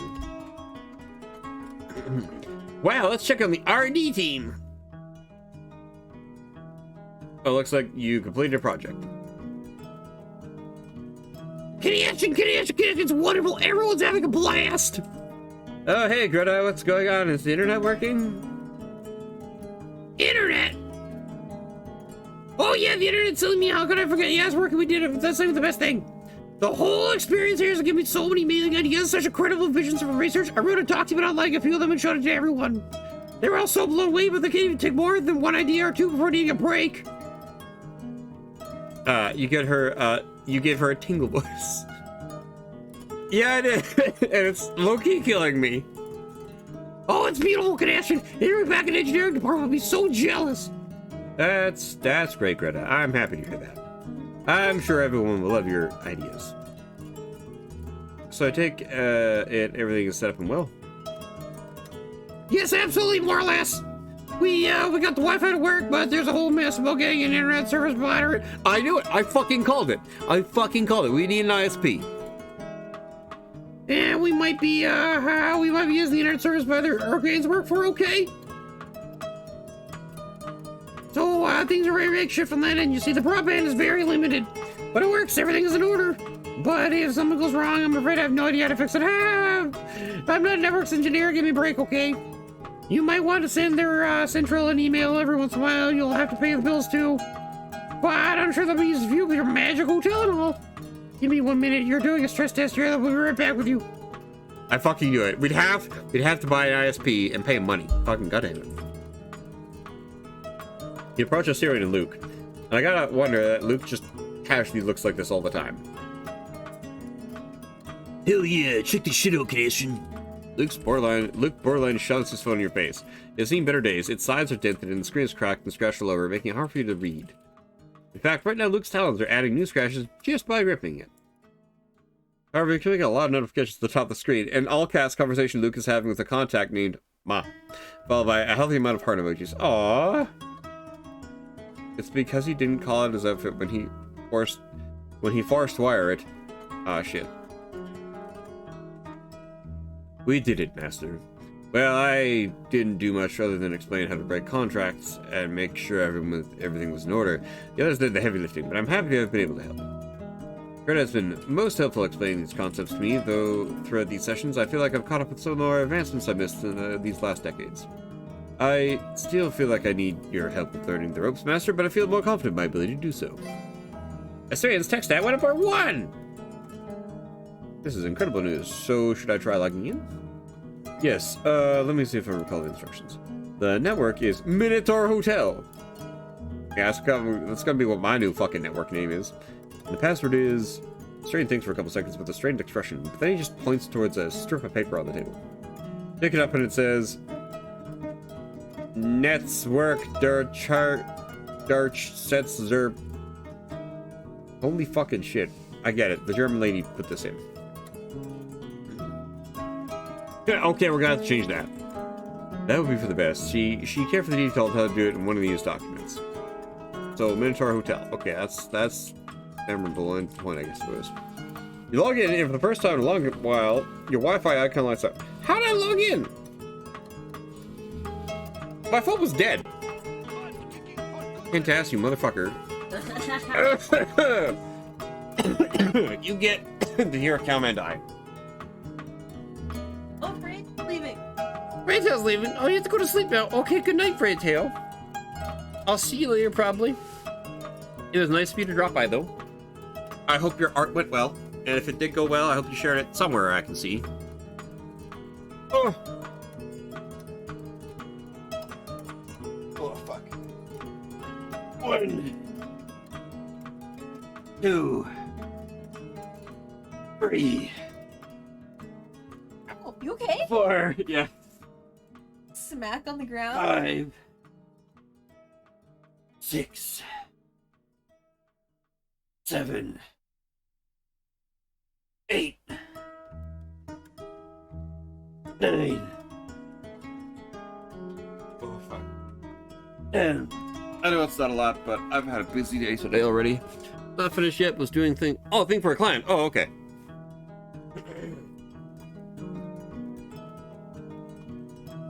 Well, then I hope it goes well for you, Theo. And I think that last warhead legit gave me a tummy ache. Managed to establish internet access in the hotel. You can now see your completed tech projects under the tech tab in the file section. Okay, cool. The excitement in the room is palpable, but you have other responsibilities to attend to. You congratulate the team on the job well done and go check on the exploration team. Let's check on the exploration team. Looks like your team found something. Oh, I love when he makes this face. Found an old page torn off of a book, a small memento of the Styrian's past. You can read it by opening the files in the files menu. By the way, did you get a chance to look behind the kiln? Much to my surprise, yes, there was indeed something else there. God hands you a clay tablet. You obtain a clay tablet revealing a prisoner's last shred of hope. You can read it by opening the files. Okay. After checking in teams, you head up to the lounge for dinner.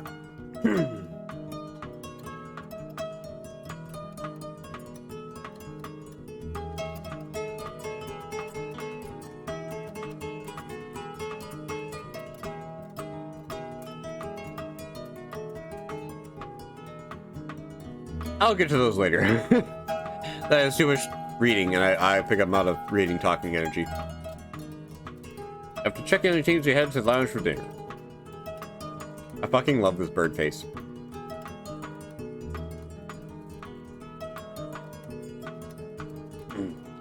Tonight's dinner isn't noteworthy. After all, Luke spent the day busy with other tasks, but everyone seems to be enjoying the night.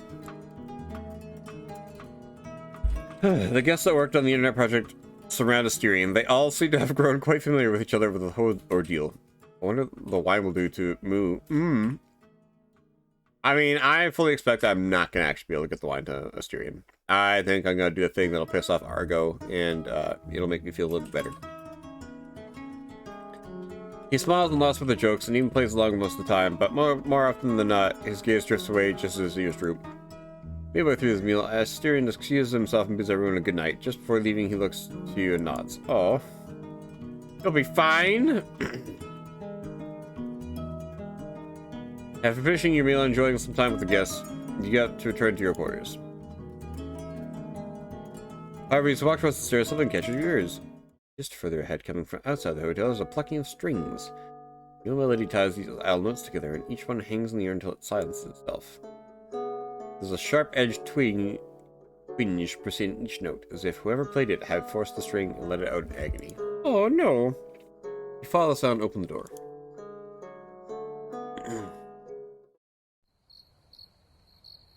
The Minotaur's ears flick to catch your footsteps, and the door is grown. But he His stare remains aimed at the stars.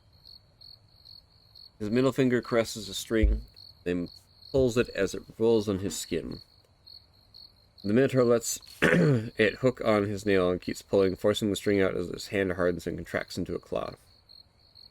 Plucks the lyre string with that same sharpness and cringes as he lets it go. A grunt escapes his throat and his tail thrashes. He lays a hand over the string, ceasing the dying hum, and lets his head hang. Good evening, my lord. Good evening, Estrian. Enjoying some fresh air? Yes. I need to do some thinking and rehearsing. Is something the matter? The Minotaur hunches over his lyre, readjusting his hands upon trying to find a position that doesn't feel so awkward. His forearm twitches as he sucks air in until his back expands and then lets it out through his mouth. I suppose it all became too much today. So many things have been happening all at once. Good things, but it's so much. It all bounced around in my head. All the people, all the tasks, the Valley expedition too. So I came here to think. Oh, if you want, we can go back and let you have some privacy. Sorry to interrupt. No, if you have been to spare, I'd like to bring a matter to you. Okay, sure, go on. It's just, you don't have to do this. What do you mean? You don't have to, you shouldn't help me. Going out to the valley yourself, dedicating your time and getting in harm's way for me. I will heal my own, given enough time. Are you saying this because the expedition might interfere with the internet research? You don't have to worry about that. Now that we're still into teens, it's manageable. That's not it. He fingers the lyre strings, letting out an aimless hum of notes.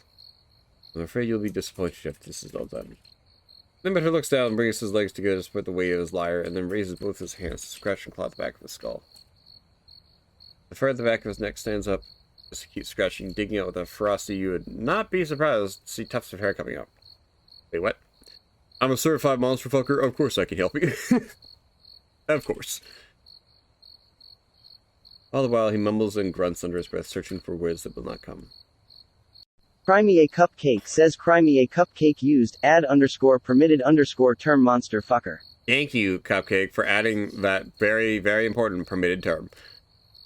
I'm afraid I don't get what you mean.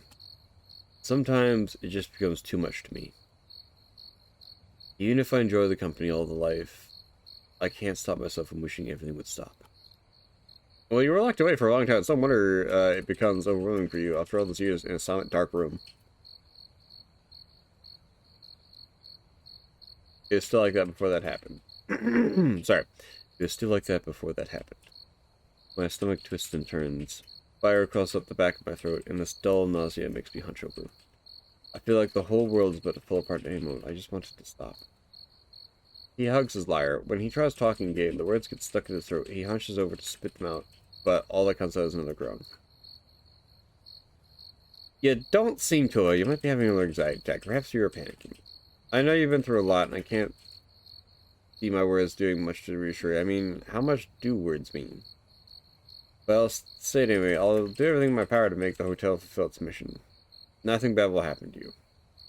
The Minotaur's back straightens and his tail jerks along with his ears. He looks again to the stars, holding in his instrument. Just as a breeze passes by, he sends chills up your spine. Oh, Ken, I have a link to a donation tracker overlay for this weekend's donation. Remind me to add to your OBS when you're done streaming. I also have a donation link to add to your about with a command. Oh, thank you, Cuppy.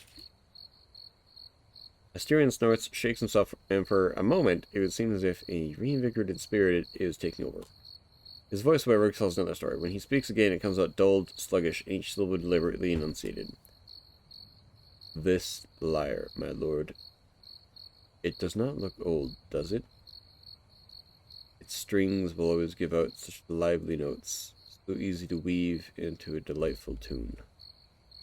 One by one, all of the strands anxious quirks, the hair standing up on the back of his neck, his hooves scraping against the ground, his fingers flicking across the strings, they all silence themselves. It's in its place is another being, which, albeit pacified, seems despondent in a whole new, cold, controlled way. And yet this lyre is older than any country back in the world of the living. I've played it ever since I was a kid. When my father sent me to Labyrinth, I didn't get to take much with me. Thought it would be distracting. The guards sneaked it in for me. Aw, baby. So odd to me. For over a century I tried learning how to use cutlery, and as you can see, I never succeeded.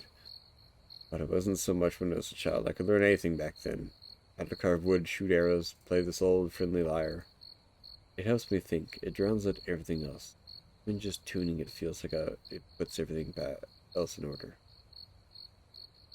It helps me, my old friend. Would you like to take a seat with me tonight? As chilling as my mind may be, a little audience would be, I would enjoy your company. Aw, of course, Darian. The concert. Okay, guys. I really have to go to bed. Okay, like, we're going to bed. I'm sorry, guys. It's just, I am very tired. And I have a 24-hour stream that starts tomorrow. And tomorrow isn't too far away. Oh, God. Yeah, after this, we're writing does like 2 more chapters. I'm sorry, it was a real good game. Who's live right now? Who's still live right now? Go? It just went live. Mine. Okay. Seems legit. Where is he? There they are. Oh yeah, literally just been live. Wait, Ass is even live. Whoa. I must be waking up.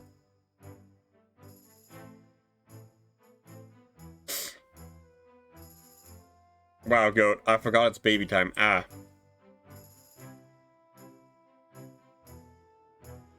Like, what's the raid message gonna be? Thank you for streaming. Very excited. Ah, I'm very excited too, Graves. And I'll have you know, Graves, I've convinced like one of my coworkers, maybe 2 of them, to show up.